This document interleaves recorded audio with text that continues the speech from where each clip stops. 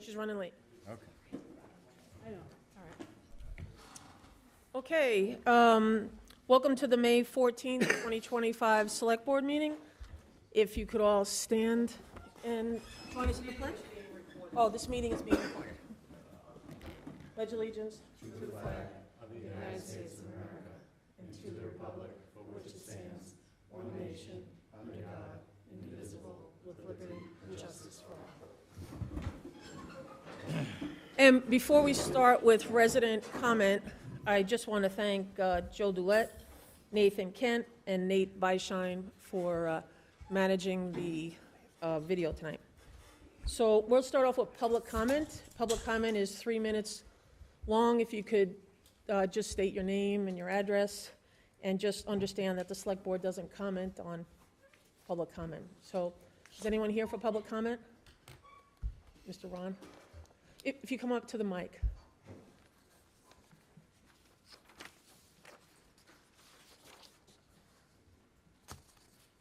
Thank you, Madam Chair. Thank you, members of the Select Board. Thank you, Gino, for the important job that you're doing for the for the town of Swampscott. I'll take the 3 minutes. I'll divide it into a few words about myself, my mission, how it can be accomplished, and what I'm asking for you. I'm not asking for any checks. It's cash only. My name is Ori Ron. I moved to this Mr. country. Ron, could you just give us your name and address? Sure. Ori, O-R-I, Ron, R-O-N, 441 Atlantic Avenue. I'm a Swampscott resident for 35 years.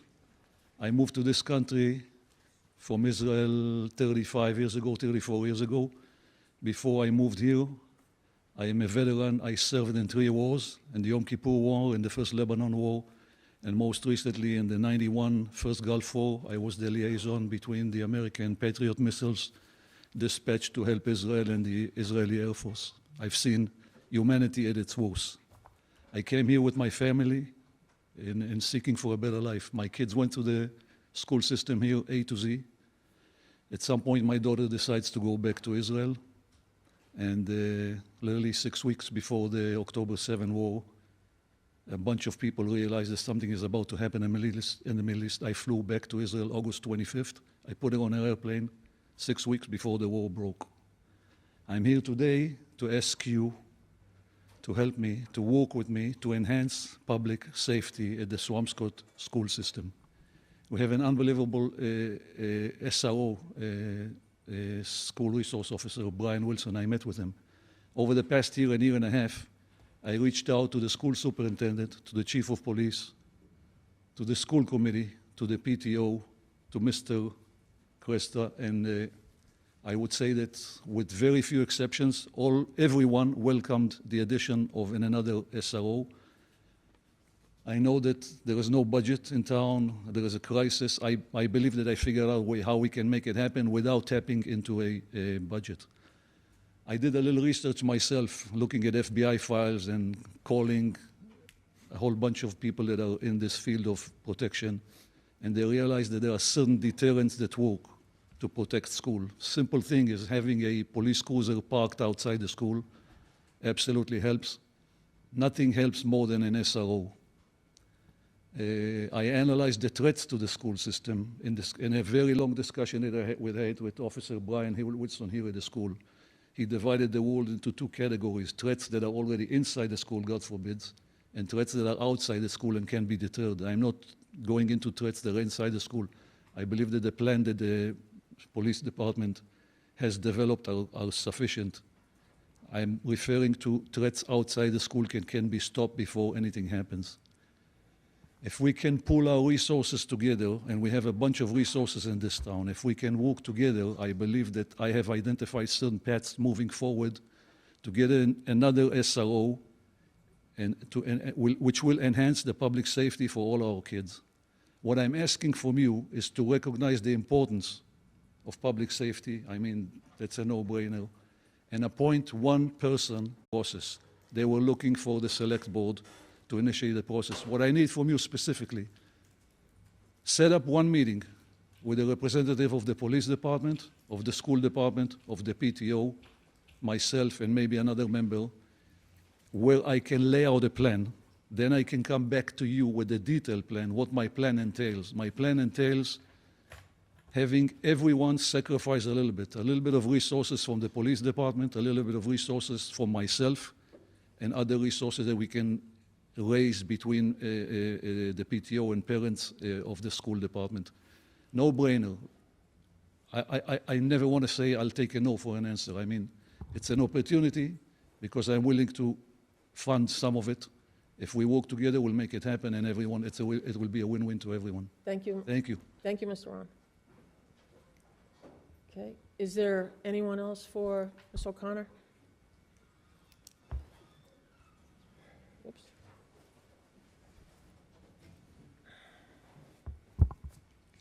Hi, I am Amy O'Connor, Precinct 6, and town meeting member and school committee member, and I'm here on behalf of my school committee, most of who are here. My original intention of coming to speak tonight was to thank everybody for what's been a really collaborative process. Months of meeting throughout the winter helped us to really understand that despite not having had a financial summit, that we could work together to understand the pressures on all sides. We heard loud and clear at town meeting last year that we needed to work well together. So I came to acknowledge that and say thank you to all of you, because I think it was a really positive season between last year and this year. Monday brought us some surprises. It was with great surprise and disappointment that there was new financial information that has come to light on the municipal side that then caused FinCom to cut the school budget by $150,000, which is the cost of 3 paraprofessionals. This information was never shared with the schools, nor did FinCom post that they would be discussing and voting on this cut. And so we're curious about who directed the cut, because it really flies in the face of the select board votes that have been taken this year. I know that you're not the finance committee, and I know that you can't answer for them, but this is something that the 3 groups have been working on together. This was not a collaboration that we've come to expect, and we're disappointed that Town Hall didn't share this information with us. There's been much discussion over the last year about not having a repeat of this year's town meeting, and I think it's fair to say that the school committee and most of the select board members were looking forward to a smooth town meeting. But it seems, however, that with closed-door decisions like this, that we haven't made the kind of collegial process that we had hoped, which I think is a pity for the town. So, thanks. Thank you, Ms. O'Connor.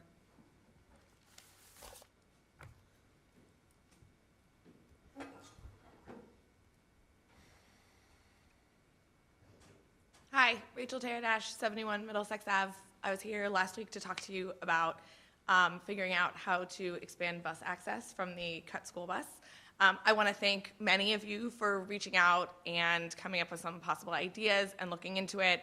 And I'm just here to say that I hope we can continue that process. And I really appreciate those of you who said, hey, let's figure out how we can make this happen. So thank you. Thank you, Ms. Hardash.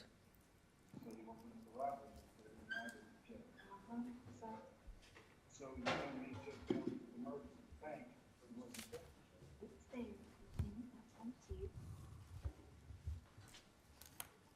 Hello, James Andrews. I'm here on behalf of my precinct this evening. I'm a town meeting member.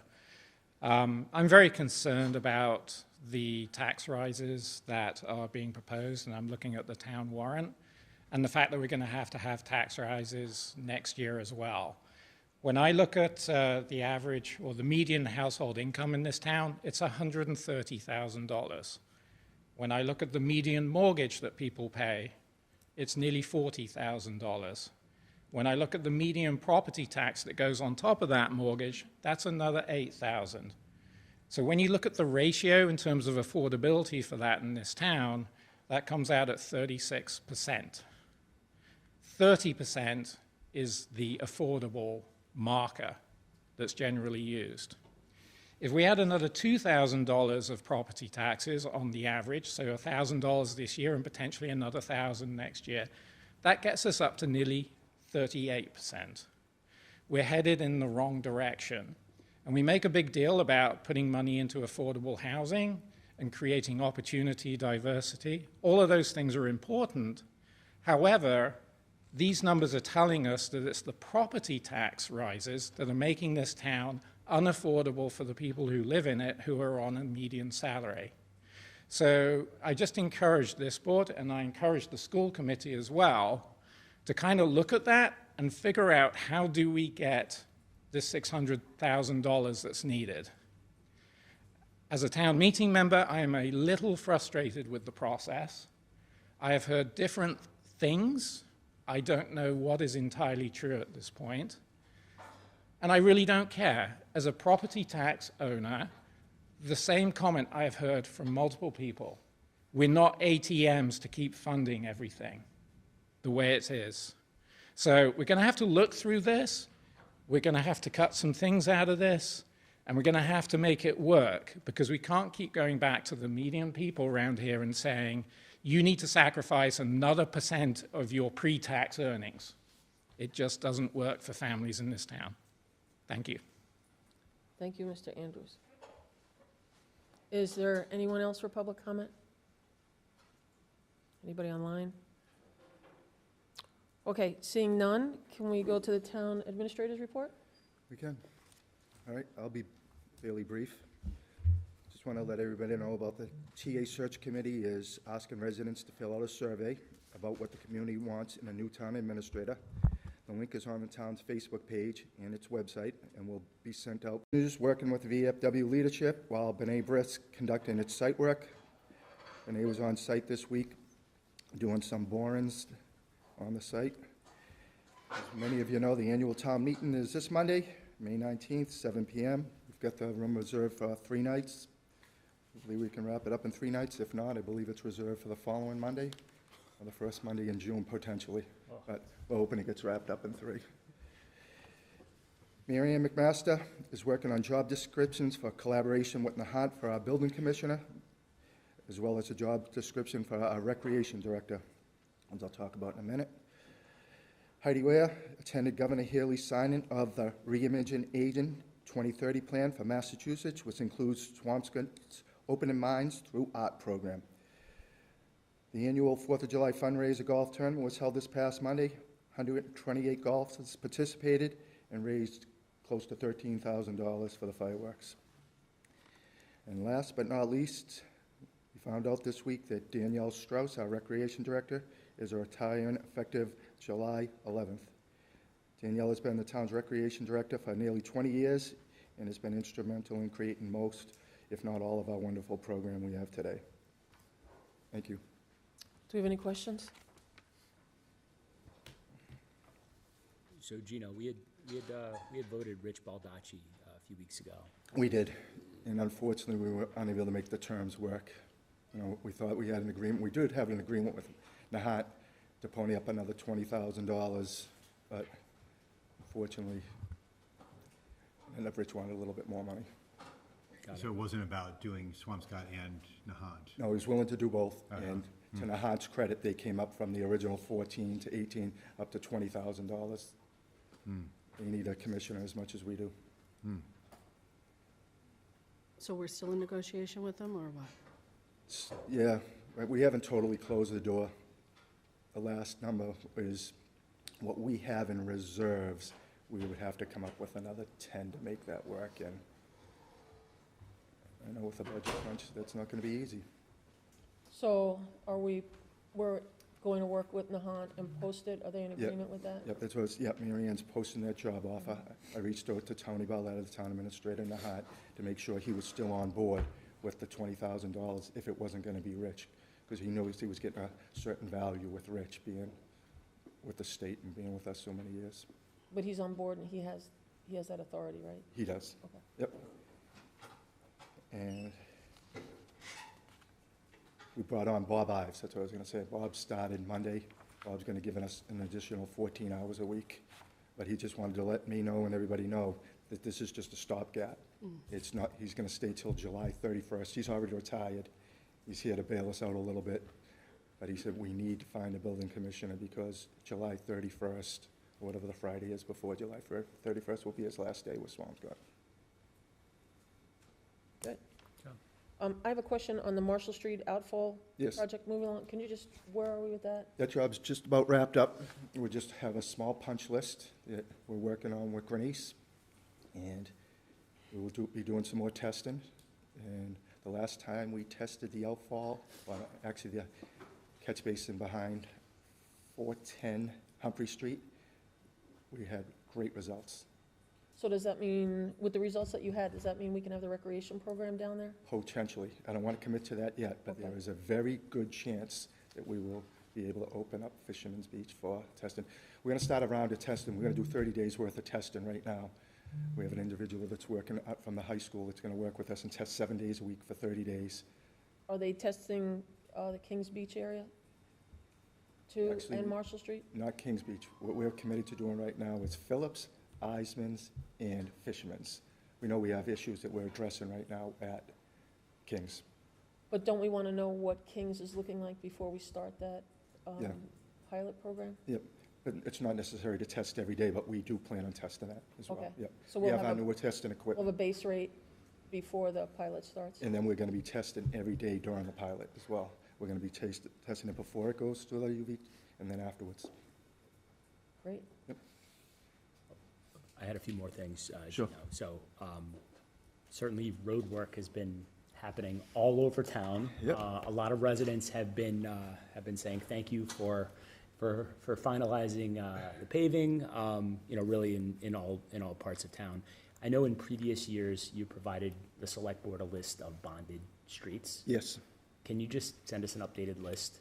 absolutely. And then, I know that a resident had come and was talking about laterals last time. Do we have an idea of the addresses of the laterals that have been repaired? That have been repaired? Yes. Absolutely. Oh, yeah. Can we just have that list sent to us as well? Yep. For the addresses for the laterals and the bonded streets? That'll be helpful. Yep, Thank you. you're welcome.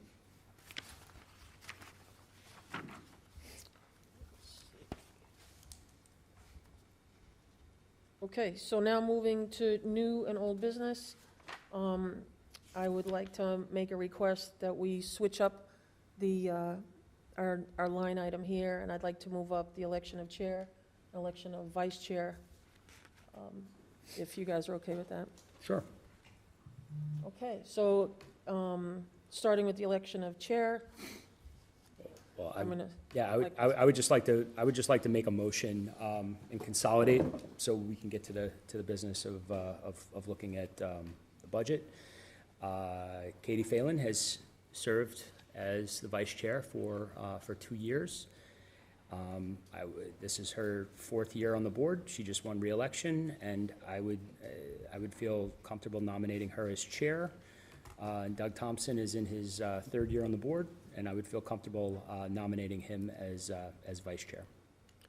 I think the motion you want is whether or not to consolidate, so we would have to pass that motion first.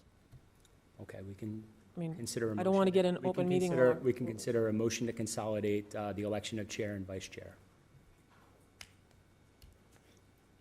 Second. Okay. All in favor? Aye. Aye. Okay, so now you're in a, Yeah, so now I would motion for Katie Phelan to be the chair and Doug Thompson to be the vice chair of the select board for the 25-26 year.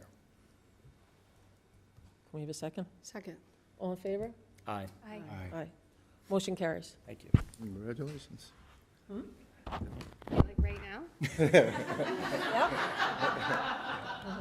Like right this second? Uh-huh. You're not even gonna finish the meeting? Nope. Has this been how it's gone in the past? Yes, because usually it's at the end, that's why it's usually at the end. Fantastic. Congratulations, Doug. Congratulations, Katie. Thanks, Congratulations, Doug. Katie. Do you want to switch seats with Doug then? So Doug and I can sit next to each other? No, Next time, something to look forward to. All right, well, here we are then. I guess then taking the agenda in order, discussion and possible vote to extend the deadline for the TA search committee. We have a letter in the packet from Heather Roman respectfully requesting a 30-day extension for the search committee. Extension brings them to June 25th. Based on the timeline presented to you at the May 7th Select Board meeting, they expect to request 2 more extensions after this one. I believe Tavon spoke to this last time. We just didn't vote on it, so we're here to take a formal vote. Motion to approve. Second. All those in favor? aye. Aye. Fantastic. Next, presentation and discussion of the fiscal 26 water and sewer rates. Who do we have the pleasure of such presentation? Patrick. My man. All right, Diane, if you want to bring that up.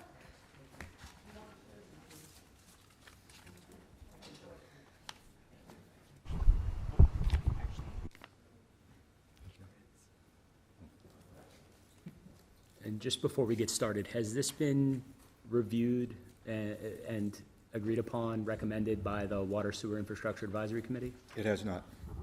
We met with them earlier this week. So they had their preliminary review. They have all this information, but there has been no vote. They're actually discussing it tonight at their meeting. Oh, they're meeting. Yeah, they're meeting too. tonight. Okay, and what's the set time sensitivity here? I would just say first quarter water bills for FY26 will be issued in August. Okay, So there is a runway, but usually we want to do it prior to year end so that people who are using water now know what it's going to cost. yep, So we've been trying to move the timeline forward. We're in May, so maybe like the following meeting, if we're ready for a vote, or the meeting after that, I think would be a good timeline to be okay, on. thank So you. we Patrick. wouldn't really be, since our advisory committee is meeting right now, we wouldn't really be expected to vote on this tonight. No. No. right? And your agenda Not sure why doesn't we're even have a vote. Yeah, I This is think just the first read. Agenda just says the first reading, and presentation and discussion, so no vote. Okay, I didn't see first reading. Okay, so- It doesn't, yeah, it just says Okay. presentation and discussion. Good? You're good. Okay. Yep. All right. First slide, Diane. Thank you. So I've got some background and just some historical information at the beginning of this that I'll run through. You, as the select board, decide the water and sewer rates at least annually, and that power is given to you by Mass General Law. So we do this annually. If something happens mid-year, we can come back and adjust the rates if need be, and we've done that a couple times in the past, just so you're aware. Next slide. This slide has some information collected by the MWRA about average annual household consumption of water. The measure is in 100 cubic feet, which is what your meter reads, and that's what you're billed based on. And you can see over the past 10 years that number has declined a bit, and that's likely due to conservation efforts in general. More efficient buildings going in with more efficient fixtures, and so that'll play into the next few slides. This is expenditure growth over the last 10 years. The sewer fund has had an average 5.5% year-over-year growth in expenses, and water has seen a 2.9% average growth year-over-year. Next slide. This slide here has a chart of the water and sewer increases that have been passed in the last few years on a combined basis, so that's water and sewer together. We've averaged 3.2% over the last 10 years. The MWRA survey of 56 communities in Massachusetts has seen a 3.5% average year-over-year increase. And obviously last year, to recap, the board passed a large rate increase, especially in the sewer fund. It was 18%, and in water it was 6.2%. And so that's where you're getting this large anomalous number in 2024. If you take that out, we were only raising our rates on average 1.7% year over year. Next slide. Revenue growth over the last 10 years, same thing. So for sewer, that averaged 2.3%, and for water, 2.9%. Next slide. Retained earnings, those are certified annually based on the balance in the operating fund, and that has been declining over the past few years, combination of increased expenses, conservation, and rates maybe just not keeping up with both of those trends perfectly, and also use of retained earnings for rate reduction or projects, what have you. So next slide. Here we're looking at average household costs compared to the 56 communities that are surveyed by the MWRA annually, and you can see that we're a bit below average on the 10-year change in the household bill, with the average being $547, and we're at $529. Next slide.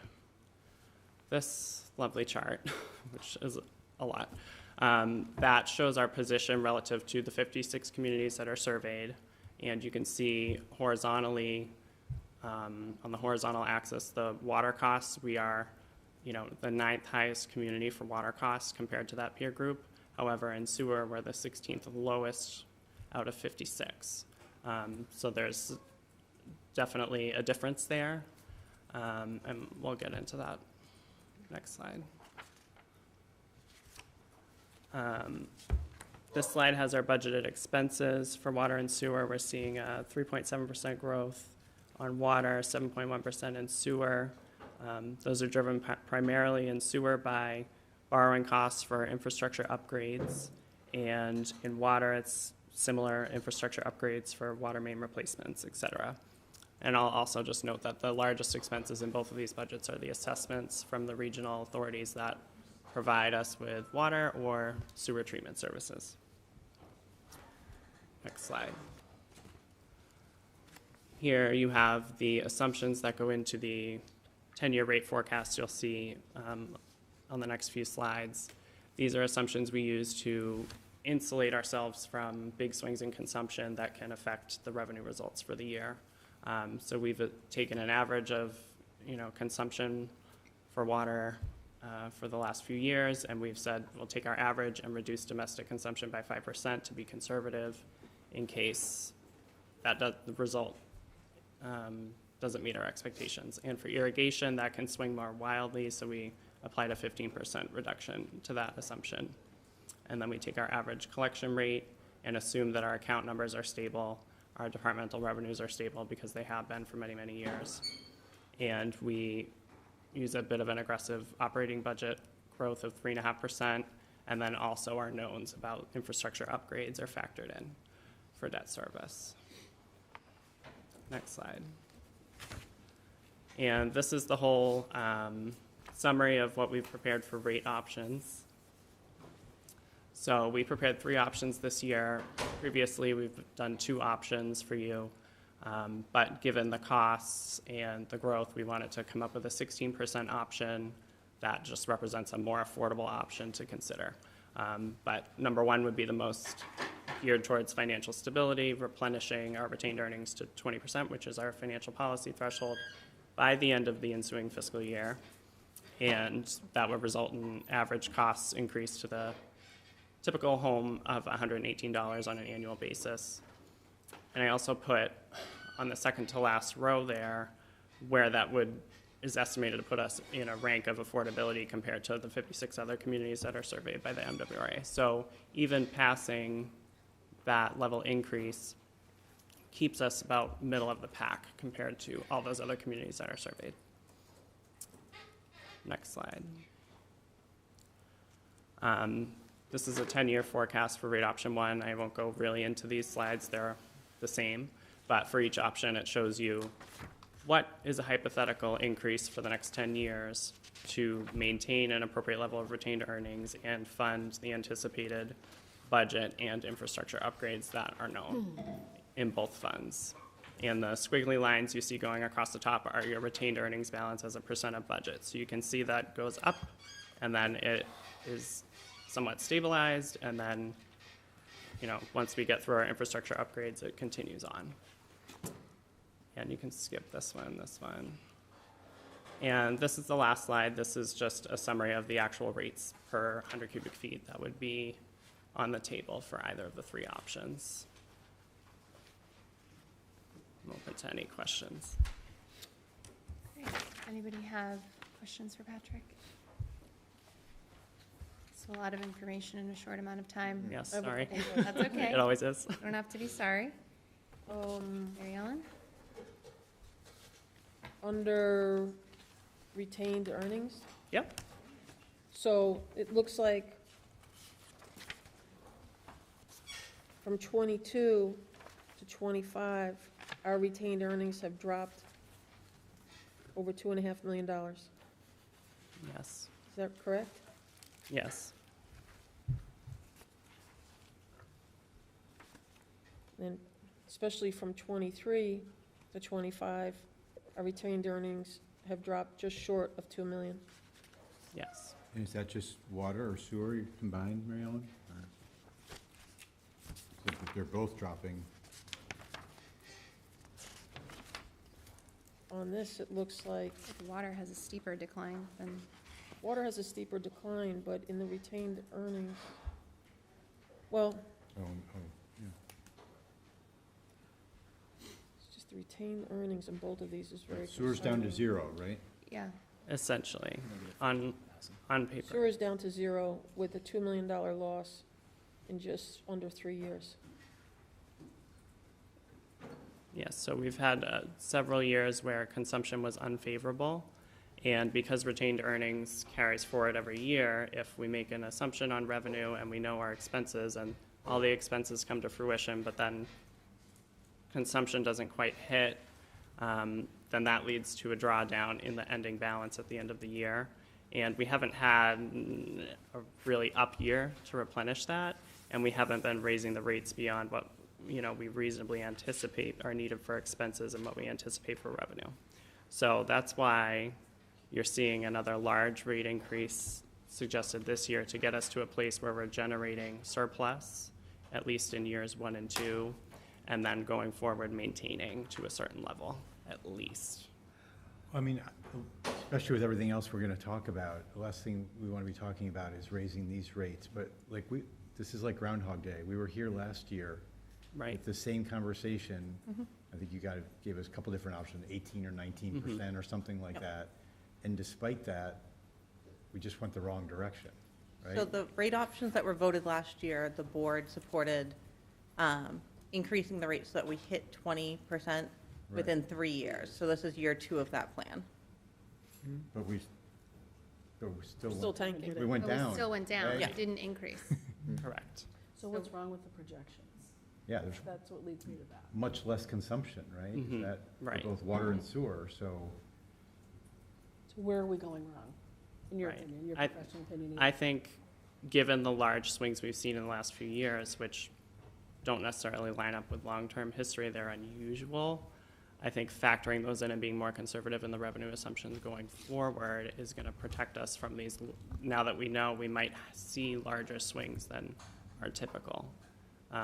So I think that's factored in here. I think it was to an extent last year, obviously not enough. And then I think the additional just pressure on the expenses growing. So Patrick, was this just a utilization as we came out of COVID and people, we're no longer in their homes 24 hours a day, we went back to the Right, office? we might have had a COVID factor as well. Okay. And then just on the detailed rate table, page 16 of the presentation, our current rates certainly have a tiered, have a tiered base rate. But in these options, it looks like it's a flat base rate. Any thought as to? Yep, and that's a good observation, and that's something we're talking to the Water Sewer Infrastructure Advisory Committee about right now. But that came out of a recommendation from the DPW team that prepares the water bills every quarter. Right now, when we originally opted to tier the base rate, we were hopeful that the software system we use for this would accommodate an automated process where we can tier the base rate. Hasn't happened. We had an upgrade scheduled. The upgrade didn't do that for us as anticipated. So it's a large administrative burden to quarterly update those tiered base rates for the, quite frankly, peanuts of revenue, that difference that accounts for. Yep. And I think one of the things that was designed to do was to help a very, very low-end user avoid some, flat rate costs that they otherwise wouldn't have to incur. But we do have an existing abatement program for the base fee. If someone is 75 or older and uses below a certain threshold of water on a fiscal year basis, then they can apply through the DPW office for an abatement of their base rate anyways. So I think we can accomplish the same desired effect with also saving staff time that can be deployed better.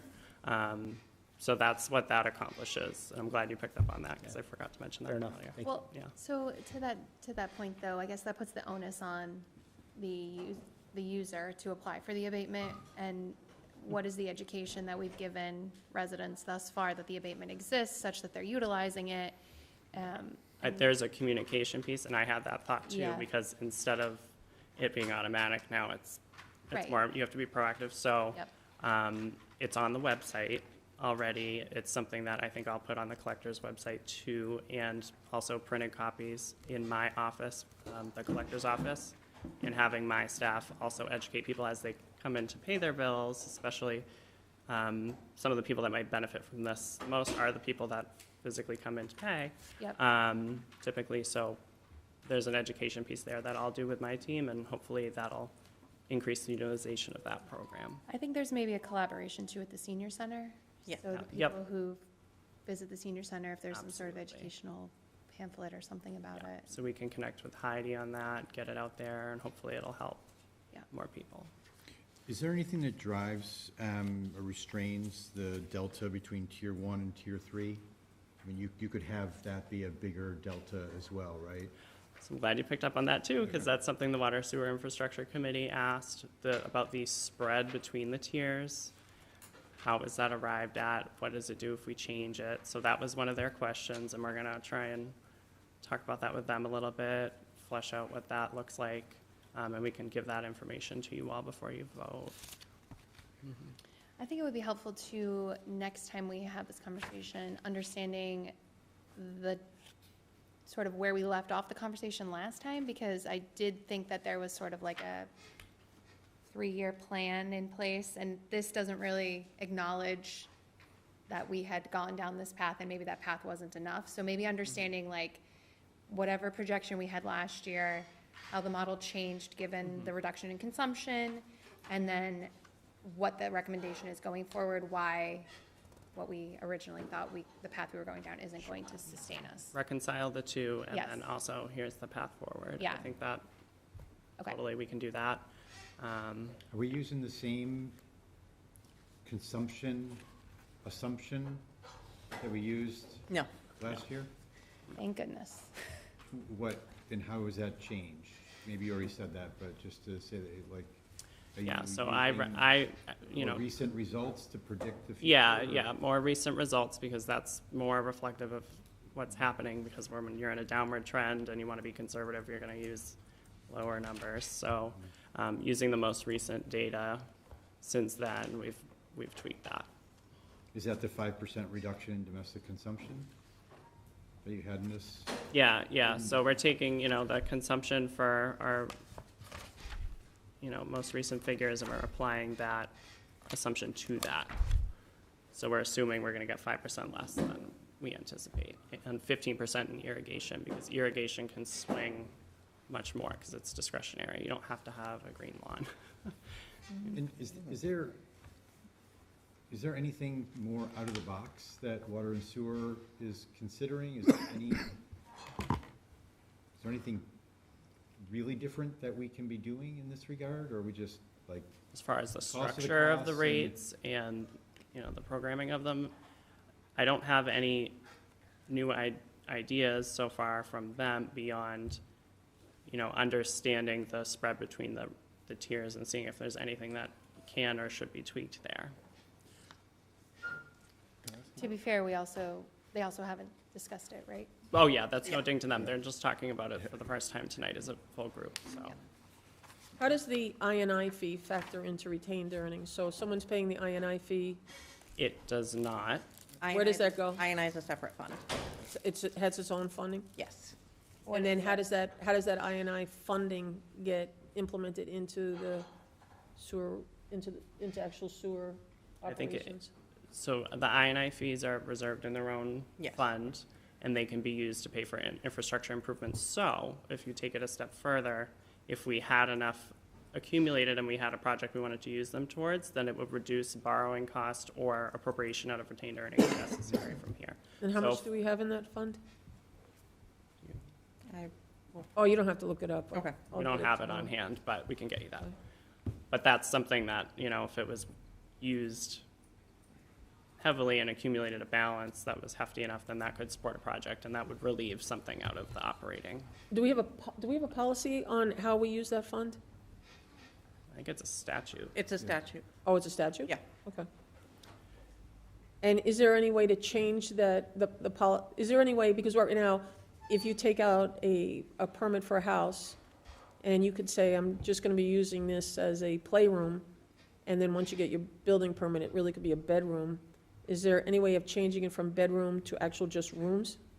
Or is that statutory too? I'll look into that because I know when we set it up, it was set based off of bedrooms, and we were able to set that formula, so I'll double check and see how much discretion we have on setting that formula. And the rate is in our discretion as well? Yeah, there's two parts of the formula, rate-wise, that is the select board. Question for you, Patrick. How is debt factored into the rates?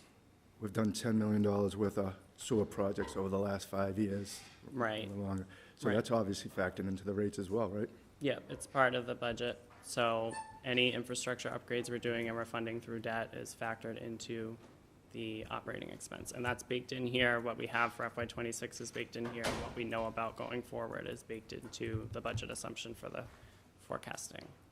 So that's, if you take on more projects and do more debt and have more payments, then the rate is gonna have to keep pace with that if consumption isn't, growing, which it won't. So so right now what you're saying, at a minimum, if we were to go in a worst-case situation, what is the increase to the average consumer? On What did the- we say here? The three scenarios one. that we've prepared here, it's $118 estimated. Last year, it was $111. So that's an increase of $77 on top of what people are, Yeah, if you did the most affordable option that we prepared, that would be $77 estimated. And how does that fall in line with what the 3-year plan was last year? Below. I don't have that right in Okay. front of me, but we'll have that reconciliation for Okay. you. That's what you were asking for, yep. Mary Ellen, we have $46,350 in the INI fees.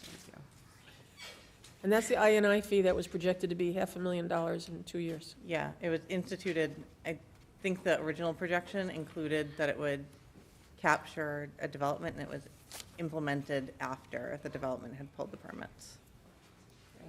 So, Gino, do we have any idea of the new development on Essex Street? How much will be generated from INI for the development over on Essex next to Stop and Shop? Yeah, it would be based on bedrooms. It was 160 bedrooms, maybe? Multiply that by 2,200, and that would be the, I'll give that to you. Real quick. No, it's substantial. substantial in real money. Exactly. Okay, thank you. $352,000, so it's $2,200 times 160 bedrooms. Well, it's 160 units, but are they all one bedrooms? Good question. Oh, great question. So it's at least At 352. Okay, perfect. 352,000. Thanks. Patrick? Is, anybody have anything else for Patrick? All right, so we'll look forward to some of the questions we have remaining answered and look forward to feedback from Water Sewer once they do their reading for a recommendation. Thank you, Patrick. You're welcome. Okay, final item on new and old business, the annual town meeting warrant. Review, discussion, and votes on articles for inclusion in the warrant.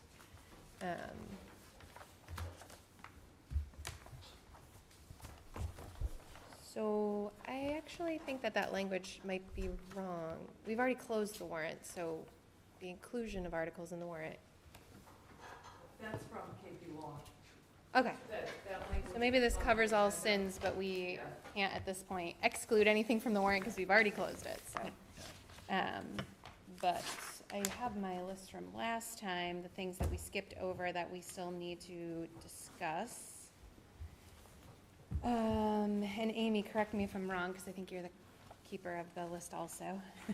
Maybe we'll start with the easier of what was left, which I think are the transitional audit. Well, I think what's left is the transitional audit, Article 7, COLA base increase, Article 8, and then the fiscal 26 budget, Article 4.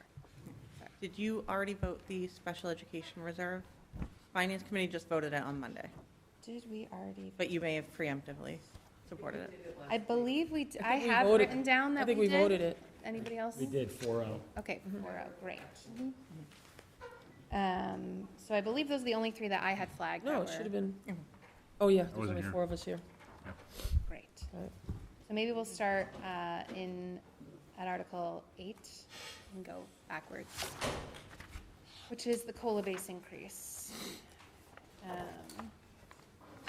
So this is the one that the retirement voted for $16? 16,000, yep. $16,000. $16. $16, yeah. Well, retirement voted 18,000, Amy, correct? And then Finance Committee voted 16,000, to support 16,000. Right. So,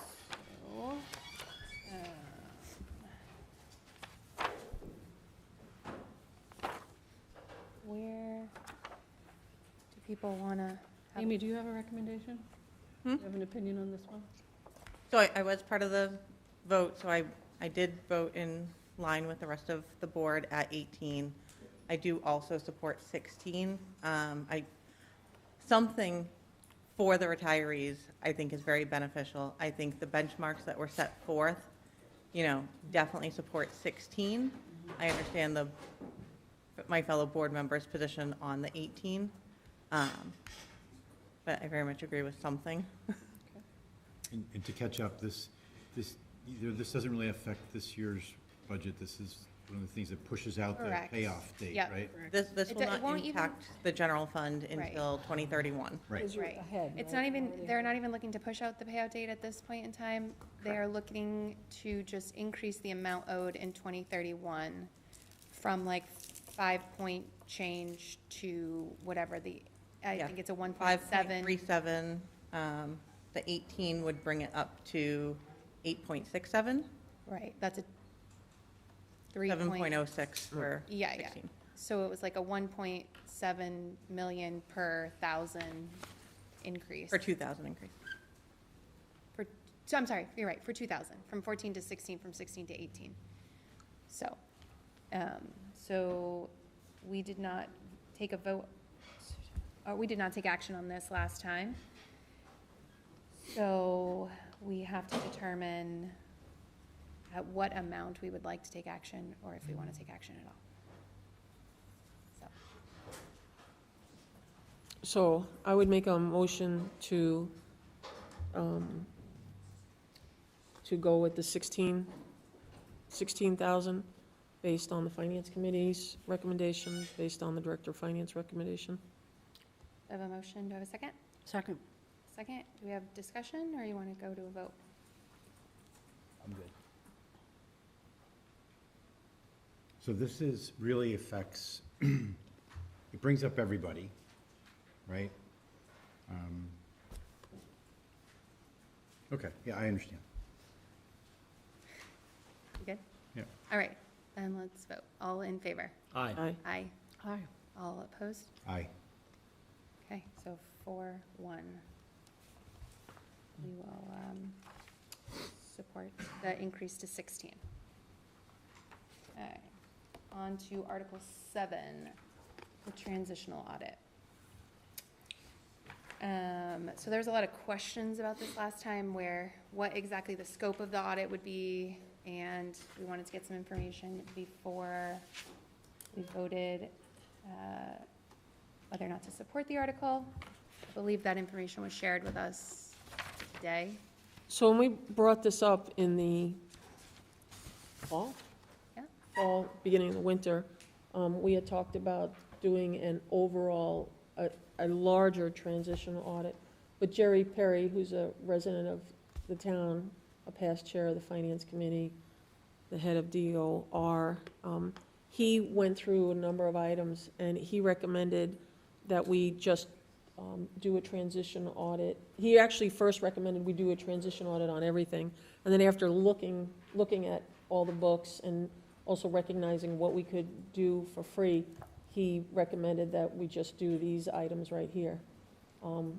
He had recommended also the assessing department, but the DOR came in and worked with our assessing department, so we could get that for free if we want to go even further on that. So the three things that he has here, the draft scope of services are for water and sewer enterprise funds, the procurement, Chapter 30B procurement, and the revolving recreation fund. And the last, what we heard on Friday, Gino, we had one estimate in late on Friday. Yep. And then I think Patrick was waiting on two more. So I don't know, did he get anything today? As of the end of the day, no. Okay, so, So we've reached out to 7 firms. Yeah. Got a quote from one, 2 said they'll get back to them, and I guess the other 4 weren't interested at this time. And what was the quote? $30,000. $30,000. So what precipitated that? So how did we decide what 7 firms we were going to reach out to? What was that based on? Who decided that? Patrick did. So Patrick just arbitrarily picked 7 firms? Yep. Okay. Yep. And what precipitated the whole suggestion of an audit? I mean, I don't know a lot about it. I don't know a lot about how it transpired or why we're doing it. If there's like, I think we talked about this last time, has there been like a suggestion of impropriety? Is there like something that's like a red flag standing somewhere that we would, want to allocate this much money? Like what precipitated that? Just a conversation with Mr. Perry way back when, I think it was right after I was appointed in November. I'd like to answer the question. I'm not aware of any red flags. Well, I mean, I think Mr. Perry talked with several of us. I think I'm aware. I know one thing was the Water and Sewer Enterprise Fund, questions about whether or not we had accounted for things right or whatever, right? I think, from my understanding, a lot of that's been answered. So I'll just say that I originally was more in favor of this, but given our other priorities here and how tight the budget is, I'm feeling less and less like this is a priority, especially for $30,000. yeah. So this is, can I?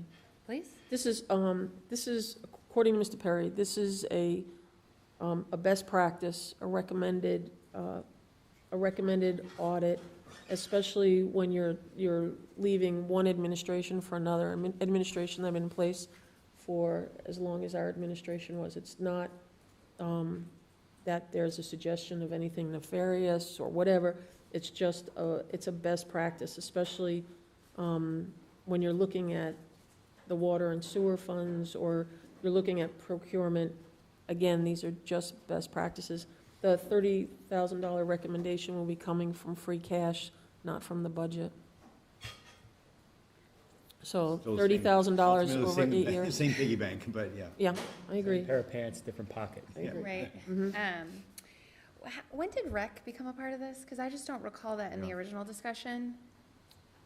He had added rec in there. He had 4, and rec was one of them. But, the number 4 with the assessors, we took that out because we have that for free. Yeah, because. We can't get rec for free. Okay. And I'm sure. And that's a large fund. The revolving fund. Yeah, so that's what I'm gonna guess, is because it's such a large revolving fund. And has Mr. Perry, looked at each of these to some degree already? Because you said he looked at a bunch and narrowed it down or whatever. Like, how did he come to this determination that he even knew that we would have issues with these 3 specific items? I do know on procurement is a very vulnerable account, and I know he told me that's a standard. Recreation is a large account, and water and sewer, we have some questions. When you look at your water and sewer, there are questions on why your water and sewer is dropping and whether or not you're following best practices. He also explained that a transition audit is much deeper. They do more testing. It's not like a basic audit. But this isn't really transition if the former TA has been gone for 6 months. I mean, we don't have a new one yet, so I don't know.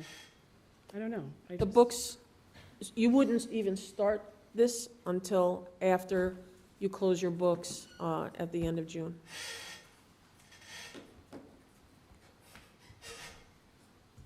My sense is, I'm not supportive of this right now. I think we have, we're chipping away at the budget and what areas the TA has any degree of flexibility with consultants or whatever it is.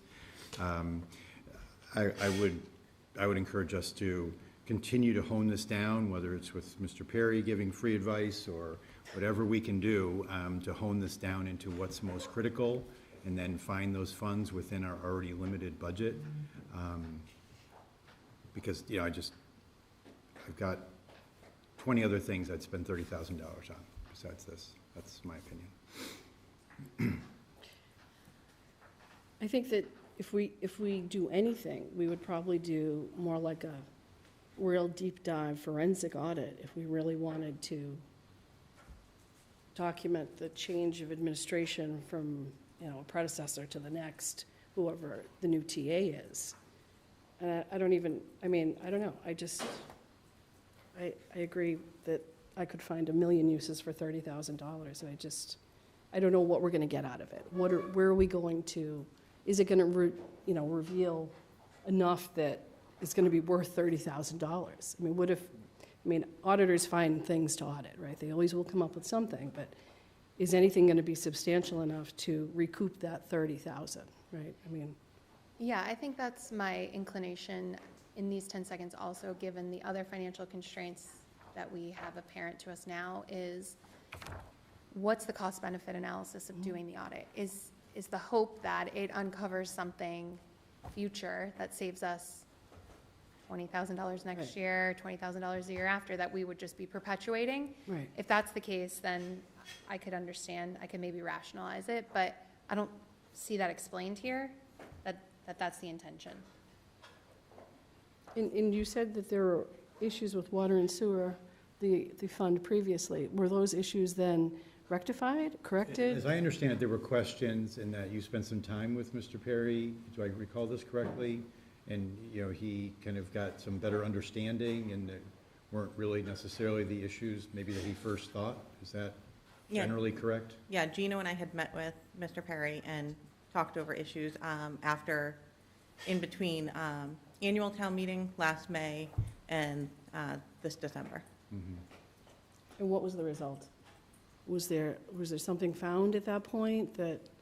Nope. No, we had a timing issue at the end of last fiscal year where we had a debt project that the treasurer hadn't borrowed for.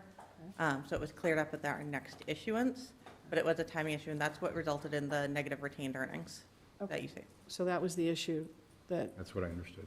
okay. So Yeah, it was a full negative, like we were in the negatives at the end of December. Yeah, we're certified negative 15,000. That will be rectified with. So that's been rectified? Yes. And you know how to proceed? I'll assume you know how to proceed going forward for it, okay.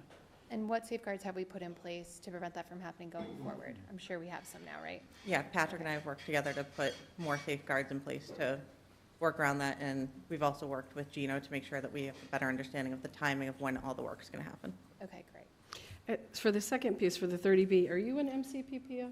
I am. You are, okay. I am not Are you the only one on staff? No, we actually have a lot. So Natalie. Natalie is as well? Swanstrom is certified. She's our procurement officer on file with the OIG's office. Okay. But I'm certified, Max Casper Right. certified, Karen. Patrick's certified, Trang is certified. I was certified. Gino used to be certified, still has all the knowledge. I just And continue taking our courses. town clerk is actually completing his certification as well. So that's more than 5 people certified as MCPPOs, which are, required for 30B, right? Yeah. So I don't understand why that would even, with that many people in place, I would have to think that you know how to send out bids. I don't know, I feel the same way as Doug. Seeing rec revolving on here, I know it's a big fund, but that's news to me. I didn't know that was the purpose of this, or that was even a consideration. And I'm the rec liaison, so I'd have to agree with Doug. What did FinCom vote for this one? They didn't because they didn't have The Oh, win they till didn't Monday. Yeah. Because we were, say again? waiting. They had no scope and no dollar amount, so. Oh, that's right. There's I'm no- sorry. Yep. I just listened to that. Okay. All right. So I guess we could go one of two ways. We could make a recommendation before FinCom. Traditionally, because it has a financial ramification, we would wait for their recommendation before we make it. But if we don't have to posture. If we all have a feeling about it, regardless of what they say, we can make a recommendation. Where it's free cash, your motion would have to include the dollar amount as well. So your question is, do we wait or do it now? That's right. Unless we're a no, That's, and the dollar amount's irrelevant, right? Or if Yeah, I we're mean, not if you get all recommending- this if for we're not 5,000, that would be, maybe a different story, but, you know. My concern is because we are moving from one administration to another, and this is a best practice. Mr. Perry has more experience in this field than anyone in our municipal government, including everyone at this table. I personally think that this is a good investment for us to make sure everything's going well and get recommendations on how to improve. So that's where I'm coming from. And I agree with you. I mean, when this was first brought up by him, best practice, you know, there's no doubt about all that. It's just that the circumstances, you know, the priorities now, kind of for me, forced me to be much more critical of like whether or not this is really, really needed. I mean, we could always, if it's really, really needed, and we figure out something down the road, one of these areas, two of these areas, there are places, even in what we've done to the budget, where you could go if it was really a priority. So one of the questions would be is, if we're waiting down the road and there is something that could be improved upon, are we losing out on funding because of that? And if there's anything in here that is the biggest concern, that would be the water and sewer. And look, I mean, I had questions about the water and sewer as well. I think we all did. We all sat down, we all asked questions. I met with Gino, I met with Amy Sarro. I think those questions have been answered. I would not recommend favorable action at this juncture. I do think that, with the new town administrator coming in, we're gonna have another bite at the apple during our fall town meeting. There's been nothing within any of our previous audits that have indicated any types of issues. We have 5 individuals who can handle procurement. I mean, I know there was, I just can't justify spending $30,000 at this juncture. If something does arise to the point, we can, we have the language, we can put it in an article for our fall town meeting, but for our annual town meeting, I would not recommend approval, and I will motion that we not recommend approval on Article 7. Second. Are you asking for, should we indefinitely postpone it, or are you just, are we I'm just saying saying, no? I'm saying no. Okay. David, was that a motion? That was a motion. And Doug, I heard a second? That was a second. Okay, so we'll consider discussion or a vote. Is there So a couple of things, do we have an annual audit? Does your office have an annual audit? Yes. Okay, so is anything in here covered in that annual audit that you do? Yes, they look at. Are we still waiting for results on something? We are, so we are unfortunately in the municipal cohort of people who have Powers and Sullivan, Markham, who acquired CBiz, and all of our audits are delayed. Historically, well, first of all, I don't know, you might not know this answer, but with the last change of administrator, did we have this type of audit? Do you know that? I have all the audits. Do any of you know in- that? Not that I'm. No, I have all We the didn't. audits in my office, and there wasn't one. Okay, so this has never happened historically, a change of leadership at all? Not at Swampscott, no. Okay. And secondly, do you know if any of these items covered here are normally part of the audit that your office goes through? Yes, but, like any Not- audit. Not as sample deep a size. dive, Right, but not the same. on the surface? Yep, Right. not the same depth, but the scope is Okay. included. Because And is I all 3 of remember- these items included in the annual audit? Yeah, so it audits all of our funds, so it would get the revolving fund and enterprise funds. and it gets procurement because they audit our appropriations. So I remember I had questions about rec revolving that I've asked, and I think I asked you Yes. specifically, to work with Danielle in how we, in the accounting of certain events, and I had certainly questions surrounding that. Have you had any experience with that? Have you had a meeting with her? You have? Yep. Okay, okay. Those are my questions. Okay, so we have a motion on the floor. If there are no further comments, we'll take a vote to vote not to support rather than indefinitely postpone this article. Recommend unfavorable action. Recommend unfavorable action, not recommend favorable action, how about that? So we have a motion, so we can vote all in favor to not recommend favorable action. Aye. Aye. Aye. Opposed? No, opposed. So 4-1, the select board will not recommend Not favorable recommend. action. Double negatives. Okay. Moving on to the final one, which is fiscal 26 budget. Article 4. Which is this?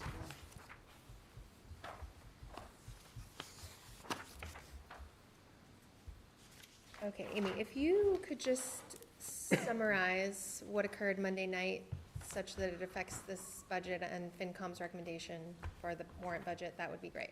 Yes, so as you may recall, at the March 5th Town Administrator's recommended budget, we had just gotten the new GIC rates.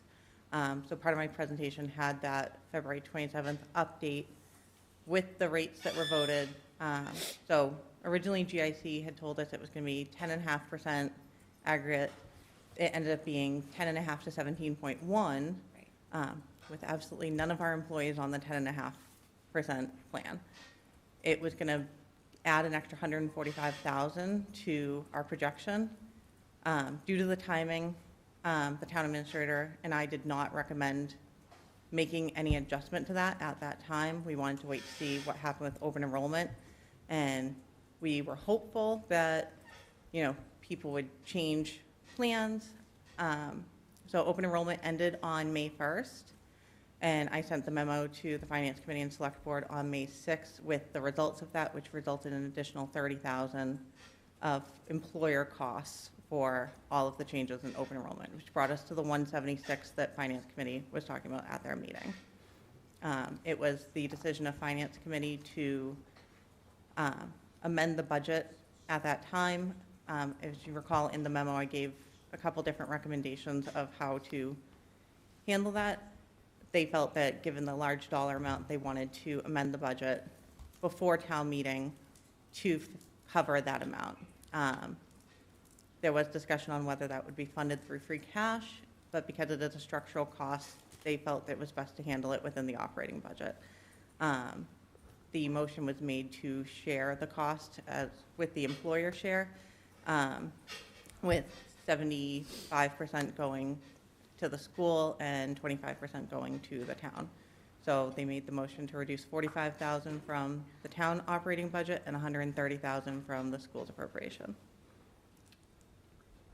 But they specified which 15,000, yeah, 15,000 from their own Finance Committee reserve, 30,000 from snow and ice, which would bring it to where we are anticipating this year's snow and ice to end up. So as part of the year-end appropriation transfers, that will be reducing. So we will be able to legally deficit next year if we have a bad winter. And then the 130 would come from the school. Okay. So can you just explain that for the board and for the members of the public? Because, if in the event, we may have spent more money on snow and ice removal this year than we have in past years. So just explain how that works. So in Massachusetts, Mass General Law allows a legal deficit only of your snow and ice because it's New England. The caveat is your appropriation has to be greater than or equal to the prior year. Prior year actual or the prior year appropriated? The prior year appropriation. Okay. So as long as you are budgeting the same amount as the prior year, you can legally deficit if we have another, 2015. That is the big caveat. I have spoken with DOR about this in previous years. I believe it was FY23, we were getting close to going over. We ended up over 9,000, so we were able to handle it in the year-end appropriation transfer. So it doesn't matter when that budget is set, so it can be amended at the end of year transfer, but as long as it matches, you can legally deficit it, which does mean you raise it on the next year's taxes. So I don't want to have any disillusions of where that money comes from. Sure. Okay. Okay, so my first question, Amy, for you. So the way Finance Committee broke it down was 75% attributed to school, 25% attributed to town. Is that same breakdown attributed to revenue that either side might bring in? In other words, is it split ever?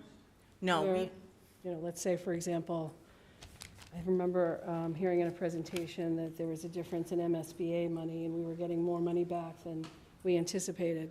Was that extra revenue allocated the same way? No, we had worked a couple years ago on trying to come up with a budget methodology.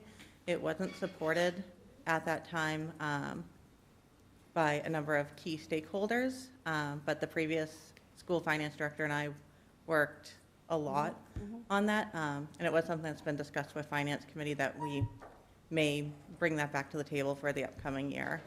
Right, because it makes sense if we're charging for X because of their size of their budget and how much of the town budget it takes, that we would apply the same principle to revenue that's something that school-related would bring in, right? That's how my mind works, so, Yeah.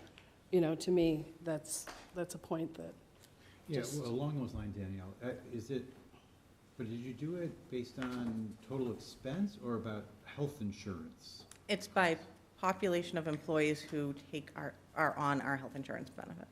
Okay, so you're kind of sticking within that category. Yes. 75% of our health insurance costs are for the schools, and so that's why you did that. That's why Finance Committee did that.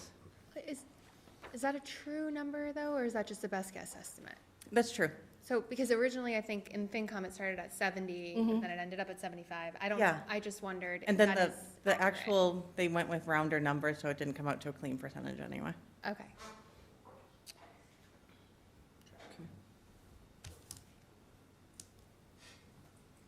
Does anybody have additional questions about that particular? I do have some side good news. Yes, so I had a question about when we raised fees, I think you were going to get back to us and tell us. Way to steal my thunder, Danielle. I'm sorry. I have good news. So when the select board voted the recommended fee increases last week, that the result of that increases the local receipts for fees by $26,420. I did go back after some feedback from board member Grishman on some of our other local receipt items, given some of the restaurant changes in town and other items. So I did meet with Patrick on this just to make sure that, both of parts of the finance team felt comfortable with us. So at this time, we are estimating an increase of $10,000 in our meals excise due to the change in restaurants at Vinnon. An increase of $18,280. I have the subtotaled for you if you guys don't want to jot all that. $18,280 to the rooms excise. We were very conservative on our estimate after the local option excise was increased. And we've, as you saw at my last quarterly presentation, we've seen a much larger increase in this. We feel comfortable increasing that line. And a $20,000 increase in the cannabis excise tax. We were concerned and very delayed on this, intentionally waiting to see if the two cannabis shops were going to cannibalize each other. That hasn't been the case, and this has become a steady stream. So the result of all of those, an additional $74,700 to our local receipts. 74,700. 700. And this- I do want to caveat that all of these are estimates. Yep. Sure, but they're your best guess estimates, so. That's what all of this is. And we still feel that they are comfortably conservative, that we are not overestimating any of these. Great. So just on the rooms excise tax, because I'm looking at I'm looking at when we started tracking this back in 2020. We went from 17 in fiscal year 2020, and in fiscal year 24, actual numbers was 74,133. As many of you may recall, I certainly do, the spring 2024 town meeting, special town meeting, we actually had Article 9, which increased the rooms excise tax from 4% to 6%. So the last year with the 4% was 74,133 in fiscal year 24. So all else equal, and just essentially leveling this out with a 50% increase to that 74,133 number, I'm coming out to $111,000. So there would even be potentially greater revenue that would be generated from the room excise tax. The only thing that's changing is the collection from the 4% to the 6%. So would that take effect for all of FY '25 that we're in? That would be the actual data, right? So year to date right now, it says year to date, as of 12/31/24, we had collected 63,686. There's your point, right? Yeah. So with 6 months left, you're, So no, I'm not, no, because right now, this quarter, the last quarter would have, the January to March would have been pretty dead, because not much is happening. But, right. I'm you're almost I'm looking at the actual, Okay. using the 4%, and then I'm just I'm multiplying the actual, the 74,133, by 1.5. And that gets me to a number. I mean, we can be more conservative and say, all right, 100 or 105. That way it gives us some buffer. But that generates some additional revenue of close to $40,000, of which I think we should look at that. Understanding this is solely a revenue estimate, but I don't think we have fewer Airbnbs today than we did in fiscal year 20. Yeah. I would say anything above the 85,000 estimate for that at this time, I don't feel is conservative of an estimate. And my concern would be if we estimate higher, that we get to tax rate time and either that line or another local receipt line isn't hitting target. And I don't want to mislead any of the taxpayers in thinking that this won't come from the levy, because that's how we would have to balance it in the fall. that's fair. That makes sense. But that's Well, it's just rooms, that's math. all rooms tax? I mean, This is Airbnb and VRBO. So let me just, I don't know, I guess I don't quite understand why you're being that conservative. Conservative. Because you would need to have the exact same level of usage. I mean, we got 60,000 actual in the first 6 months. Yes, but the first 6 months of this fiscal year were already inclusive of the increase. That's what I mean. Yeah, right. So you're running at a run rate of 120. Okay, maybe you're gonna have less January through March, that's what you're saying, right? Right. I get that.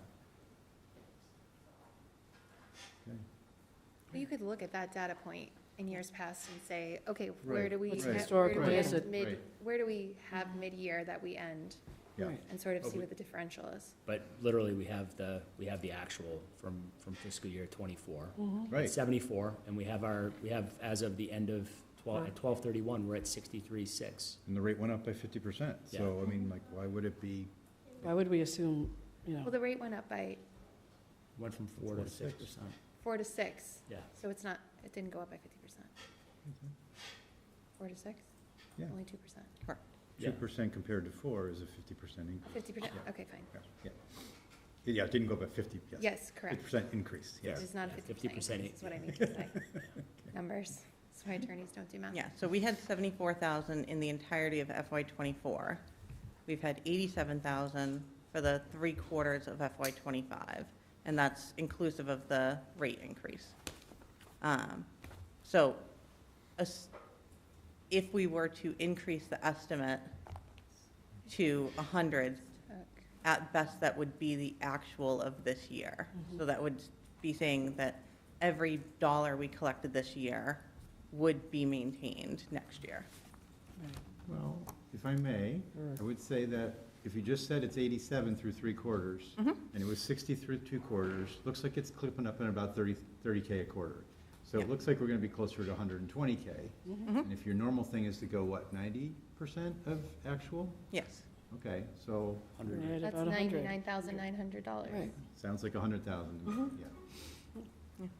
Okay, which would give us an additional $33,000 of revenue here. Hey, Amy, just a question on the health insurance piece. Yes. So what if there is extra money from the health insurance, right? What if, the school doesn't use as much or the town doesn't use as much? What, do we then give that money back? That would, If we're charging the school 75% of it? yeah, so that was the discussion that was had at Finance Committee was, how would it be handled at, the December town meeting? With, our second biggest time of change is the school hiring in the fall. Right. Because, as I'm sure everyone's aware, not every single body that leaves in June is the Comes back. exact same body that walks in Right. in September, October. So that was the discussion, and I believe the chair, spoke up at the school committee chair spoke up at the finance committee meeting, letting them know that if that money is reduced, they have to make personnel changes. Even if they get that money back, it doesn't necessarily mean that person comes back. Right, so my point is, if we're charging the schools for 75% of the expense, but if they don't utilize all of it, we're still taking back any money that they would have saved. Yeah. So it's almost like we're double penalizing.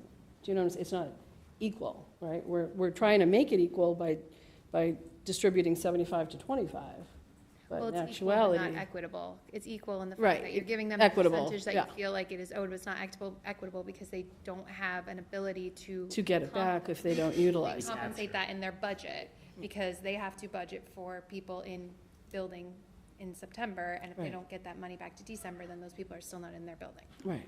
Yeah. Yeah, in terms of the budget, obviously, once that hiring happens, we can do a new updated forecast, and you can amend the budget any town meeting. Okay, so right now, we got $107,000 between your 74,700 and this additional 33, right? What does it say it again? Do the math? 74,700 from Yep. Amy, for everyone keeping score, Yep. 33,000, and 33,000 from the rooms tax. which is Increase. 107,700, you said. Yep, Yep. okay. I think we should probably stick with, is there anything else on revenue, just to be kind of methodical about this? I didn't come with that much good news. No. $107,000 is good news. That's a Like, lot. Absolutely. We're not going to bury the punchline here. That's good news. Yeah. It's just how we figure out how we allocate that. Yeah. is Right, Going to be important. right. And I think there are a lot of other ideas that have been surfaced about additional ways to find a little bit more. Because I think there's at least a few of us that want to first get to the hurdle of the $130,000 that was taken out of the school budget, right? And just process-wise here, FinCom has, they have what, Amy, you want to go through, like there's something in the warrant, Yes. right? Since then, FinCom has changed, Yep. right? So they would be coming to the floor with kind of an update, basically, to what was in the warrant with what their motion is, right? Yes. Okay. But the select board could come with a further amendment to that. Any town meeting member can amend the Yep. motion on the floor. Right, okay. Okay. Okay, great. I was just making sure that number 3 said vote, just in case. All right, great. So, if that's all the good news in revenue, shall we move on to the not good news then? Or like the sort of less sparkly part of it, which is the expenditures, right? The line items. And just taking a pulse on the board, is it the intention that you guys want to go through some of these suggestions that were made that we are able to discuss publicly and talk them through now with Amy, or? Yeah, I think we have to. I think that is part of the hard work that we have to do on this side. Great. Does anybody take it? Amy, I think you sent around a consolidated, What is it? Sorry. you sent around something, right, that was consolidated, because I know Doug, David, myself all had, Yeah, I signed you guys' suggestions. colors. okay. Did that get printed by chance? No. No, okay. Sorry. That's okay. This came from you, Amy? Yes. It was around 8 o'clock last night. 8 o'clock. And then I think I recirculated one earlier today with percentages on it. So I think some of the bigger ones, if I remember, David, Katie, would it be easier if I just re-forward it to you? Yep, that'd be Yeah. great. Just so I were can be fuel, methodical about it. snow and ice, from off the top of my head. I don't Well, it know. seems like we've already tapped into snow and ice Right. now. And we have an So- understanding as to why it can't go any lower. Right. Right, right. I don't So just remember to what the that fuel point, piece was. You know, without belaboring this, you know, when David brought it forward as a suggestion originally, it didn't have wiggle room to help the schools. But now that we need help on our side, there's wiggle room. So Was there a difference in the number? was there a difference in the number? Great question. Was there a difference in the number that we were asking for? But even if David brought forth a suggestion of lowering it by X dollars, then the response back could have been, well, it can't go down by X dollars, but it could go down by Y dollars. So, you know, I just We're want. talking about fuel now? Yeah. No, I thought David brought forth snow also as part. It was two separate, snow and ice, and then there was fuel. Yeah, yeah. So, Snow and ice, we just heard why we can't go any lower than. Right. Which Yeah, I okay. get it, I Right. understand. yes, no, but okay. I know I had brought up cell phones. Yes. Cell phones were a big issue for me, Yep. and the cost, I know, right? You know, spending $25,000 a year on cell phones. I felt like that was something we could potentially look to cut. If not- 32,640. Thank you, 32,640. If not eliminate altogether, because I really cannot justify in my head paying for cell phone use for department heads or whatever, or, you know, whoever it's comprised of, other than a town administrator or somebody that is on call 24/7. So that's, I think, something we could revisit or at least discuss. And where did the discussions land with that? Really didn't get off the ground a little bit. We had 2 cell phones returned today. By So at the request of the town administrator, I started having conversations with some of our department heads, just to start seeing, you know, the utilization of the phone, you know, Yeah. outside of town hall hours and work hours, like what utilization, like what reasons are you being contacted? Like who's contacting you, what the need is. So we started having those preliminary discussions. So as Gino said, we've had 2 employees who have already, this week, after those discussions, come forward and said, actually, I don't get a lot of contact outside of town hall, like, you know, Voluntarily turned in their cell Yes. phones. Excellent. That's amazing, amazing. And just because With the they've been understanding. sitting there and they haven't used them. But they're not, Yes. don't want to be bothered outside of work, so. Right, that too, right. Fair, And as they shouldn't be, right? fair. There should be Maybe boundaries. As they shouldn't be, right? some of them shouldn't be. It's healthy work life, that's what you do. So what is that, so on, you know, an average, you know, what does each cell phone equate to roughly? about $200 a year. 200 a year. Okay, so how many are there that could, I could do the math, right? What are they, Wait. 50 or so? How many people have What is the cell line item phones? dollar amount? So not including our public safety, there would be about, 3,200 or 32,000? 32,000. The math doesn't math then, right? Because like 32,000 divided by. I was going based off the town hall phones because I wasn't including the public The safety public phones. safety people. Okay, sorry. So police and fire have them, not just the chiefs, but lieutenants or, right, some Yes, upper level? yes, so there's emergency management phones and hotspots for when they have to do command centers. And that's a different cost, I would assume, than a Yes. regular cell phone bill. And then there's ones that don't stay with the employees, but they stay with the vehicle. Okay. And my takeaway from our conversation was that we weren't talking about Right. the public Not- safety, we were Not just trying talking to about endanger public safety. Yeah. We're looking at solely. administrative town hall staff. usage, yeah. And that's the and then, so what's that number then? So if we eliminated all of the town hall phones in its entirety, it would be a savings of just over $6,000 a year. Okay. So if I would work backwards from there. Yeah, Be like, right. okay, we want the town administrator to keep Right. a phone. Sorry, Gino. In the DPW head, fortunately for us, that's a savings. Yeah. Right. And then, I would work back from there and be like, okay, do we contact Marzi a lot outside of hours? Right. We How probably often- do, but should we? How Right, so often that's do we more of a- contact our finance director? Right. Like, Again, we do, but should we, right? So there's a value to that.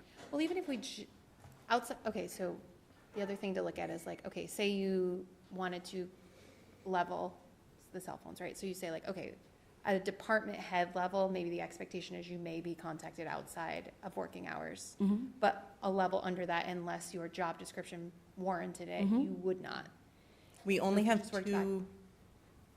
we primarily only have two non-department heads who have phones, one of which is the assistant engineer, and the other is, Diane? Diane. oh, I was including her in the department head, sorry. So we have three non-department heads. Diane, it's the assistant engineer, and, Marissa? no. There's three HR? of them. Okay, well anyways, Yeah. we're, Okay, so if we apply that principle, right, so let's say, we look at all of our departments in town. Perfect example is the school department, where they pay for zero. Yep. Absolutely none. No employee, including the superintendent, has a cell phone paid for by this town. So, in theory, do you apply the same principle for all town hall employees? Right, do you use that same methodology for all people that work for this town? Or no, maybe you don't, but that's I a guess my first thought comparison. would be, who inside the school system, other than the superintendent, would need to be contacted during the week? Maybe Max, maybe Garrett Baker, maybe facilities, I don't know. Max has a phone.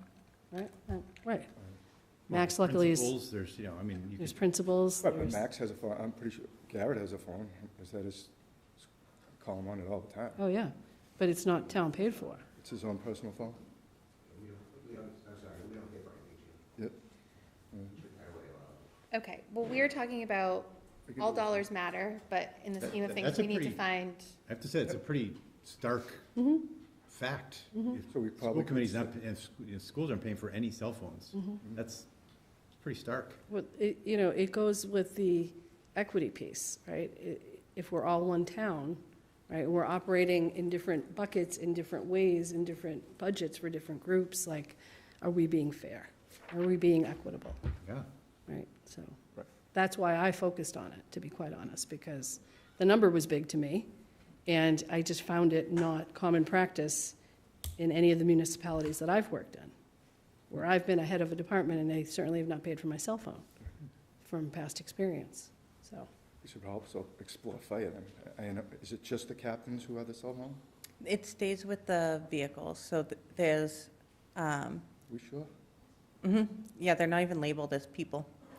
It's labeled as like ladder truck 'Cause I have captains' 21 phones. and, Because you have captain cell phone number, so you assume this number is attached to this person, Exactly. right? So, to me, that's concerning, right? Because if it's a vehicle, I could understand that from a safety perspective. But if it's just a person, that's the same principle we're just talking about as department heads, right? So it's almost like we need a revision of this whole policy. So you kind of start from zero, and then you build back. Right? You add as necessary if you feel like, if the TA feels like safety is paramount and you want to increase, but, to level set, you bring it to zero, and then you go from there. That's my personal feeling. Were there any legal reasons why we needed cell phones? it started because of the public records request. So we don't have anyone using their personal phones for work reasons because it can be pulled as a public records request. And so you have to maintain all the records on it. But you can ask us for public records requests, right? And nobody's paying for the cell phone. So I don't know how that doesn't quite, you know what I mean? That Yeah. doesn't make a whole lot of sense, but Great, Danielle, now you increased the budget. there you go. No, that's it, Doug. Okay, should we, so do we want to So what are your make a thoughts? recommendation Yeah. or thought here about cell phones?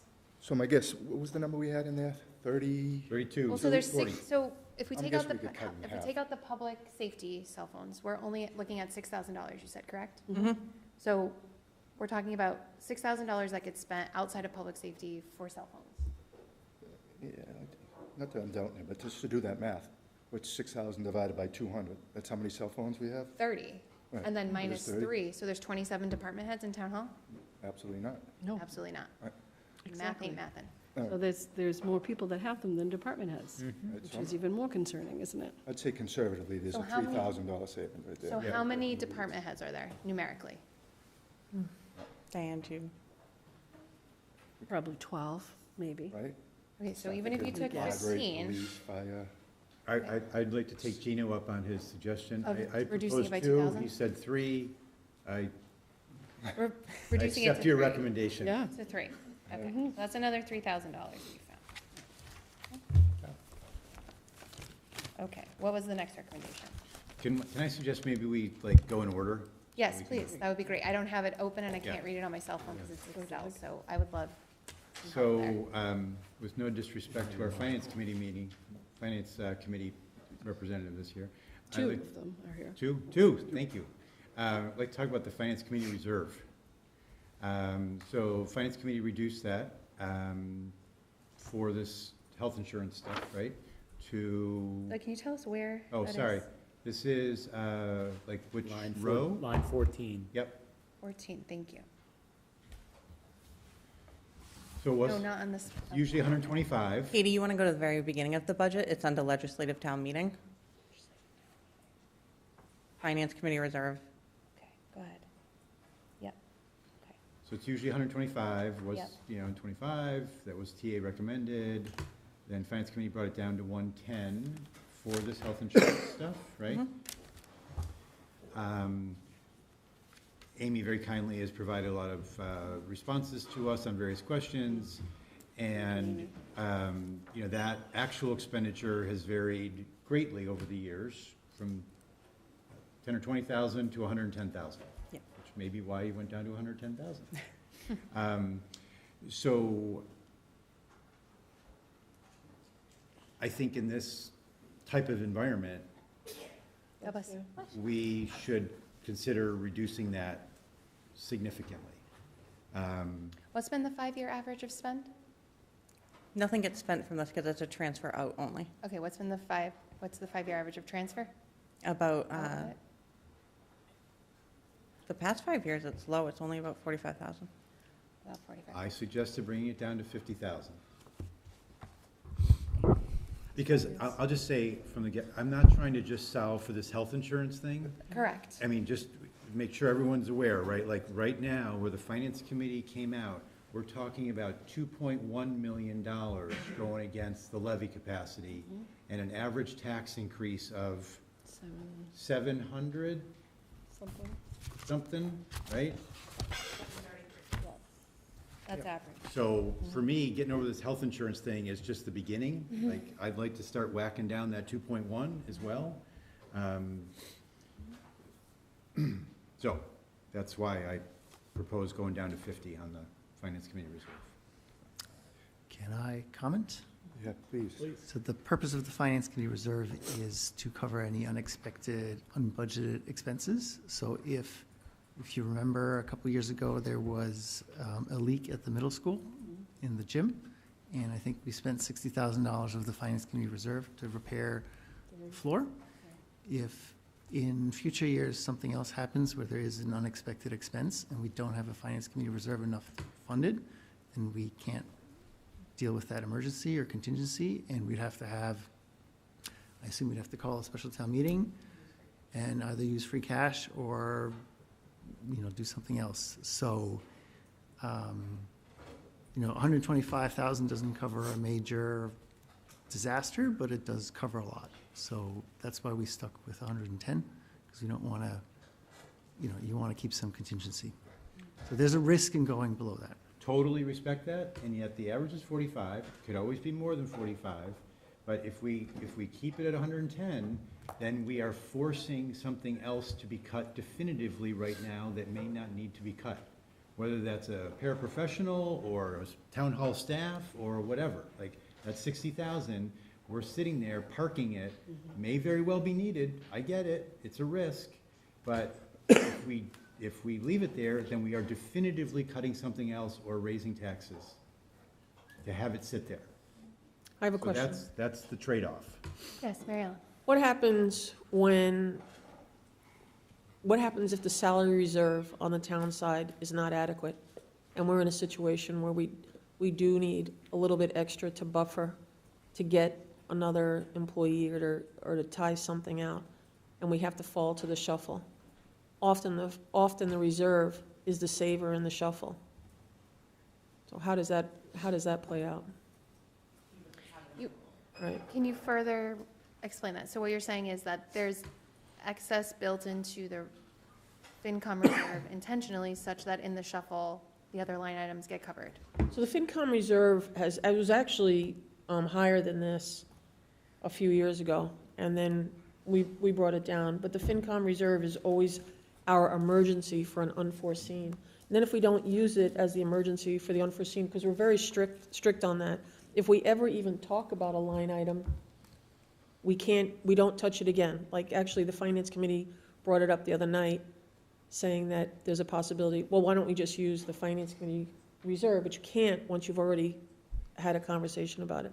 So what has happened, it has to be unforeseen. So if we're saying, why can't we'll use some of this money for insurance, you can't, because it was your responsibility to plan for the insurance. So you mean to say if a subject gets spoken about in advance, then it is no longer unforeseen and therefore you can't use the FinCom reserve. It is not that if you use something unforeseen out of FinCom reserve, you can never access FinCom reserve again. Exactly. That's what I thought you were saying. So if your finance director informs you that your health insurance projection is over, you cannot later say, Utilize that money. this was unbudgeted, unforeseen with health insurance overage, therefore we can use finance reserve. Not for nothing, but isn't that what Who happened? polices that? I mean, in March, we knew that we perhaps, although we didn't have a number, we knew that we could potentially, we did not increase the line item in relation to the suggestion of the GIC's 12 to 17%. We haven't passed the budget yet. They're saying once the budget. Oh, got it. Right. Okay. All right, fine. Right, once it's passed. So, just to get back, so it's one of the small buffers that you have in the event you have to overspend any items in a line item. In the town, for the town, you have to do a shuffle at the end of the year if you're overspending anything. So you've got to have something in there as an emergency. I totally respect that. I totally understand that. And I don't know if reducing it by $35,000 is the answer, but keeping it at 110, given the climate and what we're asking taxpayers to take the brunt of, then maybe it makes sense that 110 is not the dollar amount that's appropriate. I think so. My question, my point is going to be knowing what we have my concerns are knowing the numbers in salary reserve on the town side and not having any buffer. This is the skinniest salary reserve I have seen in over 10 years. And that's So I guess we shouldn't go to that line item next then. Well, we can't discuss salary reserve. I was just being facetious, but. You know, the other thing to think of is, you know, this year everyone's facing a lot of uncertainty, you know, macroeconomic, you know, micro, and that's the only buffer we have. And so if somehow, you know, the federal government cuts some, you know, revenue source, then that could be something that could offset that, or, you know, unexpectedly, right? I mean, there's a lot of things that could be used for that we don't know or we can't expect. But even if we funded at twice the average over the last 5 years at $90,000, we would still have a savings of $20,000. And conservatively speaking, that is double what we've used in the average of what we used in the last 5 years. All of this is a gamble. Right, of All course. of it is projections, it's estimates, it's a case of wants versus needs. It's a case of what is more valuable to us at a given time. All of it. Every single situation that we're going to come through, each line as we go, line by line, we could have the same conversation, right? But there are some that have more weight. Perhaps this is one of those, right? I completely understand that. And maybe this isn't one we touch. Maybe this is one we should just pass and go to the next. But at some point, we should go to the next and see what we can reduce, so that we are not just putting the burden squarely on the people that live here, right? That's this exercise. Go ahead, David. Ms. Sarah, do you have an idea, like, you talked about the average over the last 5 years. Do you have the high point over the last 5 years? The high is 110? I'm sorry. In recent, but if I go back further, 323,000 was the highest. The highest that was in reserve, or the highest that got spent out of reserve? Okay. In the last 5 years, the highest you said was 110. And that's how FinCom got comfortable with going down to 110, but not further than that. But I will also say in the last 5 years, we've had an abundance of one-time Free cash. from the Right. government. Yeah, Right. So sure. like the four-storm main for 90,000 we were able to cover. In ARPA, yep. Thank you. Which is gone. Right. Okay. All right, so I think that this is still an open discussion as to FinCom reserve. I think Right. there's not clear resolve. The idea may be a reduction, but the dollar of the reduction is unclear. So maybe if we go to the next line item, get to the end, we can come back to it to Right. determine what the Absolutely. gap is. Yep. You're up, Vice Chair. Okay, so just for anyone following, I have like a whole slew of $1,000 and $2,000 cuts. Okay, and they all add up. So put aside that $60,000 savings, the totality of all these $1,000, $2,000, $3,000, and $4,000, $5,000 cuts that I have, there's like probably like 50 of them, add up to $250,000. Okay, take out the 60, you basically got $200,000. So I personally don't think that, a lot of these, anyone's going to notice much. But, Does the town administrator and Amy have that list? Yeah, Okay. I got it. I haven't looked at it real closely. Yeah. I did get the email. Okay, so So I'm just giving that preface because it's, somewhat conceptual. I don't know if we need to necessarily go through every single line or anyone will want to do that, take that approach. But, so for example, there's a line here for membership for the select board, $5,000. That's your MMA membership. We have to pay $5,000 each of us. Unless the town is choosing to not be a member of the Mass Municipal Association. What does that get us? That gets you access to all of their resources, their seminars, so it covers the entirety of the town, not just the board members. Okay, and do we utilize it? Do we actually Yes. utilize it? Yes. Yeah, yeah, do. Okay, for sure. okay. So that one would not be able to be cut, because then we would basically be bringing it to zero. Okay. Office supplies for the select board, $2,500. Is that to print? That's the stuff? print That's the warrant? printing of your town meeting warrant. Which I think is Just the warrant. archaic. And what's the actual on that every year? It's actually over, so the town clerk covers the other half of the cost. Okay. We still want to print the warrant? I You mean, legally have to print the I warrant. think we We legally are have to. required to do Okay. that. Okay. We maybe don't have to print it and bind it with this paper, maybe, I don't know, just a We'd suggestion. have to upgrade all the copiers at town hall to be able to print this in-house because of its size. Okay. So we send this out to print? Oh Mhm. dear God, I can't. I can't. Okay. So then there's, this is kind of a category. So in this context, I had a suggestion that all of the, quote, significant salaries across the board would take a $100 a month cut.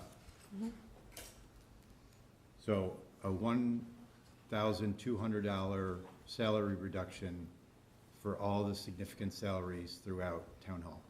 And I think that this, if you're going to do it here, it actually should happen with the schools as well. You're talking those on individual contracts, I assume? Yep. So you're saying every employee in the schools in the town? No, all the take- significant, you basically people over $100,000. That's what it, Anyone over $100,000? Yep. yeah. So you're, But the schools are under those are contracts, Well, and so are ours. Ours are I contracts. understand that. Yep. I couldn't support that at all. At all. Okay, well, I mean. I mean, we're the rest of talking you about- might support it, but, you know, Talking about, asking putting it- employees to take a, take a decrease. Yep, and we're asking every single, taxpayer to foot the bill for this. $700-800 increase on average. I had suggested just the ones that have bonuses. What is that total? $35,000, $50,000, somewhere in that 20. range? Just Wait. ones that town hall? removing bonuses Going forward. going forward, what is it? 20,000? Yeah, I mean, I think it's more than that. no, there's 5 people with $5,000. Well, there's some with 10 also. Well, we're not talking about discretionary bonuses. That was already Okay. paid out, though. Okay. That was, That one was already paid out. that was already taken out? Okay. So you're saying, not the discretionary bonus, the line item, what we're talking about is people who already have a contract, we've all negotiated in good faith, and now go back and say, hey, we're taking back that bonus.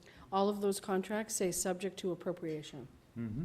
which I means understand what it, appropriation funded. When you don't have the money to fund it, they don't get it. Because if we And it say, doesn't exist in municipalities and municipal life. There is no bonus structure in municipal life. So these that were created by our former TA should have never existed in the first place. I know 2 contracts that were created that 4 out of 5 members of this board voted for in good faith. And I think to go back to those 2 members and say, we negotiated this, we voted on this, we're giving this to you, and now to go back and say, we're taking it back, I think that is a sign of negotiating in bad faith. I disagree, Mary Ellen. I understand what you're saying. I totally understand what you're saying, but that's putting an intent on it that's absolutely not true. There was good faith negotiations at that moment in time. Now we are in a circumstance collectively where we're going to be making choices, right? I'm sitting here saying, have everybody, not everybody, but have more people keep their job and everybody take a little pain. Or you're going to be saying to some people, everyone else, you keep riding the way you are, and we're going to lay you off and not hire this and not hire that.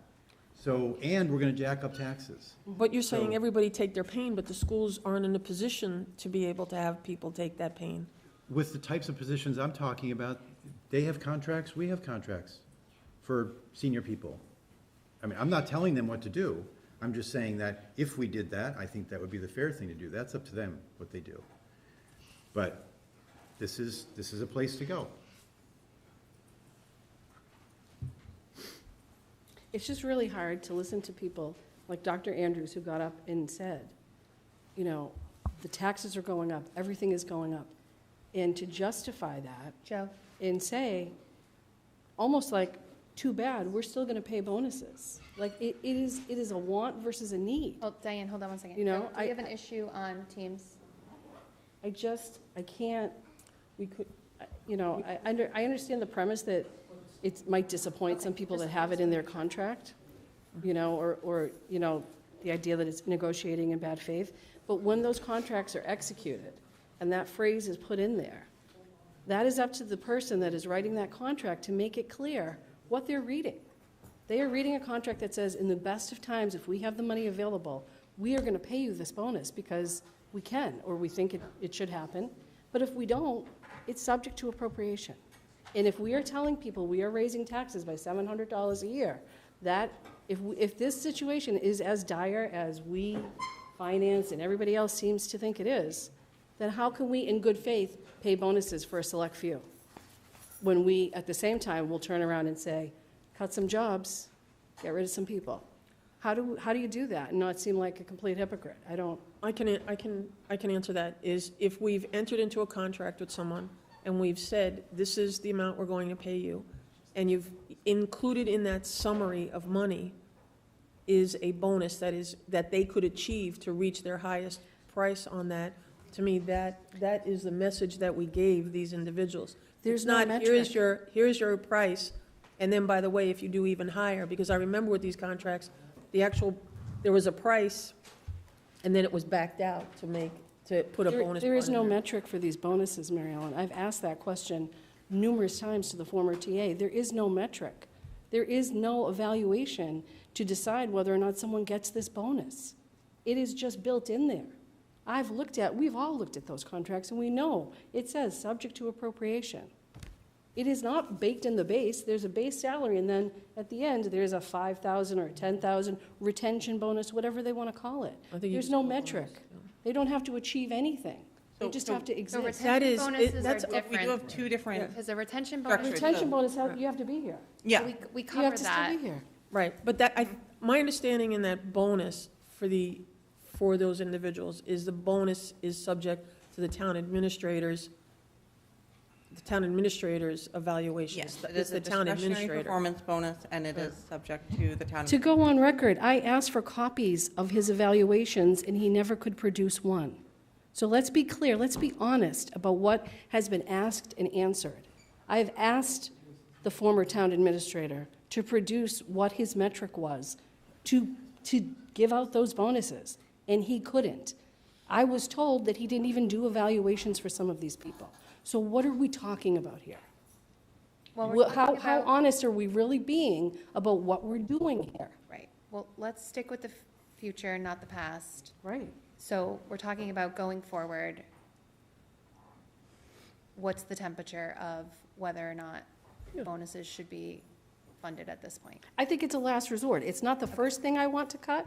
It certainly is not anything that would make me happy, but I don't know how you can not look at it, how you can just ignore it and pretend that, it's not there, or it's not something that shouldn't be considered. I agree. Okay, I think it should be on the table. all right, Sure. it's on the table. What else is on the table? I'm just going in order. I don't- Yep, that's yeah, fine. If anyone else. I just don't have it in front of me, or I would, So there's under the town accountant, there's an educational expense category, which is already reduced by $1,000. Nothing personal, but you're so educated already. Is the $2,500, what would cutting that by $500 or $1,000 do? I would lose my certifications. You So- have to, that entire fee is required for it. So So we it's- pay it's for the you to be continuing certified to do your job. I don't mean this offensively, No, but I'm just okay. putting it out there. Yeah, so it's the certifications that I've attained here. So in order to maintain those, that is the cost of it. So help me understand that. What certifications are you referring to? That's the certified governmental, so I have to go to the MMAAA, and then it is the MCPPO, we have continuing education. And what do each of those cost? What do each of those cost? I would have to pull it up. Okay, but Yeah. it might not necessarily be that total amount. Is that fair? That's what it was reduced to, because that's the cost for the upcoming year. Okay, but it was more than that to begin with. Yes. Okay. It was $3,500 last year, now it's $2,500, so. So did they increase in cost or change in cost? No, attaining and maintaining are two different costs. so you attained last year then? Is that why it was at 3,500 and then it was reduced to 25 because now it's in maintenance? Okay, Okay. Okay. all right. Next, please. Contracted consulting services under accountant. Went down from 3,500 to 3,000 last year to this year. What is Went down that for? from what to what? 3,500 to 3,000. 3,500 to 3,000. Yep. So what is that for? That's for if we need any additional audit work. So if there's a specific concern that comes up, where we can do an additional scope in the audit. So that's in addition to the regular annual audit? So the annual audit is like the set normal scope, but if something comes up mid-year, not to harp on recreation, but if a concern comes up mid-year, we can add that scope on to do a deeper dive into recreation. How often has that happened in the past 5 years? It hasn't, you can zero that if you want. All right, Thanks, Amy, team player. all right. Do you really think we should, it's either like kind of on or off the 3,000? Like, should we have it Should at we 1,000? reduce? Is it You wouldn't be able to Never do used. anything with less Right. than that, so it's, zero it is? yeah. All right, $3,000. Sold. We'll take it. Office supplies for your area, Amy, 1,500, is that a that clear fair? thing like the warrant or anything, or is that just general? That's No, genuinely, seriously. I know, we already covered the warrant. It's the town clerk and us. No, I'm asking if this is something else like that, that's it's for mandated. the checks that we have to pay for all our accounts payable. Okay. So it's This the is a check pretty paper. known- Yeah, it's the check paper and the envelopes. Gotcha, okay. I'm sure postage is separate, I'm gonna guess. Postage is in the treasury for Separate one. townwide. Yeah. Conferences and seminars for your area, Amy, went up from 2,000 to 2,500. Are those known, definitive, required things? Yes. Yep, So do we have to send you to a conference every year? So it's the annual education program at UMass Amherst. But are we required to send you to that conference? Yes, it was in my job description that I have to go. It was in your job description, but is it a requirement of the state that you go to that conference every year in order to do your job? No. We also did we send another employee to that conference? Did it come out of this? Yes, the assistant goes as well. And that's a benefit to the town? Mm-hmm. Yeah, so she's, so Department of Revenue co-hosts that, so we get all of our updates on legal, legislation, all of that, and then it's 3 days full of classes. Okay, so maybe that's So worth it. I mean, maybe is that's it, it's is a it value. really It's half, very- it's a half value. the cost is you, half the cost is these, is? Yes. Okay, so to be the bad guy in the room, just to say it. Yeah. we could No, do half, absolutely. one person, why not? And it's not a forever situation, but if we are looking for the dollars and cents, if one of you could only go, obviously you would go and you would be able to come back and pass on the information or the educational materials. Often, I think, at least in my world, one person goes to the conference, brings it all back, and we all try to gain the benefit that everybody got from going to the conference. Yeah, so from we the don't go, PowerPoint presentation. we don't go to the same courses, 'cause Okay, there's well. 4 different tracks of material, Okay. but yes. So maybe some years one goes, maybe the next Right. year the other Yes, goes. maybe we have to alternate if, Mm-hmm. hopefully we don't, but in this current situation, maybe we reduce that by half. Yep. Well, something's wrong with this thing here, Diane. And then on the audit itself, is that That's already fixed. bid out? And we absolutely positively, there's no ifs, ands, or buts about negotiating that anymore? No, this is actually part of a multi-year agreement with them.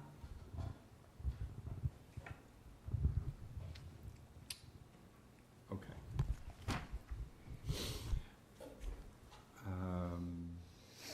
More consulting.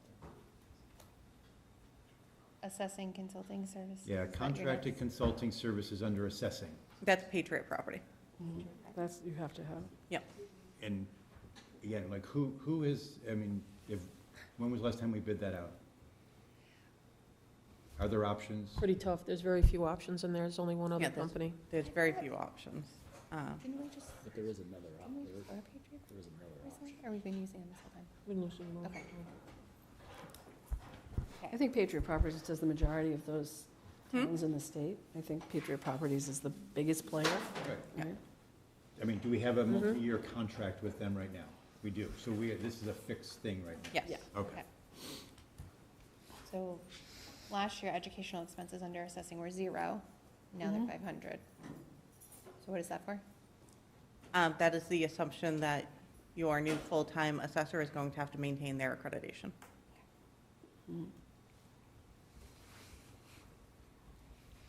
Okay. And then that same assumption is memberships for that full-time assessor? Okay. Back to the I have to list. admit, I skipped over the categories that were less than 1,000 to start with. Well, but, not anymore, Doug, keep going. Okay. All right, so I'm down to Treasury and Collections and Danielle's favorite topic, the performance management Sorry. amount. So that's, I guess we left So it as I think we left it, I would say for Question mark. performance management, we'll skip over and go back Yep. to them at the end once we have a clear dollar amount, Yep. if you don't mind. Contracted consulting services for Kelly and Ryan. For Treasury and Collections, 37.7. So that is for the excise tax bills, and they are the ones who mail out the property tax bills.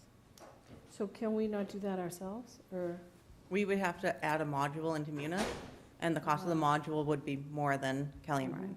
Gotcha. So is the cost of the module a one-time? Nope, it's an ongoing It's an ongoing, SaaS okay. subscription. Yeah. Can they run it and we can mail it, or that's not, there's no cost saving? No, there's no cost savings. And then they also, we benefit from the fact that they have the RMV access to Oh, yeah. access those records for the motor vehicle excise. Yep. Yep, makes sense. And when did we bid that out last? Is there anyone else that does I it? don't think there's another player in the No. game. I think it's just Nice. them. Yeah. Lots of monopolies. Start a business.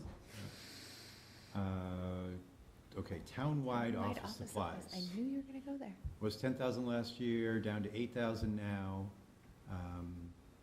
So is the way office supplies are in the budget, that if it's a fixed known cost that is annually hit, you do a line item under each of the budget, but then this split covers it? all other costs?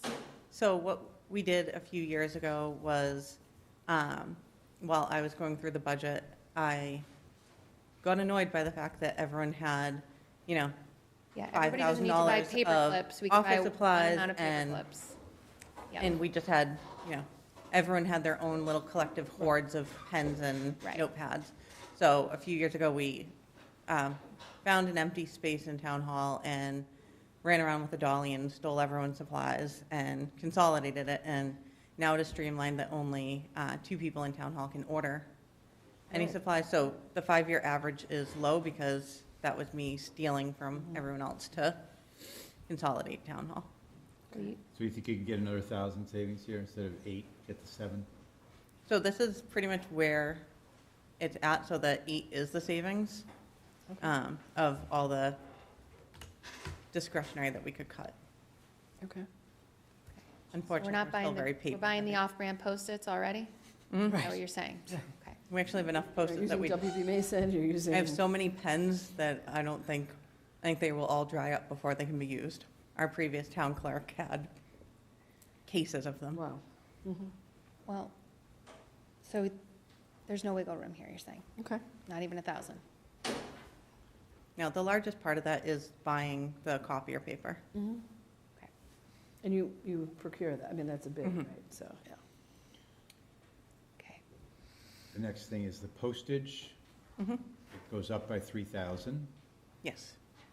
because stamp prices are going up. Yep. And every time we do a town meeting, we have to mail it out, and it goes by the weight of the warrant. So having Which is specials and multiple legally town required meetings, that we mail We it. mail it, yeah. we are required by law to mail them. We saved a few this year. Hmm? We saved a few.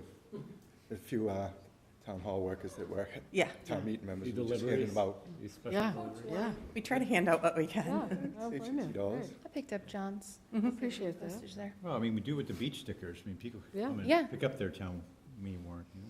But if we're legally required to postage it, then Okay. All right, into the information technology, computer maintenance, library computer maintenance. That was for the, Oh, actually, no, skip Oh. that. That was only 5. Equipment, there's another Library category. equipment Equipment maintenance, $36,850. Is that a very specific contract or something? that is a contract, yes. and what they come and maintain, the printers, the copiers, the things at town hall that get utilized by, not just by library, I mean, by library staff and the public who come in to utilize those. Yeah, This is general, actually. It's under IT in general. Oh, I'm Yeah. sorry, I thought it was so this library. is IT for every department, so police, Great. fire, Okay. library, senior center, town hall. How often are we going out to bid for Yeah. copiers? We're actually going out to bid soon because it's very piecemealed right now. We have 6 different companies, and it's always just, 6. because it's what they had previously done was as each machine came up, they would bid the one machine. Oh, God. So there's no buying power? There's no volume discount? No, There's so what I've been working with our procurement officer to put together a bid to try to get To one. design it, right. So that would be, is that this category, equipment maintenance? That one is, Is that the copiers? yes, that's our copiers. Okay, so we're gonna bid that this year. Mhm. And we Would you don't think we can get anticipate any a savings at savings? all? As of right now, it's not anticipating that we're gonna get savings in the first year. I hope that we will. Even off the state contracts, really? Mhm. Okay. Okay, Another big category, financial systems, That's Munis Munis. for the town and school. and it's going up by $6,000, absolutely positively, nothing we can do about it. Is that licenses or is that just renewal? That's the renewal. Is that, who negotiates that, or how do you? Munis does not negotiate. No negotiating. Munis assesses. They are not the only player in the game, though. There is one other They- company. I know, but they are the gold star. Yeah, they are. okay, next. IT contract services, going up by 5,000. Is that HiQ? Mhm. And what is the thought process on that? Because the, FY '26 is the last year of the contract. okay, so that will go out for bid. So we can go out for bid then. Oh, this is locked in. Okay,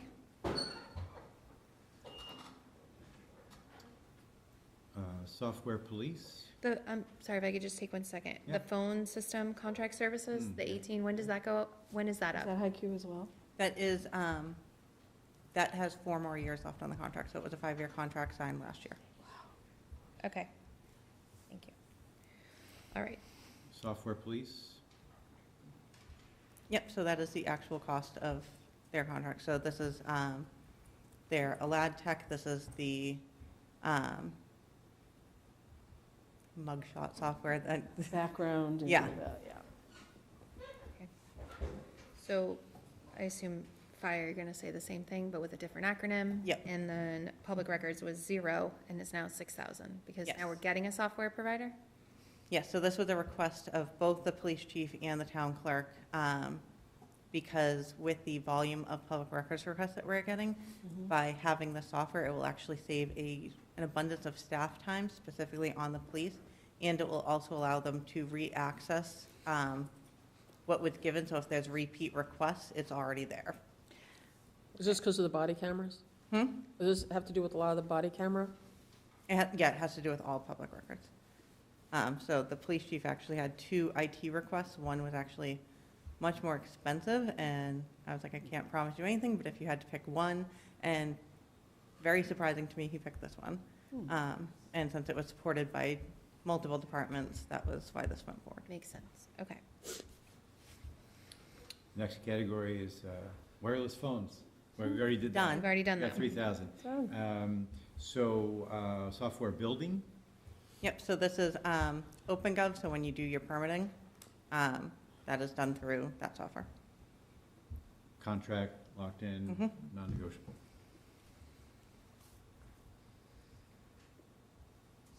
Software licensing subscription. Gone up, because of That is cost. every other SaaS subscription that the town has. Okay.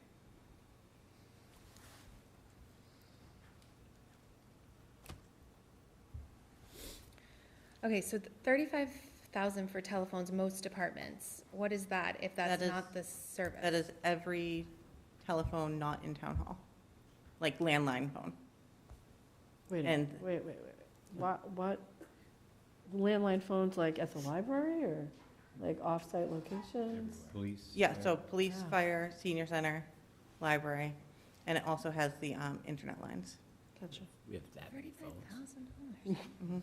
And when was the last time we bid that? Or what's the contract for that? I think Ron did that right before he left, so 21. Oh, God. That was a long time That ago. just seems, okay. 5 years. All right. Doug, what else is on that list? But you think we're locked in on that one? It can't be if it's that long ago. All right. So it's a area for Yeah. potential examination, right? You want to recognize Mr. Andrews? He's the telephone guy. Sure, Mr. Andrews, go ahead. Could you just approach the mic, though, because people at home will want to hear what you have to say, too. Thank you. I don't want to go too deep down this rabbit hole, but if you have something So helpful. 120,000 on software licenses. How many employees do we have, and how much software per employee is that? It's a great question. So are you hinting at that maybe not everybody needs a license and we could reduce the number of licenses we have? I'm hinting at having done due diligence on buying 3 companies over the last 2 years. Right. That's always a line item where you go look at it and you go, oh, we're not using that. There's that. It's 120,000, right? You might want to double click on that would be Double click, I like a your suggestion. pun. Thank you. So maybe we can do, Reduce you're the not gonna have number. that answer today, obviously tonight, but if we can make sure that each license or subscription has been utilized in the last 30 days, or if not, that it has a reason not to be utilized in the last 30 days and is, so that we're How many not paying. terminated employees have a license still? You know, that type of thing? sometimes you uncover that you accidentally have a license of somebody that's been gone for a year. Yes. And nobody else is using it, so let's see if maybe we can find something there. Thank you, Mr. Andrews. Next, Doug, So telephones, I mean, 35. I can't imagine if something hasn't been bid out in 5 years that, in that type of area, that you couldn't get some savings. If Well- it's not under contract. Yeah, I don't know how many options they have because it's Verizon, so I don't know how well it services. We can definitely look. This is for the service or the? The service, The service. Not the physical phone. It's Ah, like Verizon bill. yeah. All right. Well, normally when my Verizon bill goes up, I call them and I say I'm gonna cancel and they'll take 10% off, so maybe we try that here. Or sometimes they you get a say. discount for having the cell phones also, Yeah. so, as well as the IT, I mean, the tech, internet, sorry. Bundle. Yeah, exactly. So let's Okay. see. I'm down to, I'm skipping the parking enforcement area, although that would be a whole That's a other s- conversation. Yeah, that's a stipend, I think. So I'm down to town council contract. Ah, yes. This is something that we could potentially go out for bid for, correct? Mhm. And we probably should, and I don't think we have in a decent amount of time.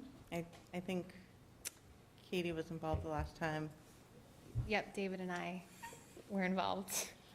Yes. Yes, and it would be great to understand what, I don't know that a cost ever came out of that. There was meant to be a conversation about cost, and I don't know that that information ever trickled back to us. If there would be a increase in cost, but also an increase in professional services, we never got to that point in that process, so happy to take that back up, but I don't think that's anything. not we're gonna solve a problem by Monday. No. For sure.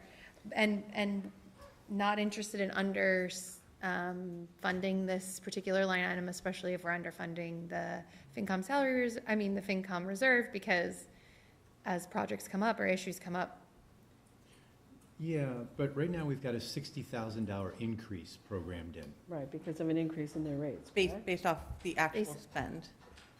Oh, So, so That based was on the just the usage? budget. yeah. That was just budget. So well, it was, here's the thing, though. it was budgeted short last year on the thought that it was going to be shopped around last year, And then it never was. and then Never was, didn't. Right. So what about just going to 225 instead of 250? Well, I would venture to say that maybe if we overspent, that's on us. Yeah, that's And right. that we need to hold ourselves to the same Budget. philosophies that we're holding Yeah. our other department heads to, which is you don't have the money, you can't do that. Right. Madam So- Chair, that's right. So So then. you will enforce that. Maybe we think about reducing it at least, to Doug's point, 225, or maybe leave it at 190 and say, we need to be more discretionary with the way we're using our funds. I think there were a lot of projects last year that probably went out with a lot of questions to town council. I don't think that we misused any of that, but. No, I think there was a lot of access to legal that might not have been controlled, right? I think we allow a lot of committee, board chairs, things of that nature, to have more flexibility than probably they should in this financial climate, right? That's my experience. I So would, maybe, I would just caution yeah, that we are going to be utilizing legal for Contracts. large Negotiations. collective bargaining Of course. Three negotiations. CBAs, which we didn't And have. the 5-year average on this line is $234,000. Okay. Doug, I wouldn't. I still hold with reducing it to 25. 225. If the 5-year averages, that must have included some CBA, years ago. So 234, a little bit more discipline. At some point, we have to be accountable for how much we spend. Like, you know, in the same way that we have to hold each department accountable, Yep. right? We can't just pick and choose. Right. And I don't think we've done a really good job of doing that, right? So I think it's a little bit, I agree. I think there's a little more discipline that needs to go in So place. I would support reducing it to 225, but I think that makes me reconsider some of the depreciation in the FinCom line item, because if we're losing all the fat on every single one of these, Sure. then you need a reserve. cushion. But we can't do that. We can't. I'm not, it's not apples to apples though, Doug. I'm not saying let's take 25 out of here and put 25 there. I'm saying let's take 25 out of here and make sure that there is still something there, and that we're not reducing that to 0 for a buffer over the 5-year average. I understand, but we should just be aware, like, if we run over on this, you can't take it out of Finance Committee reserve. Oh, because it's not. We Right, can't because take it off the- anyway, right, so it would have to Okay. come out of the shuffle. Well, we'll at the come end in of the year. shuffle. I mean, There's not gonna be anything. Assuming there's no emergency that year right, that assuming there's utilized. no emergency, whatever was in there drops anyways to the shuffle, and then we reallocate it, right? So, okay, so is there a straw poll consensus over reducing with by 25? 25? I am, yeah. I'm a no. I'd reduce to the 5-year average, so I'd be reducing by 15. You have to remember the 5-year, there's a increase in their retainer. The retainer fee is going up this year too. But not necessarily if you're going with a different firm. Mhm. Right, that could entirely change depending on who you go with. Yeah. Might not be the right time to change, only because. We have 3 CBAs. Just my Well, you opinion. know, it would have been a great time to change 2 years ago, but here we are, so. So what are you Okay, so incorporating? is the recommendation 15 then? That's David. That was, I'm at that's 25. mine. Danielle? I mean, I would go either way, but I could certainly. Why don't, may I propose we start at 15 and add a Okay. $15,000 savings Yep. to that line item? Somebody writing all these down, Yep. other than me? Okay, great. And we start there, and we see where that gets us, and if we have to dip back, we dip back. Okay, Okay. moving right along. And Human Resources, Professional Development, townwide, 7,000 last year and this year. What does that entail? What does that entail? Professional development. What is the 7,000. PD for? That is any professional development, so Can you give me an example of what it is they go to? So our previous assessor wanted to take courses to get the certification.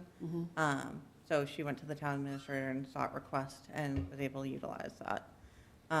Could we get away with 1,000 less? Depends on how professionally developed you want your staff to be. This is not a required thing, Is it always right? depleted No, every again, year? it's want versus Is need. it depleted every year? Mhm. So every year for the last 5 years, this has gone down to 0. There's been no money left in it. It's fluctuated. We've also increased that amount over the years because, More people say they expensive want to go to be more courses. Professionally developed. Yeah, sure, but where's the limitation, right? Where's the, you know, is this job required? Is this job related? Who's doing the double check to see that the course they're taking is applicable to the job they're doing? You know, there's all these checks and balances. Is that happening for every single request, yes, right? And who's making the determination? So, is it you? Is it you? I'm one of the people, Hasn't yes. been. Right, so, you know, are you really going to say no to someone that works for you that they want to go to a conference? Maybe, you know what I mean? Oh, yeah. I know to a lot of people. Okay, you know, so it seems like, you know, subjective a little, right? Judgment is required, I don't know, I don't So I know. propose a $1,000 decrease there.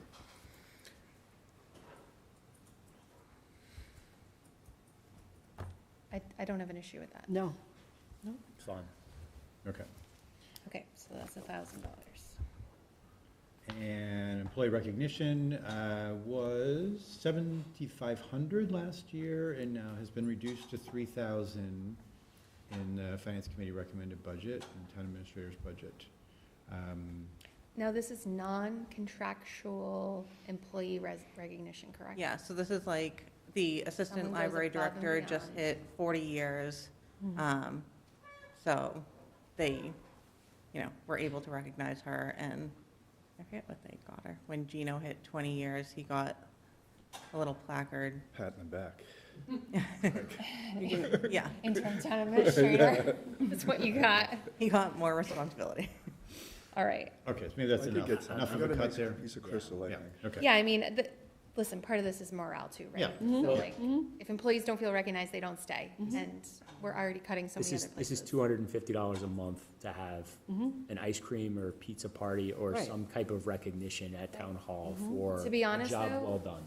To be honest, I think you don't fund this and you put more funding into professional development, because if you want people, like a pizza, just in my opinion, a pizza is a pizza. If I want a pizza, I'm gonna go buy it. But if you want to have people who have longevity and have professional responsibility and who are going to put the time and energy into the work you need them to, then you'd rather foster their professional development than give them a cookie every month.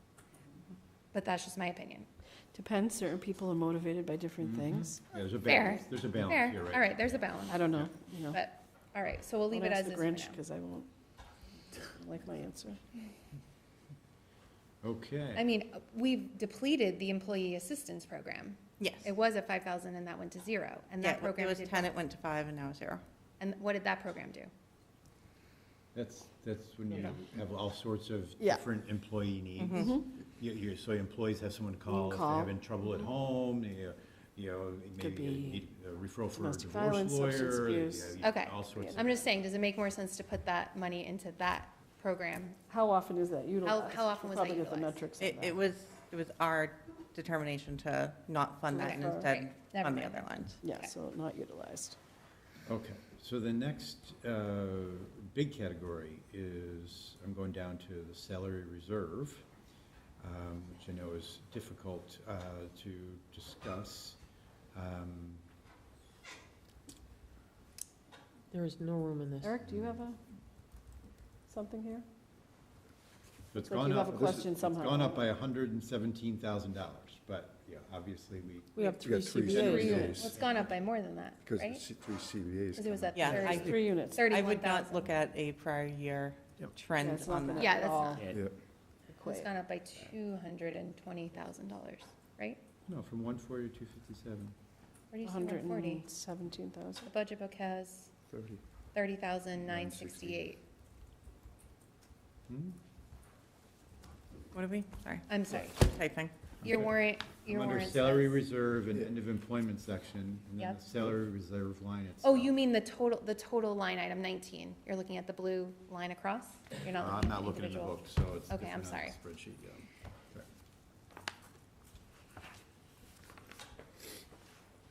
If you So look you- at page 5, Yep. the second section of the budget, The salary reserve, 257,618, the salary reserve was 30,968. And because we were then, in Oh, right. yeah, now we have, sorry, you were saying it was only a $114,000 difference, but that's not. Huh, that's weird. Because on this Sheet is different? sheet, it says 140,000 for 2025. It was originally budgeted at 140, and then at last special, when town meeting authorized the collective bargaining agreement, that reduced it. And then in Article 3 of this town meeting, we are transferring money out of salary reserve to fund the contracts that were already voted earlier this year. So 140 was the original appropriation. Much like the Finance Committee reserve, you can't spend from this, it only transfers out. That Okay. was pretty impressive, Amy. I try. It's all that professional development. Or pizza. Right. Okay. So Anyway, it's a I big, mean, it's a big increase, yes. I feel like, yes, there's a big increase. There's a lot of things in here we can't discuss that are warranted and that we did not hyperbolize that line item No. in any way. And that's, we hope that is conservative. Yeah. It's probably less than conservative at this point. It's conservative. It's conservative, Mary Ellen's I think it's more optimistic than. So, okay. Well, that's a lot of telegraphing right here, so, okay. It's optimistic. Optimistic, optimistically Can I ask you conservative. another Moving question on. about the warrant.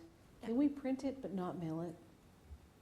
Can we No, we- legally we print do- it and not mail it and have people pick it up, or give them the option for that, We are required to, to physically mail it? Okay. yeah, Okay. we've obviously made exceptions like select board members and staff, but The next one, Doug. I was hopping down to town clerk, this end of employment, school, town, performance management's already zeroed out. End of employment, school and town, I just assume are Retirements? mathematical yes. certainties, so. Yeah, the school provides theirs to us and Yeah. we do ours as well. So the FinCom has already recommended a $17,000 reduction for the poll workers section. Yeah. And so when we're talking about our reductions to get to the school number, we should include that if we agree with FinCom, correct? Because what the town administrator recommended, or unless you figured out a way to spend that some other way. We've got to get beyond the finance committee recommended, we've got to find another $130,000. We can't count what they already Right, found. okay. Right, so it's right. Eric, That you want number- to say something? It's on the tip of your tongue? That's right. Okay. But you took 17 out of there? 17, Yes, we asked in the, because there's less elections this year. Yeah, I got it. And we talked to the town clerk, or I'm good with that. Amy talked to the town clerk, and that's the number. So there's an other comp section in the town clerk area? Is this the contractual stuff, or? It is in the employment contract, yes. So that's Dare I that say same that category? bonus word again? Yes, that's the same The category. B word. The B word? Okay, so come back to that.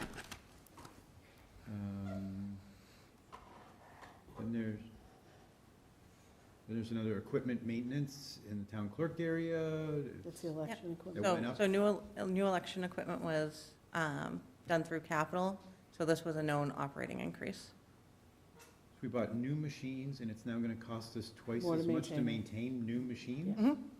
Well, do we have more of them now? We do. Yeah. Yeah. And that's actually gonna go up next year as well, because we just Right. got a notification today that It's going to be even more. as of July 1, 26, they are no longer doing a fixed fee, they are doing a per poll pad per election programming.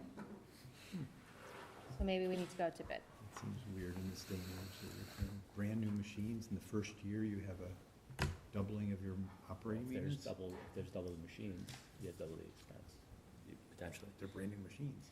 Okay, let's, What about the election expenses? So if we're having fewer elections, Is there a correlation there to, Yep, so there was a reduction made from 34 to 29. The local elections are not subsidized by the state or federal government. So when it's local, it actually costs us more, or comparably costs us more. okay, next, Doug. I'm down to the senior planner line. Great, let's talk about the senior planner. I mean, the thing about the, I'll start this conversation if everybody's okay with that. The thing about the senior planner is we've been trying to fill this role at this even greater than this, and we have not been able to fill it. in 2 years? So it is fictitious to say that we will fill a senior planner role at $80,000. So what is more fair to say is, and I know that the process was this to find savings, not to increase. You're right. However, to facilitate that line item in a true way would either be to fund it at 110 to try to actually fill the senior planner role, or to make it 0. Because we are never going to hire a senior planner at 80. No. We've been trying to. Yeah. And we have had We're not little- in the market. We're not Hamilton hitting. Wenham just hired one at 115. Okay. Who was that? Hamilton Wenham. So it seems to me that I feel like this role, similar to the building commissioner role, is a Must-have. must-have. It's a revenue producer, because if we are going to, we are not gonna, we have to grow our way out of this problem, and the only way we do that is by planning further into the future, and we are not doing that.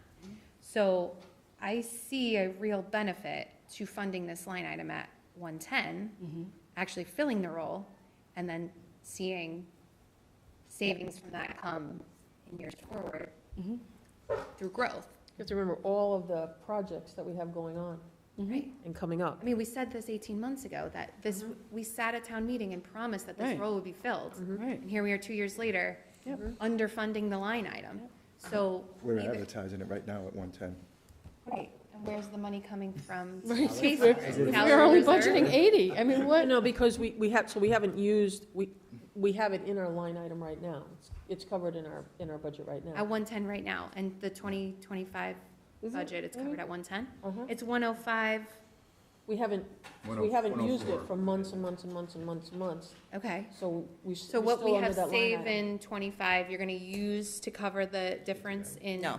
Of No, 80? no, what we're saying right Okay, now so is I don't somebody- understand. If they hire somebody tomorrow morning, you're fine with the coverage tomorrow morning. Yeah. Because you're budgeting At for 110, a year and because you're you're- not, you don't have a right. year left You to use it. Right, correct. paying them. But then, Right. But then the we're next not year, budgeting for that going forward. Yeah. Right, So so we we need to have do to that. budget for 110 if that's what we're advertising Yeah. for. I will say, even at 110, we've gotten absolutely no one.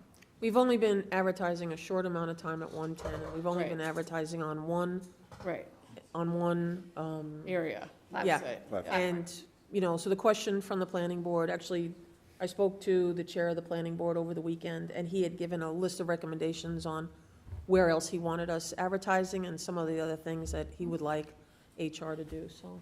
Right. I sent It those sounds over. like he and HR should have a conversation and get that going. But in the meantime, unless there is funds available in salary reserve specifically to cover the Not that much. $30,000 difference between this line item and what we're advertising as, we need to Increase it. increase it to 110. Okay. I'm supportive of that. I am too. And There's not 30 in salary reserves? No. No, No, Then how do we advertise that position at 110? exactly. Because Mary Ellen is saying, and it makes sense for this year, but This doesn't year, for year right. going No forward, other is year. that we have plenty of money to pay 110 because we're not paying a whole year, right? Prorate in the 2 months. Yeah, so we prorate the 2 months, and we still will have fall, Surplus. surplus Right. that will fall. But we need to then appropriate for the correct amount going forward. okay, as go advertised. for it. So, going forward. Mary Ellen says she's done with this conversation. I didn't say So that. increasing, But if the senior planner's worth 110, we don't think the building commissioner? No, I think it's the same premise. I We think it have could the building potentially be the same commissioner at premise. 110. The building commi, No, we're we're at we're 90. working, we're 90. working, Huh? we have We haven't, don't we have an agreement with Nahant to We don't bring have that up any to agreement one? right now. What's the agreement with Nahant? a potential agreement Right. with the HOT would be 4 hours and $20,000. Right, Right. potential, Potential, but we're still short $10,000. right. so we're, What was, This- is, what's the running is total? the Talk about building inspector, the building inspector This is is not on the 110. agenda. Okay, you want, the chair is saying take it off? I'm just saying, I don't want to be in an open budget. meeting. The budget is on the budget's on the agenda. agenda. The budget's- entirety of the town meeting is, What? I said the entirety of the town meeting warrant is on your agenda. Okay, So, if we have if we're looking at an agreement with Nahant, Yep. we're at 110. Right. And the negotiations took a turn that it went up another $10,000. So from 110 to 120 is what you're saying?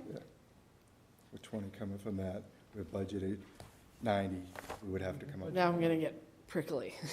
Uh, 110 to 120, now I'm gonna have a little bit of a problem with that, right?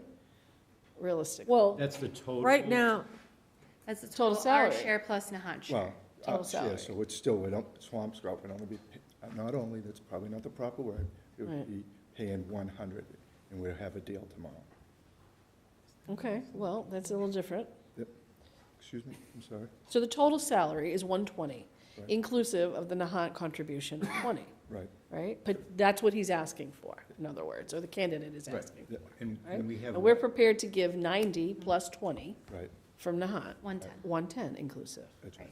Right, so it's a 10,000. So Gino's divide. saying if we're prepared to give the senior planner 110, then why would we not give the building commissioner 120? Well, it's really 100. Because we don't have any money, that's why. Yep. I know, Totally I'm just understandable. putting a Right. pin in Yeah. the conversation. I mean, unfortunately, that is what, But- I would but- love to give everybody everything, and But cookies and similar- cake and bonuses, but we Agreed, can't.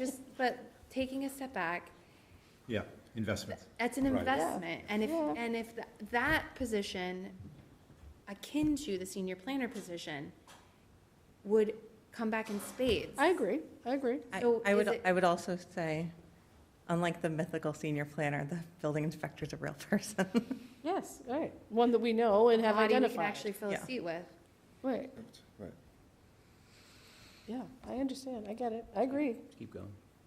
What's the running What's the total? next I mean, do we have a running total here of where we're at? Yeah, I mean, We're at about 100, because remember, we just added 30 for the planner, so we had, 100, just we're with we're this. at 107.7 for revenue, Okay. and then we're, plus 3,000. All the other savings we just found, we just yeah, spent. 7,500 down on the expenses, but let's keep going. Okay. So we're at 139.50, and then when you Take off the subtract 30. the 30, We're at about 100, David's right. 100. Okay, next, Doug. 950. Okay, next. And maybe it's, okay. Yes, there's more on the table, Doug, to say that, Yeah, because it's really potentially some funds in FinCom and bonuses, so. yeah, keep and going. there's, I guess other things we To that word can't talk again. about here, about Yeah. consolidated positions, yeah, okay. Mhm. All right, Contracted consulting Yeah. services under community development. right, no, I didn't, did I have anything there? It was 5,000, it went to 10. Yeah, So it went up. So what's that? it's grant matching and study funds. Great. So, I mean, seems no, we like need don't wanna that. cut that. No. No, that would cut off our nose to spite our face. That's, okay, then I go all the way down to, in the facilities department, to an outside services town line, which, Can we just go to the educational Sure. expenses of, oh, actually, there's one Building? before that I need to comment on, so, go ahead. What, under facilities? building? No, where'd you want to go, Katie, sorry? Building, Sorry. education. Building expenses. educational expenses, $720. Okay. What is that? What is that? They're required to attend Like 6 a courses throughout the year. Continual for education. accreditation. Okay, great. Okay. And the fuel, We did fuel, right? Yeah, well, There's fuels in different. $1,500? yeah, we have electric vehicles, Vaughn. Why do we have electric vehicles and then Wait, we, where are we? We're under the building, we're under the Fuel building. and building. Community economic development, under Right. building, Yeah, Yeah, line top 252, page 6. line 252 in this. In Line 252, section, Amy? the second section, fuel for electric vehicles? books $1,000, fuel $1,500. Is Yep. this real? That's not for No. the electric vehicles, no. right, it's for the Well, I would two hope not. inspectors. Yeah, right? that's for the Yeah, inspectors. it's the inspectors. So it's, they drive their own car and we reimburse them fuel. Exactly, yep, In a 3 square mile town, yep. right, and we're spending 1,500 in fuel, A year. in a 3 square mile town. Let them walking? No, but I mean, really? How much? We That's like deplete It's that, like 2,000 miles drive. we deplete Right. that every Right. year? Yeah. In the last 5 years, have we depleted it? This is a newer agreement with them. A newer. A newer agreement. So they used to be able to utilize town vehicles, but we don't have sufficient town vehicles, so now they use their own vehicles. So this year, are we using 1,500? You know? No, we don't know because we've never done this before. No, this year Right? we have it We in, get- if it's a line item in fiscal year '25.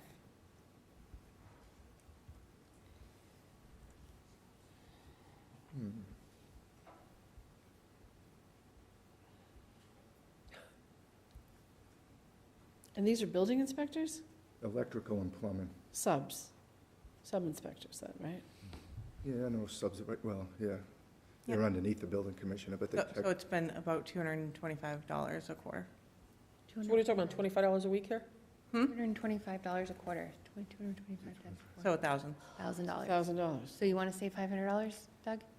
Sure, I'll take $500. You okay? You know, you okay? Yeah, Well, but while we're at that, per that last conversation, we have only 80,000 in this budget for the building inspector, I know. not even 90. Yeah. well, it's 10 in salary reserve. I'm pretty confident about that Uh-oh, one. let that out of the bag. Okay. Yep. Okay. I can't. So do we want to just deal with that now or not? I think we'll wait till we see what we have Okay. saved and then go back to that. Okay, all right. Oh, I shouldn't be speaking up. Is that all right? No, that's okay, Gino. You can Okay. be speaking up. You can play too, Gino. Yeah, Yeah, we haven't gotten to the DPW section yet. all right. Brace yourself. We already know we're gonna see savings next year. $1,000 in books? Is that like some sort of manual or something? So whenever new building code is released, we are Great. required to Okay. buy them. I don't, not a building inspector, happy to give them what they need. Okay. What sort of overtime is in public health? That's been zeroed out. If there's sorry? That's been zeroed out. Oh, look at that. Sorry, my finger Yeah. was over the punchline. Okay. It was $1,200. What's next? Oh, Oh, I know. I think, okay, so we're gonna go somewhere controversial. Flu shots. $7,000 in flu shots. I know that is a public service that we provide. It's great that we provide this benefit to our, I think maybe Nia travels a little to give flu shots, and also we have Who flu does shot get that? clinics. So it's Just the seniors? most vulnerable population, yes, the high-dose flu shots for our seniors. Okay. Okay. Is it staff too, or just seniors? Just the nurse. Just the seniors? Okay. They offer it to. But, Yeah, so any offer to others, it is covered by insurance. okay, do we utilize all the flu shots every year for seniors? We do less flu shots than we have demand for budgetary reasons. Wait, what was that again? We So if our we budget could was give out double, it was more. 100 more flu shots if we had the budget for them. We don't have the budget for them. So we've already made cuts this line item. Yes. Say we didn't give out flu shots and we saved $7,000. Where would that vulnerable population get their flu shots from? Their What other programming is available outside of us? Walgreens, assuming people have insurance. If they're Well, that- seniors, they have Well, if they have Medicare. so- Medicaid. Yeah. Yeah. Well, most people have Medicare. for over 65. Right, Doug, this is your wheelhouse, not mine, so. It is. right, You make a perfectly rational argument. right. Yeah, Is it popular? Despite No. that would be a very tough one for me to say. Yeah, I agree. cut. okay. So, Even though there may be,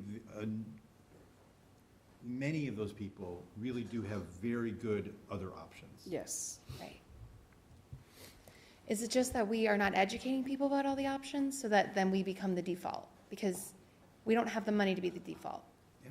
So maybe if we bolstered up how the public service, sorry, the Board of Health and the public health nurse is educating folks on where else they could go to get these, it would be unpopular, but I'm just saying $7,000 Yeah. is worth a conversation. Yeah, I mean, I don't think you'd be creating, a flu pandemic by reducing that No. by $1,000. I think, we already limit it, we have to limit it a little bit more. This is the environment we're in, it's not great. Right, you're not cutting it all together. Right. You're just And maybe looking for the some- education is when we do the flu shots, is that we have a very limited number of flu shots available, and if you have another way to obtain a flu shot, that you try to utilize that way, and you save it for the most vulnerable population, instead of Just anybody who just anybody comes can come down in to and get grab a one. flu shot. Convince me? Yeah. So what's the Agree. savings then? Because you're not saying make it zero. You're No, saying No, I'm have saying some. $1,000. $1,000 savings. $1,000. Okay. So it brings it down to 6. Okay. All right, next. What's next on that list, Doug?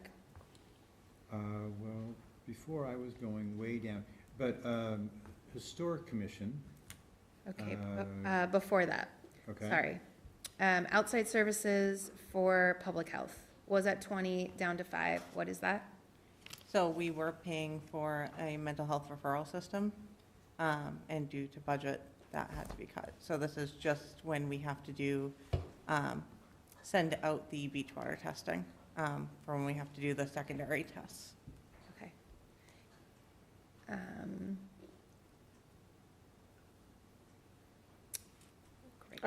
Are we mandated to do the beach water testing if we're already doing it in-house?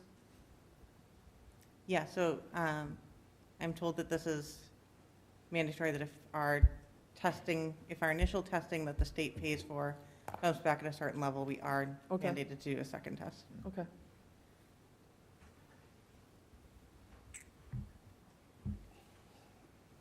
Okay. Historical Commission? Are we through Recreation? Yes, what are lifeguard supplies? Hmm? Buoys, boards, Lifeguards? lifeguard supplies, that's what that is? So that is actually when they put the floaties in and out. The what? What? Like the, At the beach, the no wake zone. say again? At the beach, the no wake zone, where the swim areas. The little floaty string. Why Oh, would the that go buoys. up by 50%, 3,000 to 4,500? Any idea? Oh, they went up 1,500 because they need to replace one of the beach chairs. And Jenny Armini was able to contact another community that we're going to be able to get one for only 1,500. Wait, the lifeguard chairs are we talking about? Beach chairs? What? Yeah, the Lifeguard chairs. The lifeguard chair. The- On a Phillips Beach, At Phillips? Phillips. Yep. Yeah, it was, Yeah. We had somebody. Why doesn't something like that come out of rec revolving? No, because it's not Because paid, Well, you it don't pay to services go to the the They're beach, the beach is It's public. not- It's public, you don't pay to go to the Yeah, beach, I mean, right. Even though you have a beach sticker, right, it doesn't matter, okay. yeah, but the beach, yeah. Okay, so yes, historical commission. Okay, so this I heard guy- they were willing to go down to 0, Doug, is that true? No. Okay. Nicely tried. The reduction, I'm curious why it was a reduction. From 5 to 2, Yeah. 2,500. Amy, do you know the rationale behind the reduction? It had previously been 2. It was increased to 5,000 this past year. And I believe it was a specific request for that 1 year that they needed more money. And that was the only reason it was reduced back down.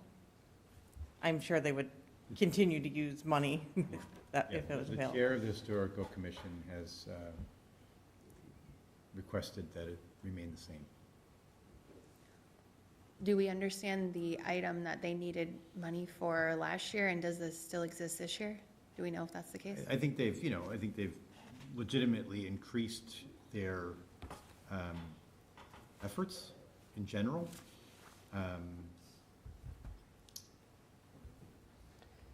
How much is this? $2,500. I agree that they've increased their efforts. But again, I mean, and I'm happy to help them to some extent. Don't they fundraise? Are they fundraising? Or is this part of that? They do. The Glover? Is this the Glover thing? Well, that's not the only thing the historical commission does. The But the historical commission most does a lot. recent to date that I Well, can there think actually of. are a lot of other things that they're engaged with. Okay. Lots of the exhibits or other, issues around town Yep, and, all that yeah. stuff. So that, yes, there is fundraising around Glover, but Yeah. not about their kind of core day-to-day activities. Year-to-date, I have to they've- say, I am a 0 for this line. I'm sorry. I year- can't, I Year-to-date, can't, they've spent $1,375, I can't. so $1,375. This to They me is also a received ARPA want. funds, so we have financially helped them in the past. For the Glover. For the Glover, but the things they wanted supported, we tried to financially support them when we could. I think, given the budget constraints, I'm happy to leave it as is unless trends show they don't even spend 2,500, and then I would reduce it down to whatever trends show. The 5-year average is $4,039.69. Okay, so I say we leave it at 2,500. It's fine. Move forward. Okay. Okay. Sorry, Doug. That's okay. Just, It's all right, because I wanted 0, Doug, you're lucky. It's, No. it's, yeah. It's not an average. Doug's. We got to the average. Yeah. All right.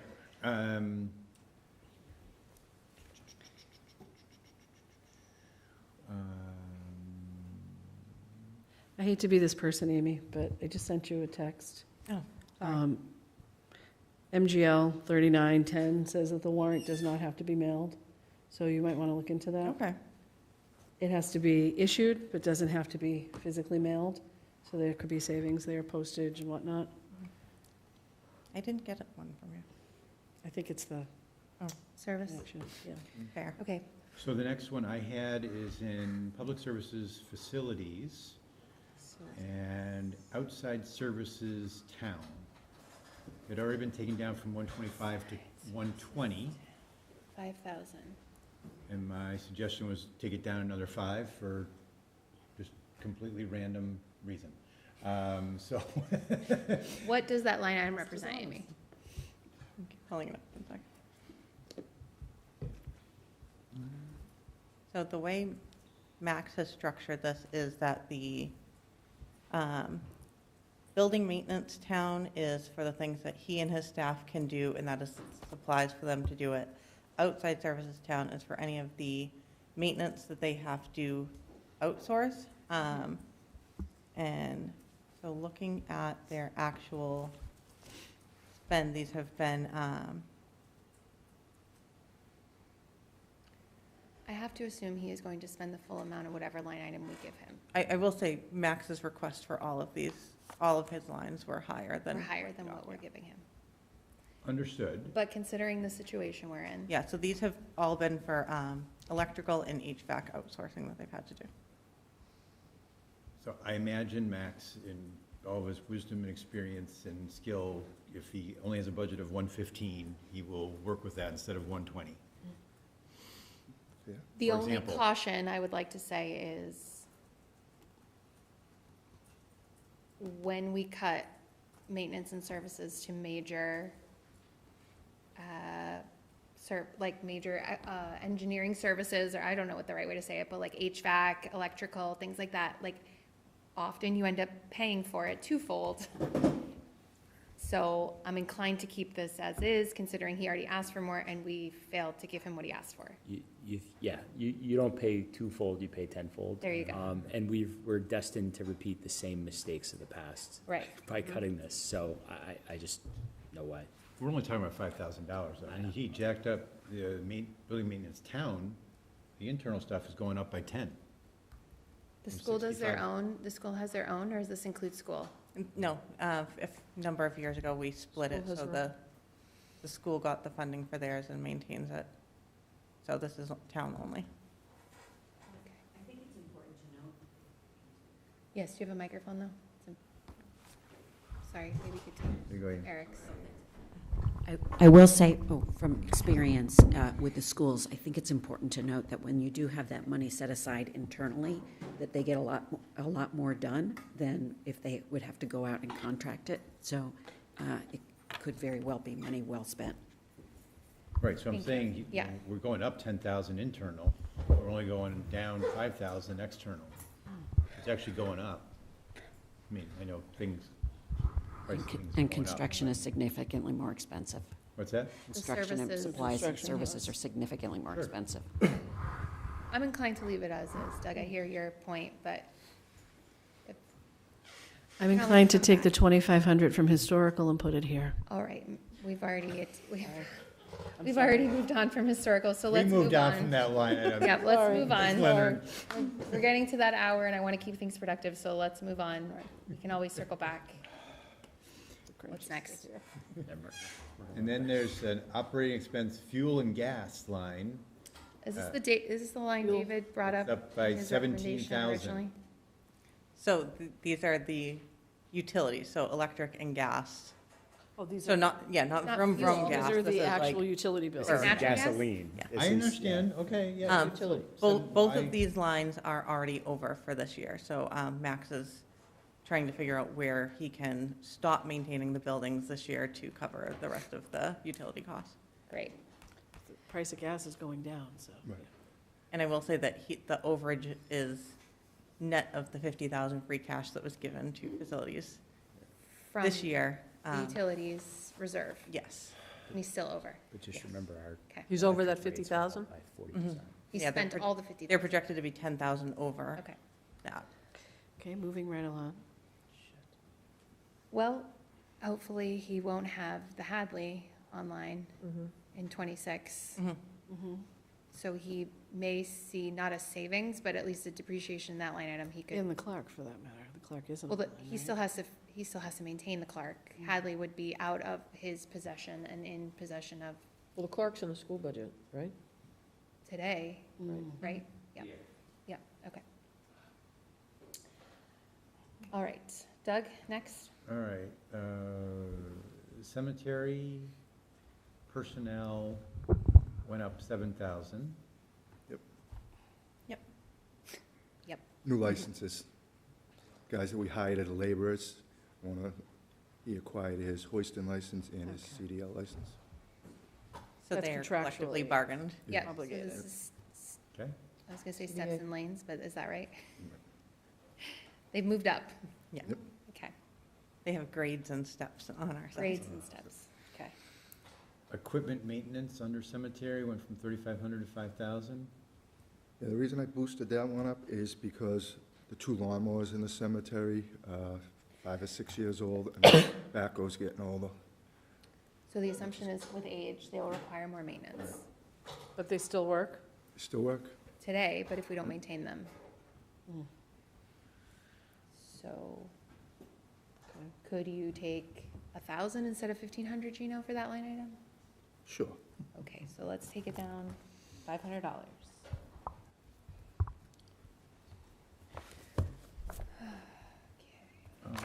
Almost done. Public Works. Overtime, up 10,000. Just hear my collective gasp there, Gino No. Cresta? Well, that's up in overtime because what we started doing last year, working with Solid Waste Advisory, we're emptying trash barrels twice on the weekend on all the beaches in the towns. So we have 2 gentlemen on standby, and from Memorial Day to Labor Day, these come in on both Saturday and Sunday. And as a matter of fact, last year, we started coming in twice on Saturday on the real warm days to empty Phillips and Fisherman's Beach. Okay. That's a necessity. Great. Well, It is. It- In the trash. I mean, in I've the been to summer. beaches that are carry in, carry out. We tried that. So, Oh, yeah. I know we tried that, and I'm not suggesting that, I'm just saying, in this wants and needs. And do we have an actuals on that? Is that, do we have some experience? Yes. And we did that last summer, which you just said. In total, overtime, last year, we had a budget of 40. And this year, right now, Did we go over last year? or like this year that we're in. We haven't hit the We- beach season. But do we have to be paying overtime to DPW workers to do it? Is there another way to do it? Can we be utilizing high school kids, rec staff? Like, is there somebody else that can do it cheaper? Senior work. I'm sure, Honestly, like, is there some other way that we don't have to pay overtime but we know, rates? my experience over the years, volunteers don't work. At the beginning, they're all gun-ho, yep, we're gonna do course. this. And then when it's raining or something comes Not up. necessarily volunteers, but less expensive Staff. labor. Summer intern, I don't know. You know, if we're paying Yeah. people, we're We- paying we- kids we to check cut- the water. We already sample. cut the summer. Right. What's that? Well, but I went from 5 summer help already to help out down to 2. Right, but I mean, I'm saying like the rec staff, the Parks League people, like, is there any other, have we thought of anything else that? I'm not gonna say we haven't thought of it, but those bags get real heavy, so. Yeah. Yeah, I think We it's got an difficult archaic to have a system. rec staff member pulling trash out and putting it where? They're gonna have to, On the right back now, of it a goes in dump the back truck. of a DPW truck. To the cemetery, and The then on rec- the back of the truck throwing it. The rec employees are not driving Yeah. DPW trucks. 53,000 last year. 53,000? 53,000 in overtime. This year that we're in right now? It's not, No, that was FY '24. We're at 41,000 this year with the summer not starting yet. We're gonna have a month of beach season. Yep. Okay. Okay, so then that would, but it's also not just for trash. yeah, it's not We have just, two guys on standby. If something happens over the weekend, they get called in. The good thing, news about being on standby is they don't get a 4-hour minimum for coming in, What do they get? hour for hour. they only get paid if they come in? Yep. Well, they get standby. They get standby pay. Do we Standby need two? is contractual, yeah. Yeah. for Yes, safety reasons. contractually. Yep. Okay. All right. Alrighty. We've got that's already cut, part-time staff in Public Works. Yep. Thanks, Gino. Thank you, Gina. Sorry to go backwards. I've received several text messages and emails from people that our bylaws specify that we have to mail the warrant. So our bylaw, it's in our bylaw. Okay, so we can Yep. change that. Okay, great. We can certainly change Got that. to the yeah. bottom there. Are we on, are we being recorded? Okay. Mm-hmm. Okay. But we've just clearly lost the teams. Just on this TV. And this. Yeah. So it's, On this TV too. Teams is still very much Okay, all running, right. Okay. great, okay. which means the recording will still exist. The increase in personnel line, 13,000, I assume is just all contractual math, right? Yep. Mhm. 17,500 in fuel. Fuel Yeah, again. is that where you're going, fuel? Yep. Favorite topic. $2,500 increase in fuel. That's fuel for Trucks. trucks. So it's broken down, we pay a third of it in sewer, a third of it in water, and a third of it in DPW. Okay, So it's 2,500 total or a $2,500 increase? $2,500 increase. It's 15,000, it was 15,000 last year, it's 17,500 now. Wouldn't we project for a gas price decrease, though? I mean, with gas prices down, does that not have an? Yeah, we definitely have an impact. Right, I mean, Amy, what's the 5-year average fuel, DPW? David, what was the fuel line you had suggested a reduction in? Facilities is one of them. Yeah.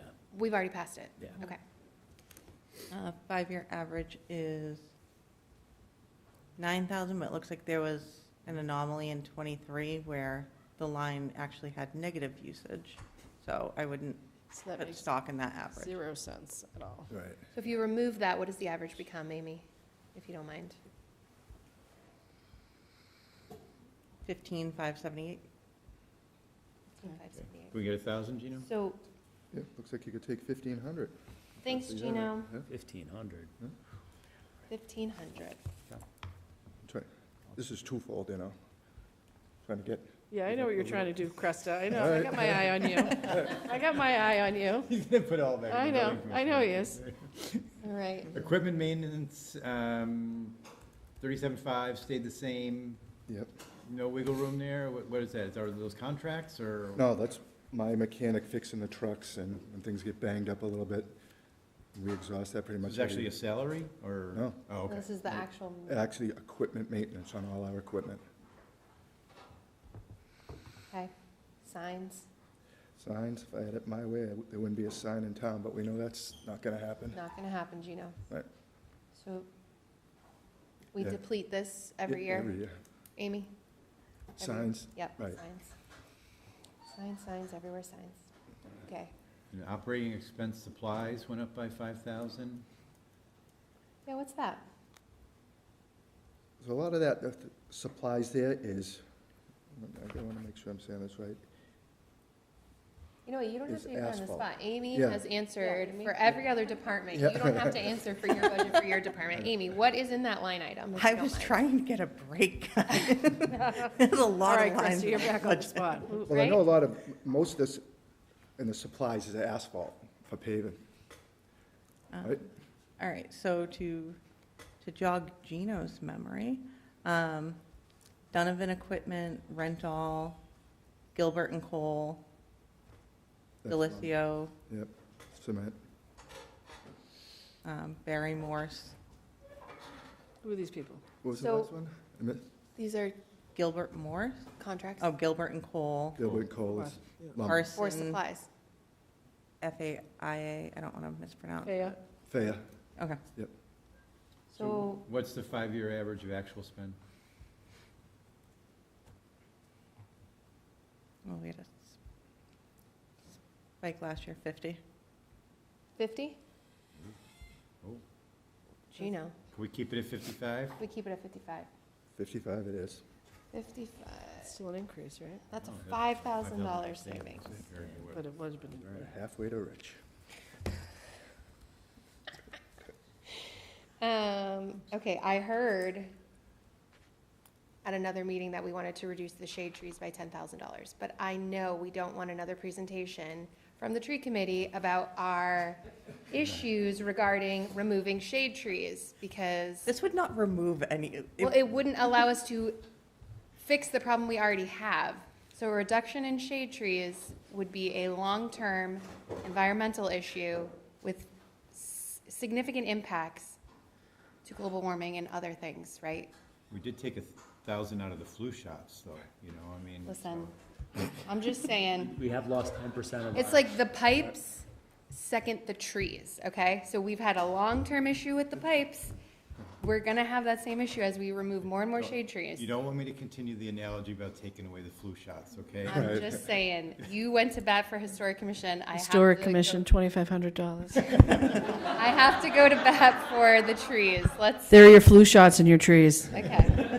So I don't want to hear Solving any problems reduction in left the and right shade here. trees. This, unless the money that's going out of the shade tree is going into tree maintenance. Okay, no one's arguing about the shade tree. Okay, great, thank you, just saying it. Contract field maintenance, Yep. 78,885, going up to 85. Yep. And that's because we've gone all organic instead of using the pesticides and herbicides, and the price just keeps going up. And basically, those should treat 4 of the fields in town, the only ones Upper Jackson, actually we treat Lower Jackson, we treat the varsity baseball diamond, and the practice football field. Treating it Organically with overseeding it, aerating, and Okay. like just overall maintenance, fertilizer. okay. Yeah, organic fertilizer. Yep. Wow. And this is year 5 of doing Yep, it. every year, and we spend every bit. I actually play catch-up. He's already started, and he's gonna help me out and wait till July 1st to do the next bus. Okay, No, we would never do No, that. No, I that is stopped not what I said. true. I said he's gonna wait till July nope, 1st to not true. come in. Okay, and moving treat. on. Questionable. Debris removal, $32,500. I assume that's like public dumping, and then we have to Yep. pay for the things to be removed. Yes. Yep. 5-year average, we spend it Yes. every year. Debris removal is, Yeah. when we rake the beaches, it's the seaweed, Mm-hmm. and with street sweepings, we still Oh, stockpile. it's not public dumping. No, Okay, Yep. great. Okay, right. Electrical repairs went up from $5,000 to $10,000. Yeah, go back to 5. Gino, All right. I mean, Is there any? Why did that go from 5 to 10, and then we could Yeah, just wait, drop I it down to will 5? say that you increased this and decreased your street lighting. Street lighting's down by he's just 21,000. trying to get us. But that street lighting Building is commissioner. contractual. That, we have a contract with Hughes Electric. It's a contract, so I don't want to touch that. So he doesn't have any wiggle room Yeah, anymore not in in that that, one. Yeah, since he's decreased it already. Right. yeah, no, get that. All right, so let's bring it down to 5. That's another 5,000. Electric? Electric, yep. So,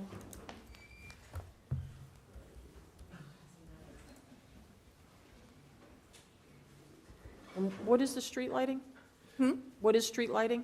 The street lights in town? Right, but is it to repair the street light? I mean, like, it's, Yeah, losing it's it. contract, yep, for that to come in. it's contractual? Exactly. I got it. okay. Just to say it, we're at 114,450 right now. Of just expense reduction? Of just, Or is Total that the everything. net of everything, including? that's net, including the 30,000 we increased. Wait, what's your number? What are you at? 14,450. We were at 10,950. 10,000? I'm sorry. 110,000. 100,950. Right, It's the hour and my dyslexia. 14.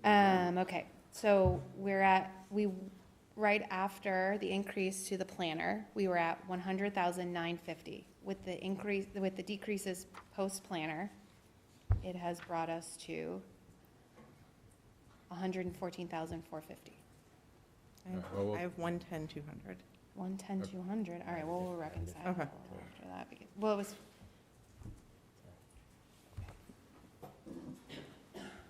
Don't worry, we've got a tape. We can rewatch it if we have to. All right, what else? I'm down and I'm skipping snow and ice. We've exhausted that, right? Yep. Now down in public safety, police. Let's see. This is all part of my $100 a month plan contribution from lots of. Okay, let's Skip that. skip that. Yep. Educational. Yep. Oh, Yep. yeah. Go ahead. I was just going to say things that are not CBA related are the Well, only that's things what I we was can going to look ask. to here, right? Educational So, incentives goes down by 12,000. So this is the Quinn and non-Quinn compensation that is collectively bargained for the police officers. It goes down? Yep, so it's based off the census, so if you have retirees and departures of your higher educated or full Quinn, and you have newer hires on baby Quinn. I was looking at equipment maintenance, 22,500. I would assume that's police cars, Cruises, yep. cruisers, things like that. Yes. And I assume we deplete it every year. Yes. Okay. And I assume there's a backlog of maintenance that needs to be done every year. Yeah, so we have a recall on the electric hybrid vehicle, so we've had to do a little more maintenance on the older vehicles to keep the fleet rotating. Got it. Okay. And the fuel was 31 and change last year, and it only went up a couple, $45, but that's depleted every year. Okay. Doug? Yeah, I'm going to go backward just for a second. Sorry. Overtime under police, it's going up by $20,000. Mm-hmm.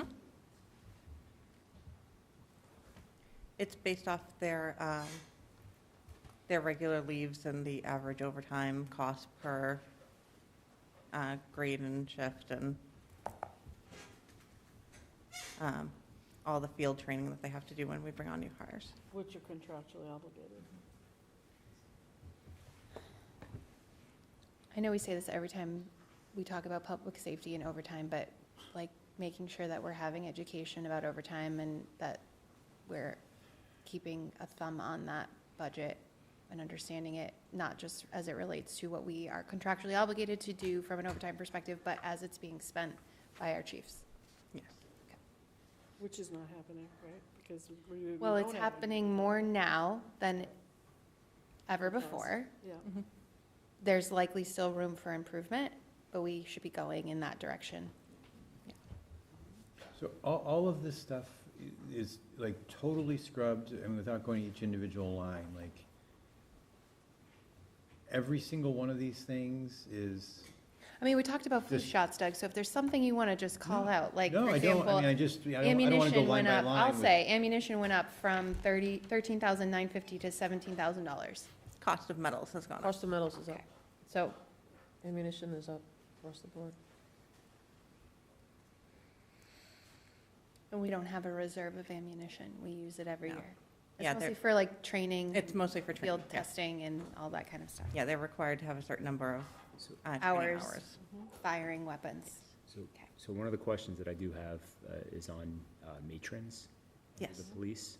So now that we have female officers, Mhm. do we, is the On- matron redundant? On the shifts where we have a female officer on shift, we do not need to call in a matron.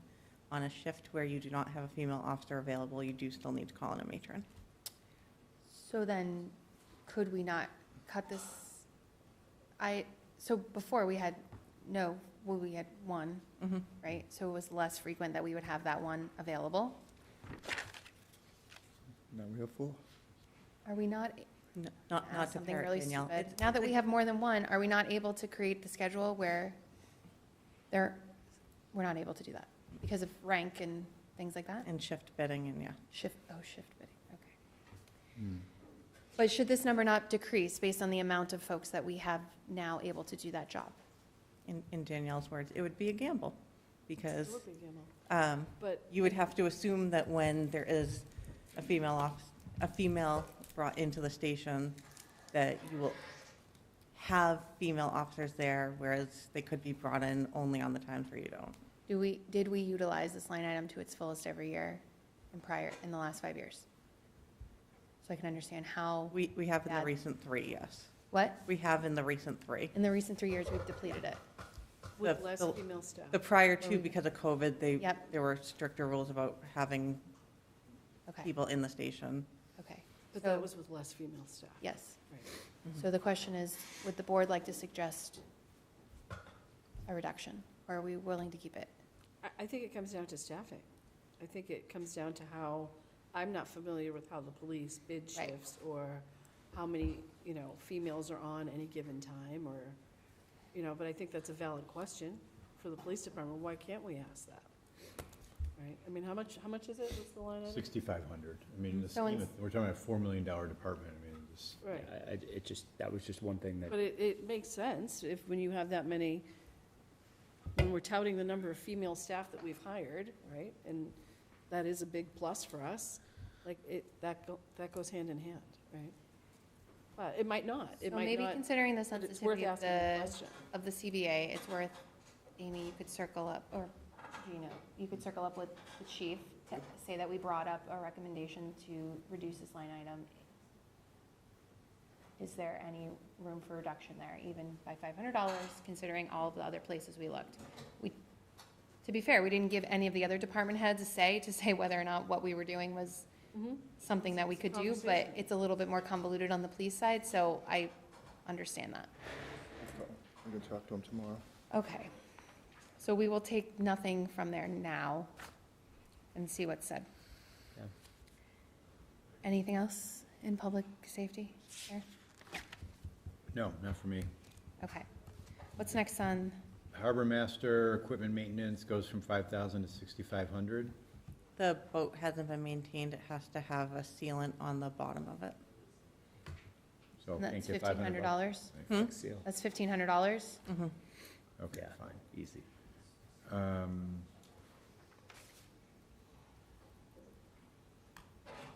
And I'm down to overtime. Well, there is okay, so there's equipment maintenance, that went up $1,500. Yep. Oh, sorry, we just talked about that. Yep. Whew, it's the hour. Okay, go ahead, fire. Yeah, I'm down to fire. Overtime is up by, it just boggles my mind. We know out of the chute that we're going up $66,000 in overtime. How do we come to that number? Where do you, it's not 65, it's not 70, it's 66, where does that come from? It's Oh, it is- 66,173 It's cents. an actually. incredibly Obviously, impressive before spreadsheet. You should see that spreadsheet. I get so excited about my Bigger spreadsheet. tables and all, I'm afraid. Yeah, so it takes the entire FLSA spreadsheet, it takes the average overtime by rank of each person, it takes the allowable Right. time that any of them coming off, and it allows for the overtime for the 10 weeks of academy that any of them have to go to, and Right. flushes the whole thing down. Right, but how close to accurate is it over the past 5 years? Or this We've year. overspent over the last 5 years, haven't we? The overspends have been from the long-term sick-outs. Right. So If for, you pulled those out, is that an accurate yes, number?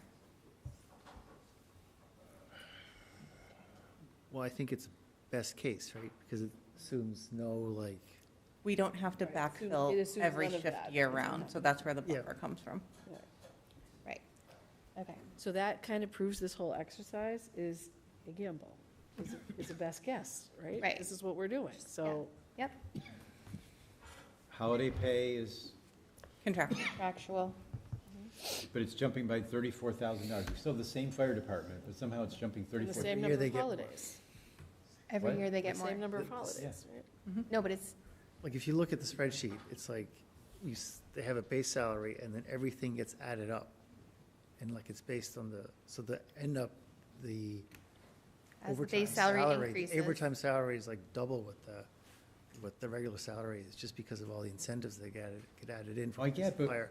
And then But Eric, every year, there's you only a know, certain number of holidays and a certain number of people on the Every right, year. but fire department. their rate increases every year because of steps and other educational incentives, so then they get more pay in the holiday. It's a 25% increase. But you should, the Same contract's people, crazy. Same holidays. And again, we're spending that the 5-year average of that is. Yeah. It's higher than the 5-year average when Juneteenth was added as a holiday. Right, But yeah. right. And then the other thing is, we have a lot of new employees in the fire and the police, so they're getting a lot of the bumps. But you would assume they come in at a lower step. It can't be a, then, yeah. right? it came lower, and then now they're But getting. now they're jumps rising are- up. and their jumps are jumping. higher. Rising up, yeah. Yep. Okay, All right. next. I'm down to expenses building under the fire department, 5,000 to 6,500.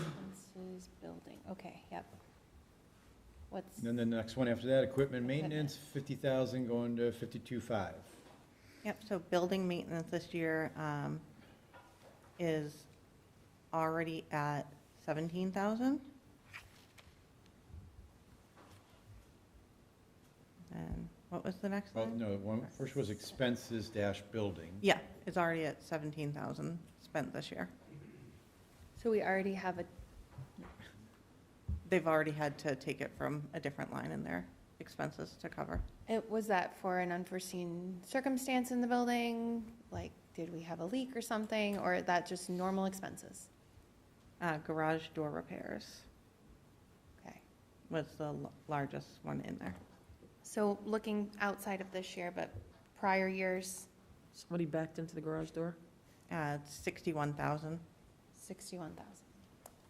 Wait, so is all that, Amy, on the equipment maintenance line? or No, I'm just on So the that's expenses dash expenses building. Building. The average is 61,000? And we're budgeting 6,500? 6,100 is the average, 100. and we're budgeting 6,100, not 6,500. 61,000. Sorry. Oh, It's the hour. 10 o'clock. okay, all right. Okay. So, And then the next one, equipment maintenance, we've been using 52. 50,000, they went up to 52.5.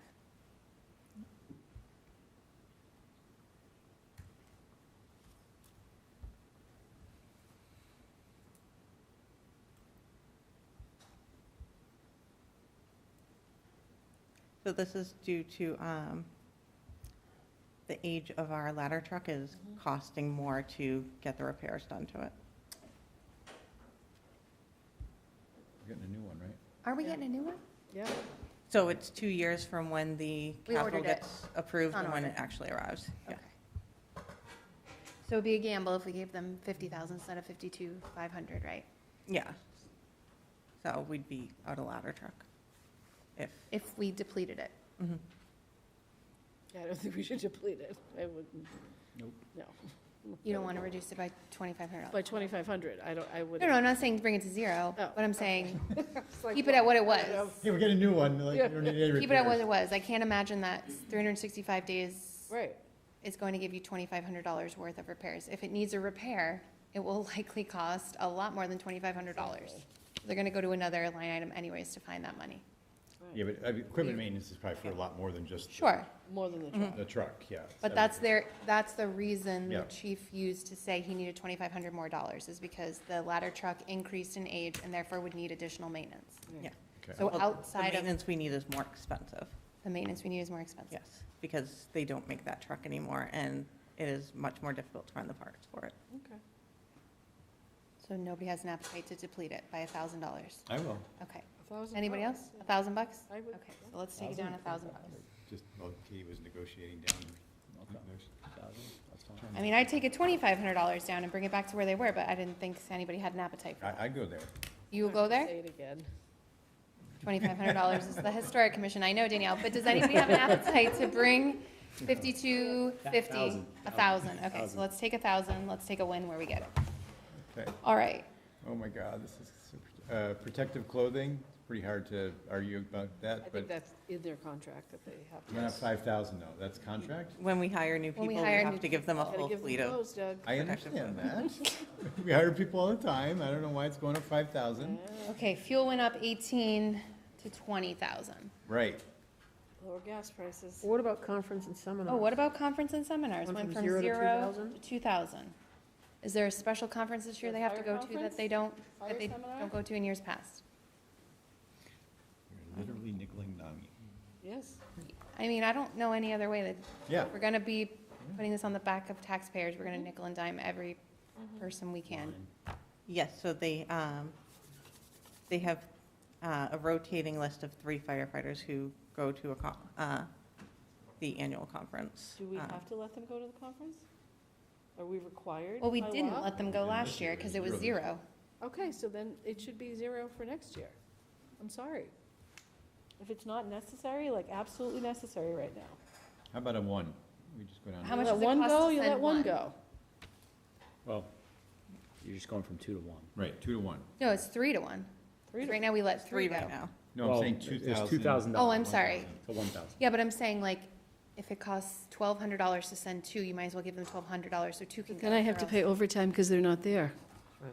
So I'm just gonna throw that out there, like, that's what happens. But if we're professionally I developing mean? our town hall staff, then this is a form of professional development for them as well. Is it? So, Yeah, but in we this did sense of reduce the equity. conference up there too. Yep, I just want to know if this is 2,000 for 3 people to go, correct? Yes. Okay, so if we wanted to send 2 of them, we could reduce it by a third.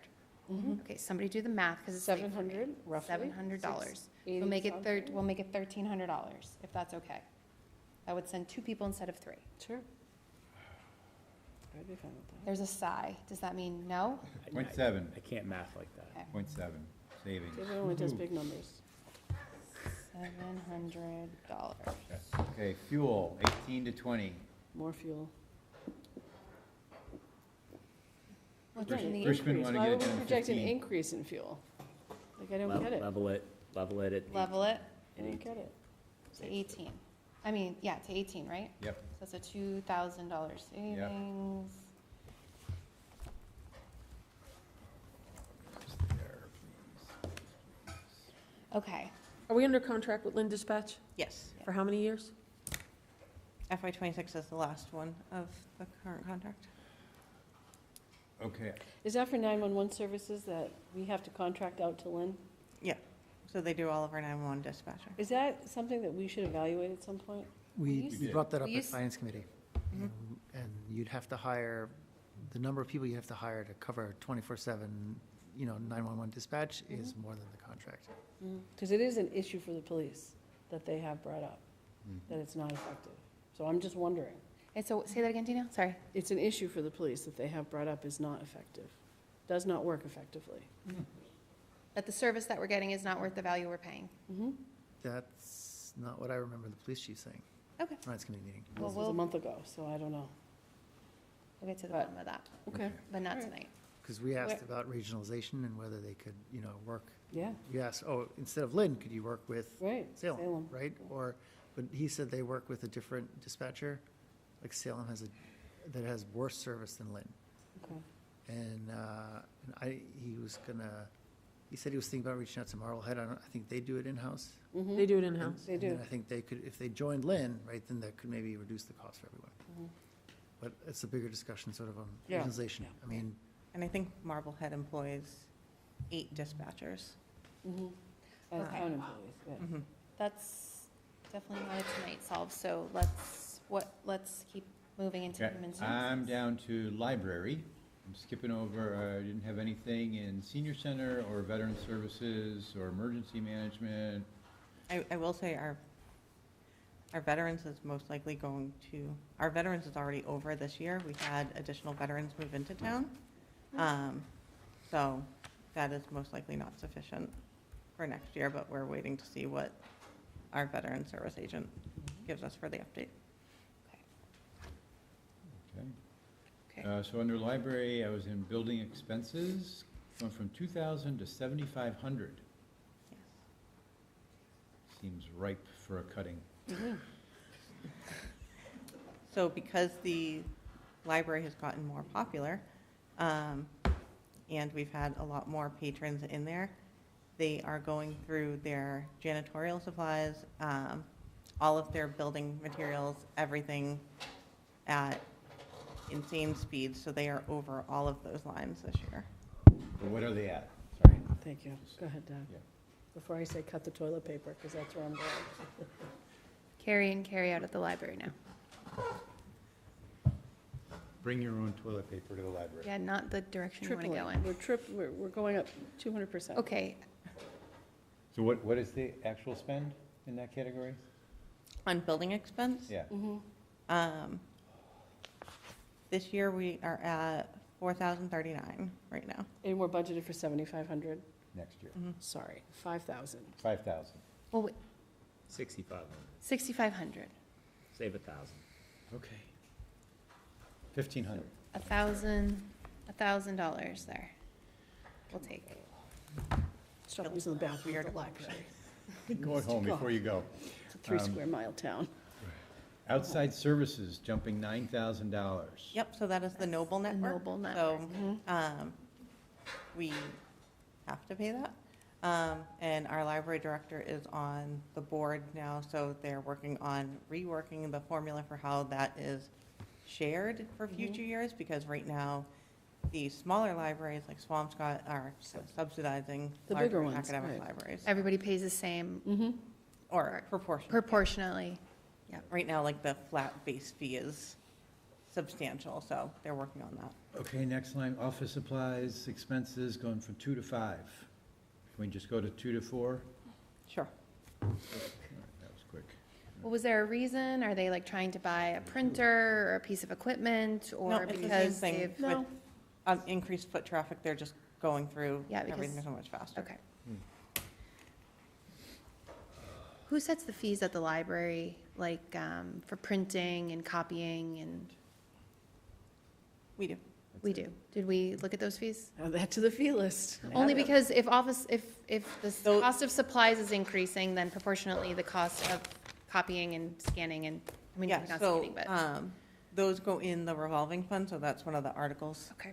in there, so any printing that's done there is a revolving fund, and that's why they asked to increase the spending limit this year, because the cost of Yes. all of that has gone up. So we should consider the costs, what it's costing us to facilitate that. Yeah, that's part of the RFP for the copier services, Okay. because there is a cost to reprogram the copier to increase the fee, and that cost is Not worth it, insane. Yeah. increasing the fee. Ridiculous, okay.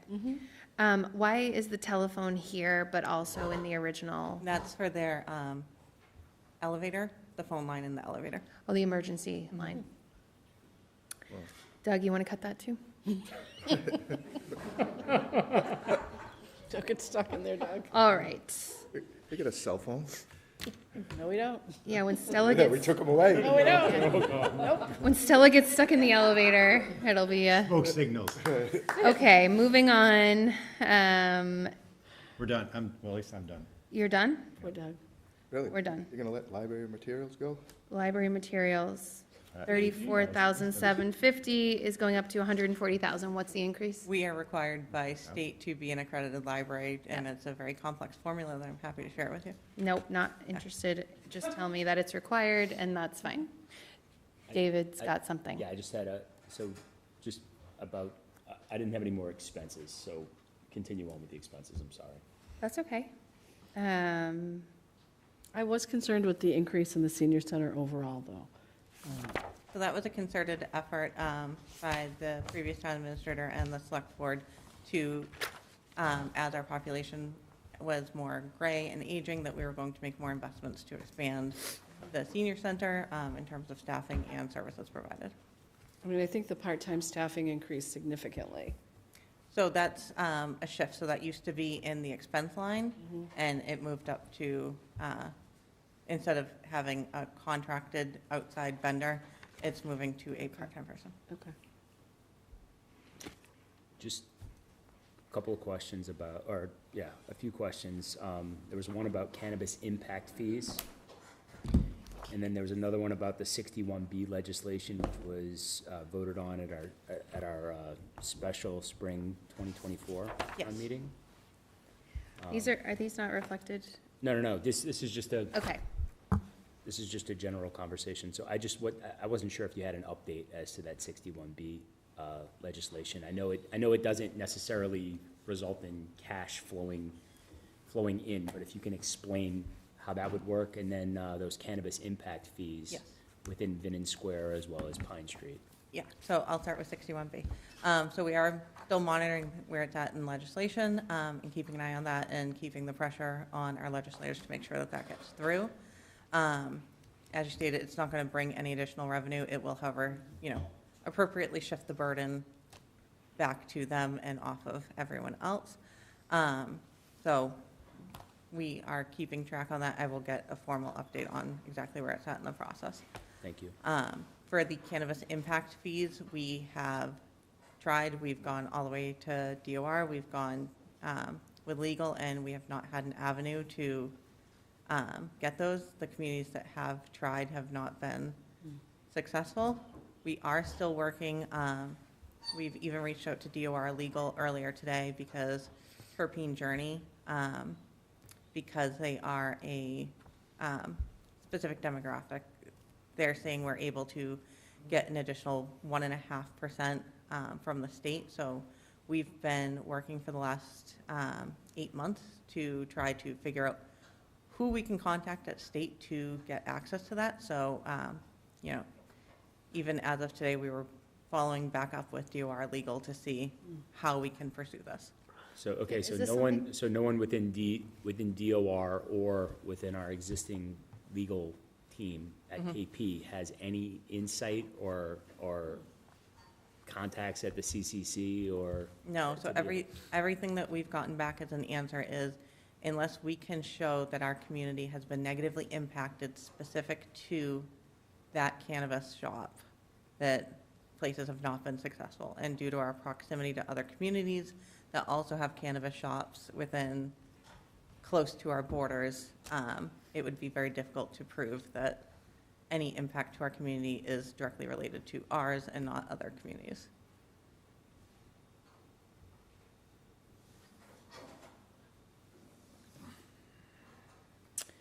In the realm of fees coming from cannabis, we do collect $2,000, I believe it is, a month. From Calix? From Calix for parking. Mhm. We give it to the Post right now to subsidize the parking coming from them.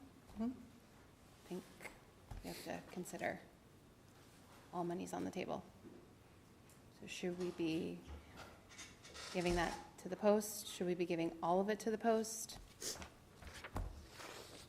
Just, Does that have an expiration date on how long? Is it an agreement? I Is it don't in know if it's a writing? formal agreement, is it? It's in the lease. It is an agreement with Calix that they, as part of their lease, that they will pay the town $2,000 for use of the parking spots. And then the town just turns around That's and not the hands co- it over. yeah. Yeah, so, But the question is it an obligation that we pay it to Post? no, it is it was a decision made by the select board. How long has it been in effect? Since Calix went into Yeah. business, Which which is- was what, 22? So multiple years, 3, 4 years. So can it subsidize any of the veterans' line items here? It's general fund revenue, so it can go to any part of the general. It could be used to offset. So you could consider reducing it. The Post is still gonna be there this year, Right. And probably next year. yeah, so. Probably wouldn't be a shock to hear me say, I don't really think we should do that. Okay. That's fine. I Just putting it out. didn't think everybody would like it. I just thought it's worth the conversation point since we're gonna be charging taxpayers for whatever funds we don't find, and we are giving $2,000 to the Post right now, monthly. So, So my totals. Yep. So we have the 74,700 that Amy came in With over, right? with. Extra Yep. revenue. Thank you. Then David had a $33,000 contribution from going from the 4 to 6%. Wait, 74,700 you had? Maybe that's where my math He is. has 74, Seven? Amy gave us 74,700 Okay, go on ahead. revenue. And Right. David gave us a 33. Okay, we decided on Oh, yeah. 33K increase, right? Yep. It's 107.7. And then I had another 3K, Cell phone? Cell phones, cell Cell phones. phones. Danielle, cell phones, yes. yep. Sorry, it's 110. And then all the other reductions, including increasing the planner by 30, the net of all that was another 30K. I have 11,200. Yeah, I didn't get, yeah, I got, You got- You don't have 3? no. I No, have you did her what? number. Are you counting anything from legal or contracts? You I did not? I have 15,000 reduced in legal. The net of all the expense reductions and the one addition is 11,200. Yeah, I get right to Yeah, okay. 120, I get 119.9, right? Mm-hmm. Yeah. I mean, everything all in? Guys, why don't we just add it all up without the 30,000 and come to a number? Like, why are we going in circle, like, okay, so if you, Either way. Is it 30 or 40? because, I do want to say that if we are allocating this money for the senior planner, then I really do think when we have an actual person ready to start as building inspector, that deserves as much, if not more consideration. Because technically, the senior planner position is still, in theory, there's not someone identified for it. But if we have somebody who can actually start and make a difference to the revenue in this town and the building issues, I think that deserves equal consideration. I don't want to say it, but I think that. Yours is I net, mean, right? I just, Yeah, what do you got? so, we can watch the tape back and figure out the dollars, but I have 149,150, that's without taking the additional Senior monies planner. for planner. yeah, we should bring So, it which in. is what David had, 119. 149,150. That brings you to 119 after you take So off the if you planner. take out the planner, What you got, one? you're looking at 119,150, is what I have. Okay. What do you have, David? I have 119.9. Okay, so we're- we're in the realm. yeah, we're in So the- we're looking at approximately $119,000 in savings on the town side that we've found. We should So- talk about the building commissioner then. So if it's going to take an extra 10,000 for the build, or whatever, I don't even know what number Yeah, we 10,000. landed on. Yep. That would bring us to 109. That is what I would suggest. I would be comfortable with that. Well, right now, the budget doesn't show that though. Right now, the budget shows, Well, it shows 80, but then there's, with the But then extension there's salary reserve. so it's 20,000 from 90. the well, HUD. you have 10 in salary reserve for fiscal year 26? Yeah. Okay. So we have to come up with 10. 10, just 10. Okay. So it brings you to 109. So we got 109, 150. And So we- then, We haven't done anything with the finance committee reserve or the bonuses. We haven't or done the anything. salaries. Or the salaries, correct. So, in just looking at that so then, we need to take a vote to support the 100, like, for him to hire a building commissioner, that's not even on here, so we're gonna have to wait until the Monday meeting to add that to the agenda, so that we can vote on increasing the Allocation. You know, allocation. because it's already, you already have money, don't you have money under the building inspector line item right now? Because you haven't had FY a building 25? inspector. Yeah. Right, so FY you 25 just has make the to be. change in this budget, it doesn't affect anything as to do right now. senior planner. Okay, so We've already voted it, we've already voted to support the building commissioner. so I don't think we need another vote, right? Okay, You will need to I will need to. appoint the okay, building. fine, so Right. Right. consider that, Diane, for the next agenda, please. Well, not the next. Do you mean the one in June? Yeah, That's we'll the talk to next Gino one. about it, sorry. Yeah. Let's make sure he's, I'm not sure we need to vote on anything else. I don't think so. okay. Yeah. Can he stop before the appointment? No. No. No? Yeah. Nice try, Krista. Didn't we? You're pushing He's a it town today. meeting member, maybe we can get him into, You can start for free before if you'd Well, like. we're meeting on Monday, That's so what I'm if it's just a 5-second situation, then we can appoint him, but what's the matter, I Doug? guess just the question is, what exactly was our vote? Did we already approve this? Wasn't that? We we didn't, did contingent upon We me did. negotiating a deal with them. okay, so you negotiated the deal, can we consider it done, or do we have to vote to appoint him? You will still have to vote to Yes. appoint To him. a point. So we can't start until then, okay. Right. Okay. That's fine.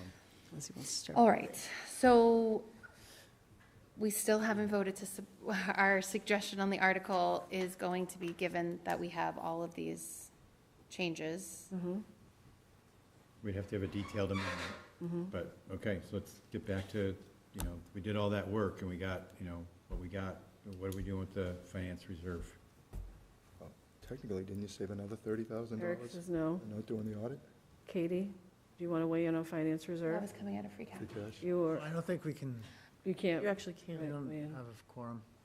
right, okay. Sorry, say again? What, missed They the- can't, Eric, I wanted to see if Eric and Katie wanted to weigh in Oh, on finance reserve, but they can't. Sorry. Well, they can speak as individuals. and you don't have another meeting before your meeting on You Monday? have a meeting They're with meeting with us. They have the same time, with us? Is it No, we're in joint? a It's not different joint. room. No, they're in their own room. Oh, it's not a joint meeting? I don't think so.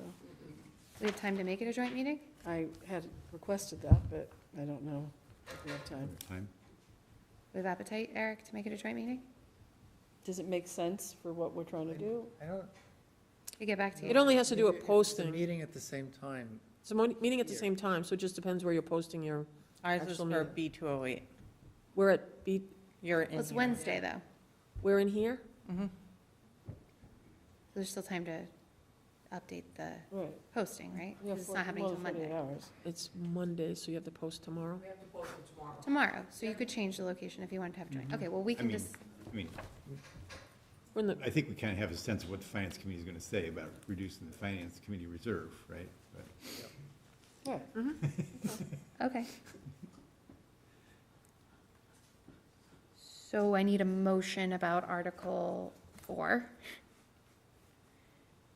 Or you want to Well, talk do we about, still you have- want to, do we you just have still those want to other reduce? items? Do we still have those other items that we're? We do. that we're- what are the other items?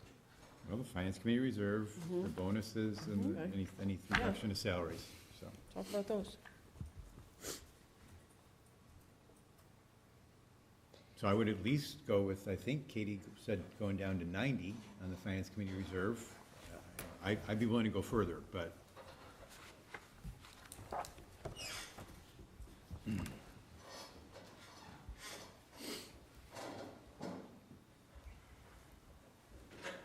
I know it's late, folks, but people. Going from what to what? Go from what to what? 110 to 90. So I'm going to be blunt and say, I want to do what is most likely to get us over this threshold and get us on the same page. So if that means not making any adjustment to finance reserve, then I'm okay with that. But that is the goal, right? Let's not lose sight of what we're all sitting here trying to do, what everybody has sat here and watched us do, right? If we're still not all going to be united and on the same page, then what's the sense, right? So we're not there, we're at 109. If we're doing the building commissioner and we're doing the planner, we've only netted 109. Well, I guess, We need 20,000 more. yeah, I was gonna say, to be frank, what you're trying to do is you're trying to make up the 130 that you took from this, that the FinCom is suggesting taking from the school department's budget. That is what you are trying to accomplish. Right, At a minimum, for me, yeah. at a minimum. Okay. And at the same time, we just reallocated resources to what we feel will help hire qualified personnel for valuable positions at town hall. So it wasn't all just for this Yep. exercise. but No, of This course. was a very needed Okay. exercise.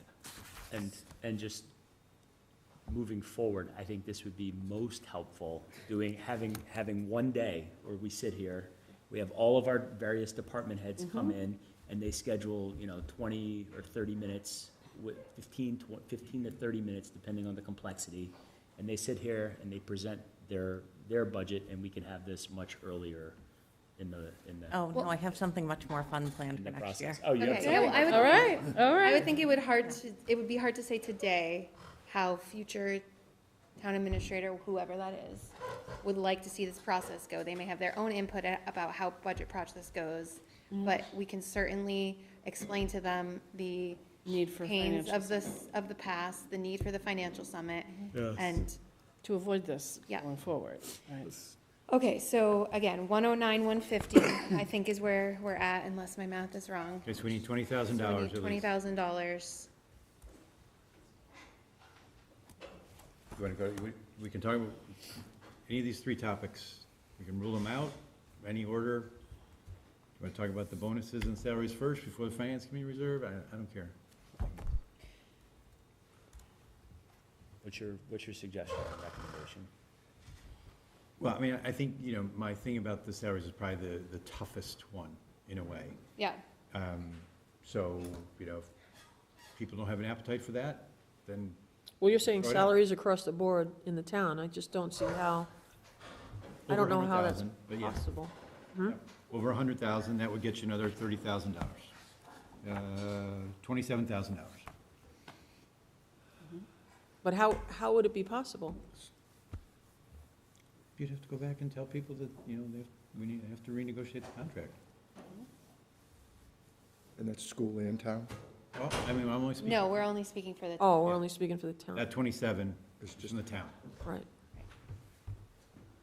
Yeah. So we'd be telling employees, we have to renegotiate your contract. Yep. You're under contract, we have to negotiate your contract. Yep. Those that make over 100,000, which there's probably 10 people. 10. Yep. That are not part of collective bargaining. Right. 'Cause there are some making over 100 that are part of CBAs. And Amy, what are we paying out in bonuses this year 20,000. For, contractually? oh, the retention bonuses? Retention or performance? Yep. Well, performance is up to you. To the discretion of the town administrator, so. How much I would is put budgeted? that one Discretion. back How much is, together. Well, that's what I'm- how much is budgeted, he's asking? Yeah. In 26. In '26? Yes, 23,500. 2,500. That is my I mean, suggestion. to me, that is a much Oh, yeah. easier sell than telling somebody their salary is going down by 10% or whatever. I mean, It's actually kind of convenient in a way. You can take 20,000 from finance committee reserve, you can take 20,000 from the bonuses, or you can take 20,000 from actual salaries. Or you can take all three, or, And it's the same conversation of what is more valuable, want versus need. You know, do you do this, do you forget this, do you not do it, do you get to 109 and then say, okay, that leaves 30,000 and risk losing a whole body? Because that's on the table, right? Do you do that? Do you try to take a little from a few? I was gonna say, do you split the difference and you say take 10 from income reserve and take 10 from bonuses? So that you still have some bonuses, because I would say contract, even though it's not guaranteed in your contract, the verbiage doesn't guarantee it, there are people who rely on those funds, and they work their tail off to try to attain those funds, and to just pull them out and not have any incentive for the hard work is difficult if that's your expectation. And that could seriously hinder morale for those roles. So, but is it insulting to give them half? Well, you know, I mean, right now you're dealing with companies that are, my own has a hiring freeze, right? So we could freeze positions. We could say right now, we're not going to backfill any open position, right? That would be one in police, one in fire, however many at town hall, and save that way, okay? You know, I work for Harvard. We're not getting raises, okay? We would get 4 to 5%.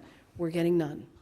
So companies make, and these are corporations, these are, you know, higher ed, whatever you want to call it. But a bonus in a municipality town job is like a needle in a haystack. It doesn't exist. So just because we had somebody that felt that they could write that into a contract doesn't mean that it's the right fiscal decision for this climate for us. I can't in good conscience, I can't support it. But I understand if people don't feel the same way, you know, but to me, it is by far a nice to have, you know, or even a never have, and you just lucked out, right?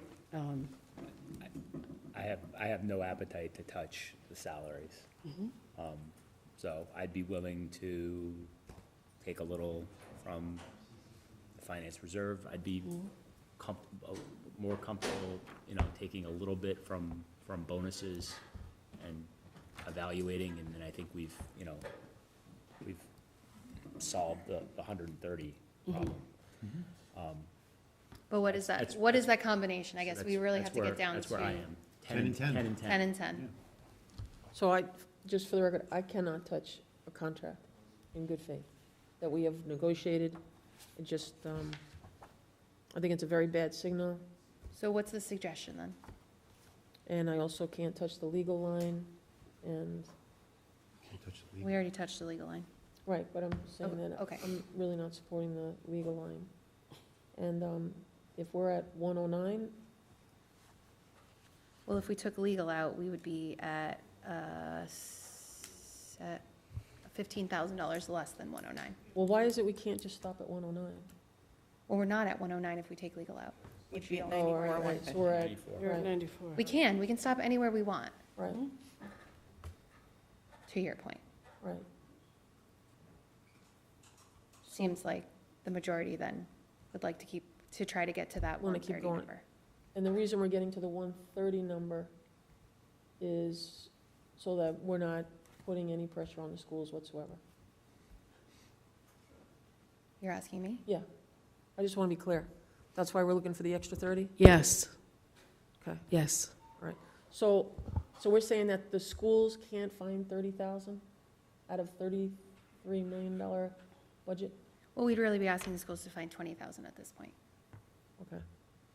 Well, 35 without the legal, but yeah. But Yeah. the majority supported Yeah. the removal of the Yeah. legal, so Yeah. if we're looking at 109,150 without touching bonuses and FinCom reserve.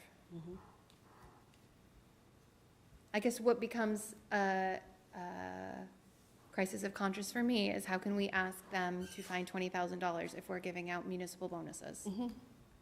I understand your point to say, I like, hear you. well, we're contractually obligated, but I don't view it the same way. The verbiage in the contract says, if appropriated, and at the time, we had full intent of appropriating based on the financial forecast that we had available to us when we negotiated that contract. So in good faith, we made that promise. The climate we're in now, we have to reevaluate. We shouldn't be making that promise going forward, that's for darn sure. But These are difficult decisions. it's a difficult decision, yeah. It is. Just to confirm, Amy, are you tracking with what, the 109 or so? Yes. Okay. What do you think, Gino? Similar to what David said, I would not touch the salaries, and then potentially bonuses, then, well, I'd flip that. You'd be Bonuses. finance reserve? No, No.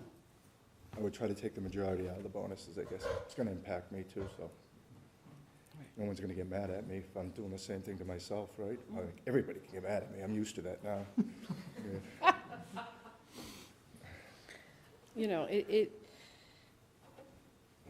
But I worry about, a little bit this about this. board voted 4-0 to fully fund the schools at the end of the day. And this exercise we just did should have been done 3 months ago, 3 years ago, every single year.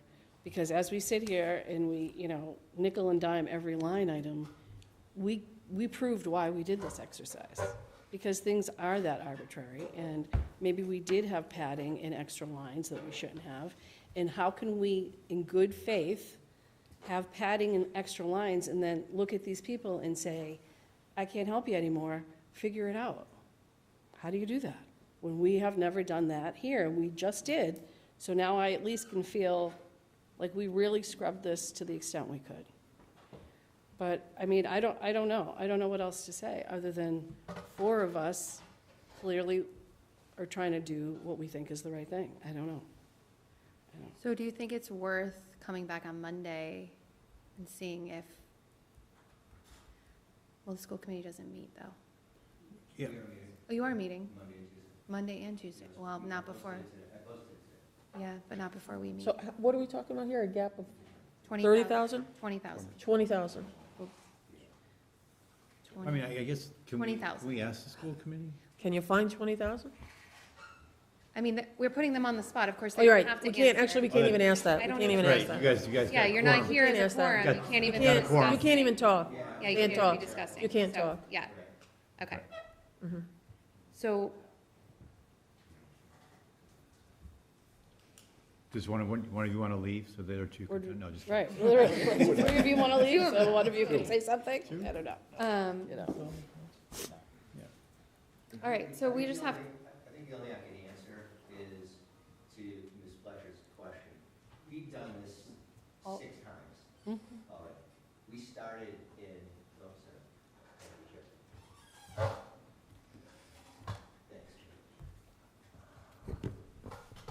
Thanks. I'm Glenn Pastor, Chair of the School Committee. Just to make everybody feel better, we've done what you just did 6 different times.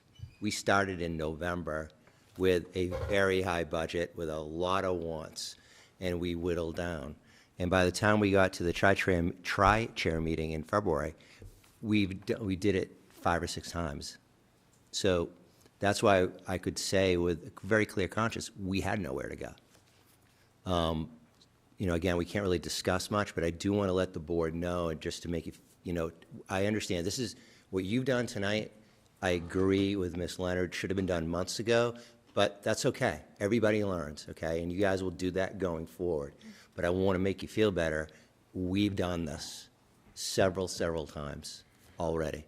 So that's why, again, we can say every line item has absolutely been whittled to the point of, you know, like one of the things we're talking about, if we go any lower, we're just going to come back. That's all I'm saying. I want you to feel better that we've done this numerous times. And what you've done tonight, yeah, it's last minute, I get it, and it's hard, right? Next year is going to be much easier on you guys when you do it earlier, because you gain an understanding. Granted, you know, the health insurance thing, that happens, right? That just, it's like if a special ed family moves in town and we have a student that needs the services that we didn't budget for. That happens, but when you guys go through this again next year, when we have a financial summit, and you know you're sitting in February and you're going through some of these numbers, it gets much easier. It really does. That's all I want to say. Thank you. thank you. Just one thing. Please, Gina. This isn't to offend anybody, but this isn't the first time, in fairness to Amy, who put a lot of hard work into it and Right. put a lot of time with me. This isn't the first time we scrubbed the budget. This is multiple times, so I just want to. This is now scenario 72 of this budget. It's No, not, that's it's not not the- on you guys, it's really Right. not, because you I have just- done just the in work. fairness. And I appreciate it. Right, I know you guys have gone through it. Yep. But it's on the select board, like it's us, right, it's on the school committee. Okay? right. It's on the school committee to go through.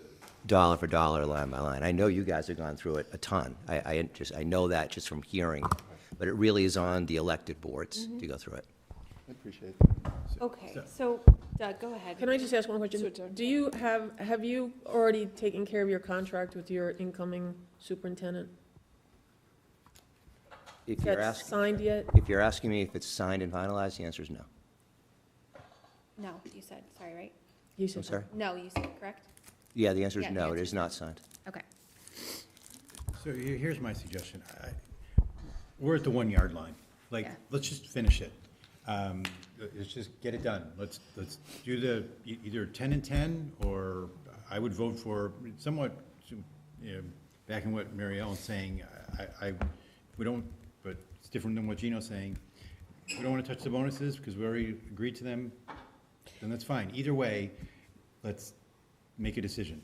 At this point, Amy, do we have the option to take the difference from free cash or from the excess levy capacity? Yes.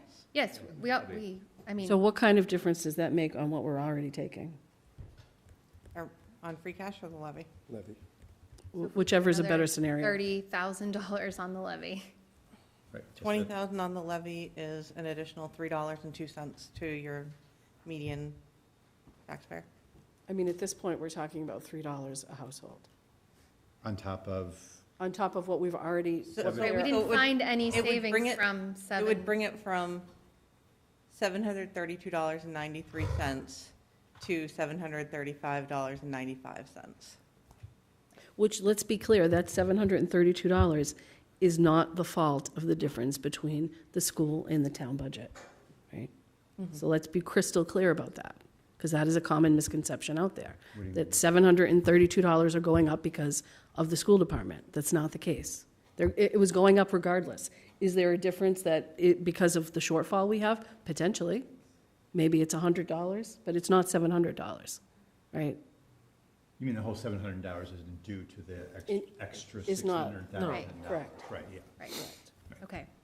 So then the option is, we don't find it, Go to we're at 109. We're at and 109, We're it just, is the what it rest is in is. the tax levy. and the rest is in the tax levy, or FinCom goes lower, bonuses get touched.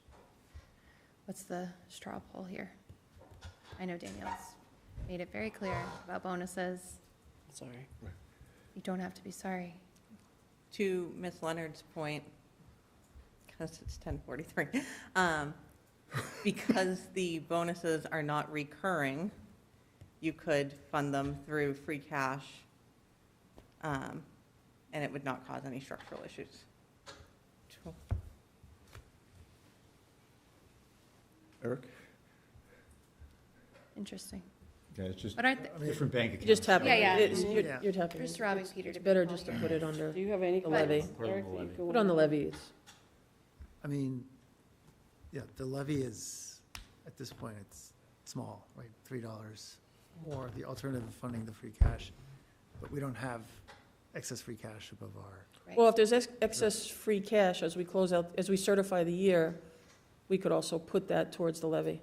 We don't have to Yeah. make that decision We don't have to make that now. decision until I mean, November. the other consequence of tonight is as we budget with a sharper and sharper pencil, there'll be less and less free Less cash. and less free cash, of course. And this year, we're assisting the school with $600,000 in free cash, which, with this budget, I think the tailings for this year are a lot less than prior years, and it's just going to get tighter and less free cash, and ability to fund reserves is going to go away. So that's I sort mean- of the flip side, right? Yeah, philosophically, I get that, but then what's the alternative? We pad the budget so that we have free cash? No, it's not, but it's, Okay. it's just It's just sort a of like, reality. Yeah, it's there's just, two sides to the coin, right? Yeah, totally. And you have to. And when you say we're funding the schools with $600,000 of free cash, you mean projected in '26 because of the reserves? Yeah, the other two Yeah, articles. Yes. Just to be clear. Yeah. I just don't know what other alternative we have. Yeah, what is the other option? I mean, and what, the other thing, right, okay, you could say that out loud, that's no problem. So What? the other alternative is, we currently have a certain percentage of sharing between employees and employers on the health insurance plan. And the health insurance is what causes, shortfall. And if under the CBAs, of which there's 4 being negotiated, the employees agree to cover a higher percentage, you would get that money.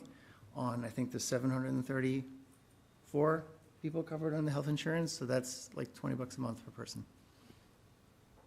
So, So you're suggesting increasing No, the I'm just- employer, or the It's just employee one of the contribution? mechanisms. That's, Yeah, absolutely. there's other options out there. Yeah, Okay, So so we but are not, that would be a negotiation, and that probably wouldn't happen before Monday. right.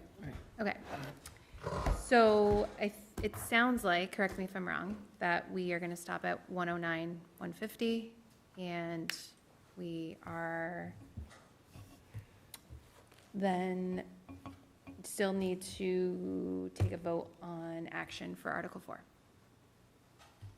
So I'd make a motion to support the Finance Committee's recommendation, in their last vote, with all of the adjustments we just made here To supplement it. tonight. With the balance to be funded by levy. We don't have to say how the balance is being funded yet, correct? Correct, revenues. Right. We don't have to say how we're funding it. We can be upfront and honest about it when we talk about it at town meeting, that we think this is how we might fund it, but that's not a today decision or a even Monday decision. And Doug, I believe your motion would want to include that you want to increase the school budget by the net of the changes Yes. tonight. I don't know, Danielle, do you think we want to do that? Yes. Yes, we I want to think do that. so. Yes. Okay. So what's the motion then for Article 4? The motion is, To take the Finance Committee's most recent vote, it would be favorable action for the Finance Committee's most recently approved budget plus, Plus- $130,000. plus, but To adding offset- back to offs- $130,000, restoring $130,000 to the school committee budget. and removing 109,000. I don't think you're restoring, I think you're offsetting because we haven't taken any, nothing's been taken from the budget. Well, but we're it starting, has. I'm Well, we're starting starting with with what they did. FinCom's budget, Finance though. committee. Oh, I got, As okay, yeah, amended. Right. yeah. So you're starting with FinCom's as amended budget. Right. And restoring $130,000 to the school committee budget. To be comprised of. To be, nice, to be comprised of the cuts that we made to the town budget here tonight, totaling approximately $109,000, with the balance to be filled TBD. Okay. Second. I think we've had enough discussion, so vote. All in Yes. favor? Aye. Aye. Aye. Fantastic. Amy, do you have an update on the capital situation? So we are still waiting for an additional update from bond council. Capital improvement met today at 11, and they are not in support of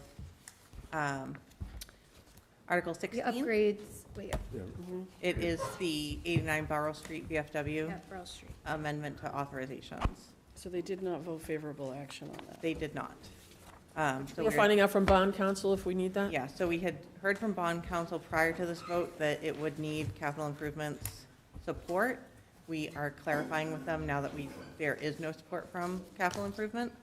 I haven't gotten an answer as of today, so I will update you as soon as I have it. Were you at that meeting, did they understand that that possibly takes us out of the running for grants and funding?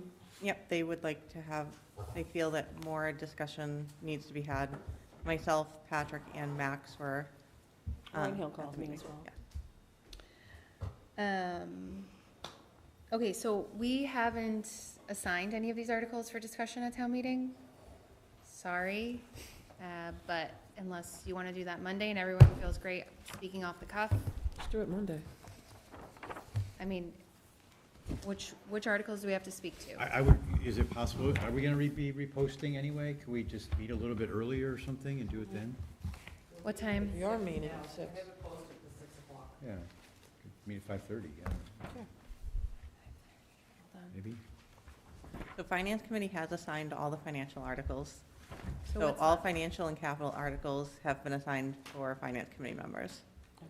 So the only thing we have to talk about, So, Just want to let anyone know the Cares, the Celtics won by 25 tonight. great. Jeez. Okay, so Without him. 2, 3, 4, well, we don't have to get up and, hold on a I minute. know, that's what I'm saying, we don't have to get up to speak about 2, 3, 4, 5, 6. We have to speak about 7. We have to speak about 7. Mary Ellen, you want to speak about 7? Yeah, I'll take 7. Okay, so that's signed to Mary Ellen. 8, I'll take 8. You sure you want to do 8, you want to do 7, Mary well, Ellen? we voted not to support it, but, And you voted against that? That's fine. Okay. Majority rules, I will. Okay, all right, thanks. Mary Ellen's gonna speak about 8. Mhm. Article 9. Article 10. The Board of Assessors is gonna. Board of be on this Assessors, as the well. Board of Assessors will take Yep. 9, right? It's 9, 9, 10, 9, 11, 10, 10, 12. 11, 12, and 13. 12 12 and and 13. 13. Okay, so moving to 14, revolving funds, is that Finance. Finance Committee? 15, 15, 16, 17 are finance committee. 16, Even though 17 16 are seems like Finance me. Committee. 18, Doug, you want to take this one? This is the Sure. CPA, since you're the CPA spokesperson, whether you like it or not. 19, the ERAC Who's the liaison for ERAC? David? David, would you mind taking that one, David? Sure. Is that okay? Article 20, we recommended to indefinitely postpone, but we still have to speak to that recommendation. You'll make correct? that motion to indefinitely postpone. If you're up there, do you want to just take that? I'm happy to make that one if you don't want to make it. Sure. Okay, so I'll take that one, to indefinitely postpone. Article 21, to establish fall meeting. Again, I guess I'll be up there, so if we're falling into that, I'll take that. Heavy as Article- the crown Well, if of it's the sponsored chair. by the clerk, do you need? What'd you to- say? If it's, The clerk cannot make the motion. Because he's not, that's right. Got it, so, Got it. so one of us can make the motion. I'll make the motion and recognize ask the clerk be recognized, and the clerk will speak to it? Mhm. If not, I will. Okay, great. Mm-hmm. 22, it's 22. If you're already up at 21. Similarly, if you can make the motion, one of the two of us staff will speak. Okay, great. 23, oh, we didn't, Did we pull this? No, we're pulling 24. Wait a minute. did we recommend either of 23 or 24? I don't think so. I have us 23. voting, I have us voting 4-0 in support, You do, okay. Oh, okay. but But we pulled weren't- 24, right? Or but weren't Liz there pulled- questions? On 24. On 24, can we take a You can revote. can we take a revote, considering the information that was available, the appendix is wrong, and that the Sewer Water Commission is now suggesting that they would like to pull, or they asked us to pull it, so Right. that they can retune it. So can I make a Refine it. motion to indefinitely postpone 24? Second. Owen, that's your turn. You made the motion, Mary Ellen. You made the motion. We can't do. I just want to get home. All in favor? Aye. Aye. Okay, so we will just indefinite So who's postponement. speaking to 23 then? Doug, will you take 23 and 24? No, you don't have to. David's the liaison. Seriously. Okay, David? Yeah, sure. Okay, so David's gonna speak to 23 and 24, and Planning board. planning board's gonna speak to 25, And 26 and 27. 26 and 27, and we don't speak to 28. See, that wasn't so hard. You'll still want to form an opinion on 28 Oh, we didn't, before town meeting. we didn't do that. You sure? They usually take a vote on, Because it's a citizen's petition, I we don't take a think vote. we touched it. We did not take a vote for the last citizen's petition. No. And we didn't so- take, we haven't taken a position on any of them. Okay, well, let's check on that. It will be on the Monday's agenda if we need to. We are not going to take a vote tonight on that. Motion to adjourn. There's select board time. We waive select board time? Yep. Wave. Well, I just want to say thank you to Mary Ellen for chairing for the last year. Oh, you're welcome. We clearly have had our disagreements, but I definitely appreciate the fact that you worked tirelessly, sometimes to my chagrin, but I appreciate it. Well, thank you, Doug. I think we all echo those sentiments. Thank you all. Thank you, Mary Ellen. Okay, so I'll entertain a motion to adjourn. Motion to adjourn. Okay. Oh, all in favor? Aye. Aye. So moved. Thank you, guys.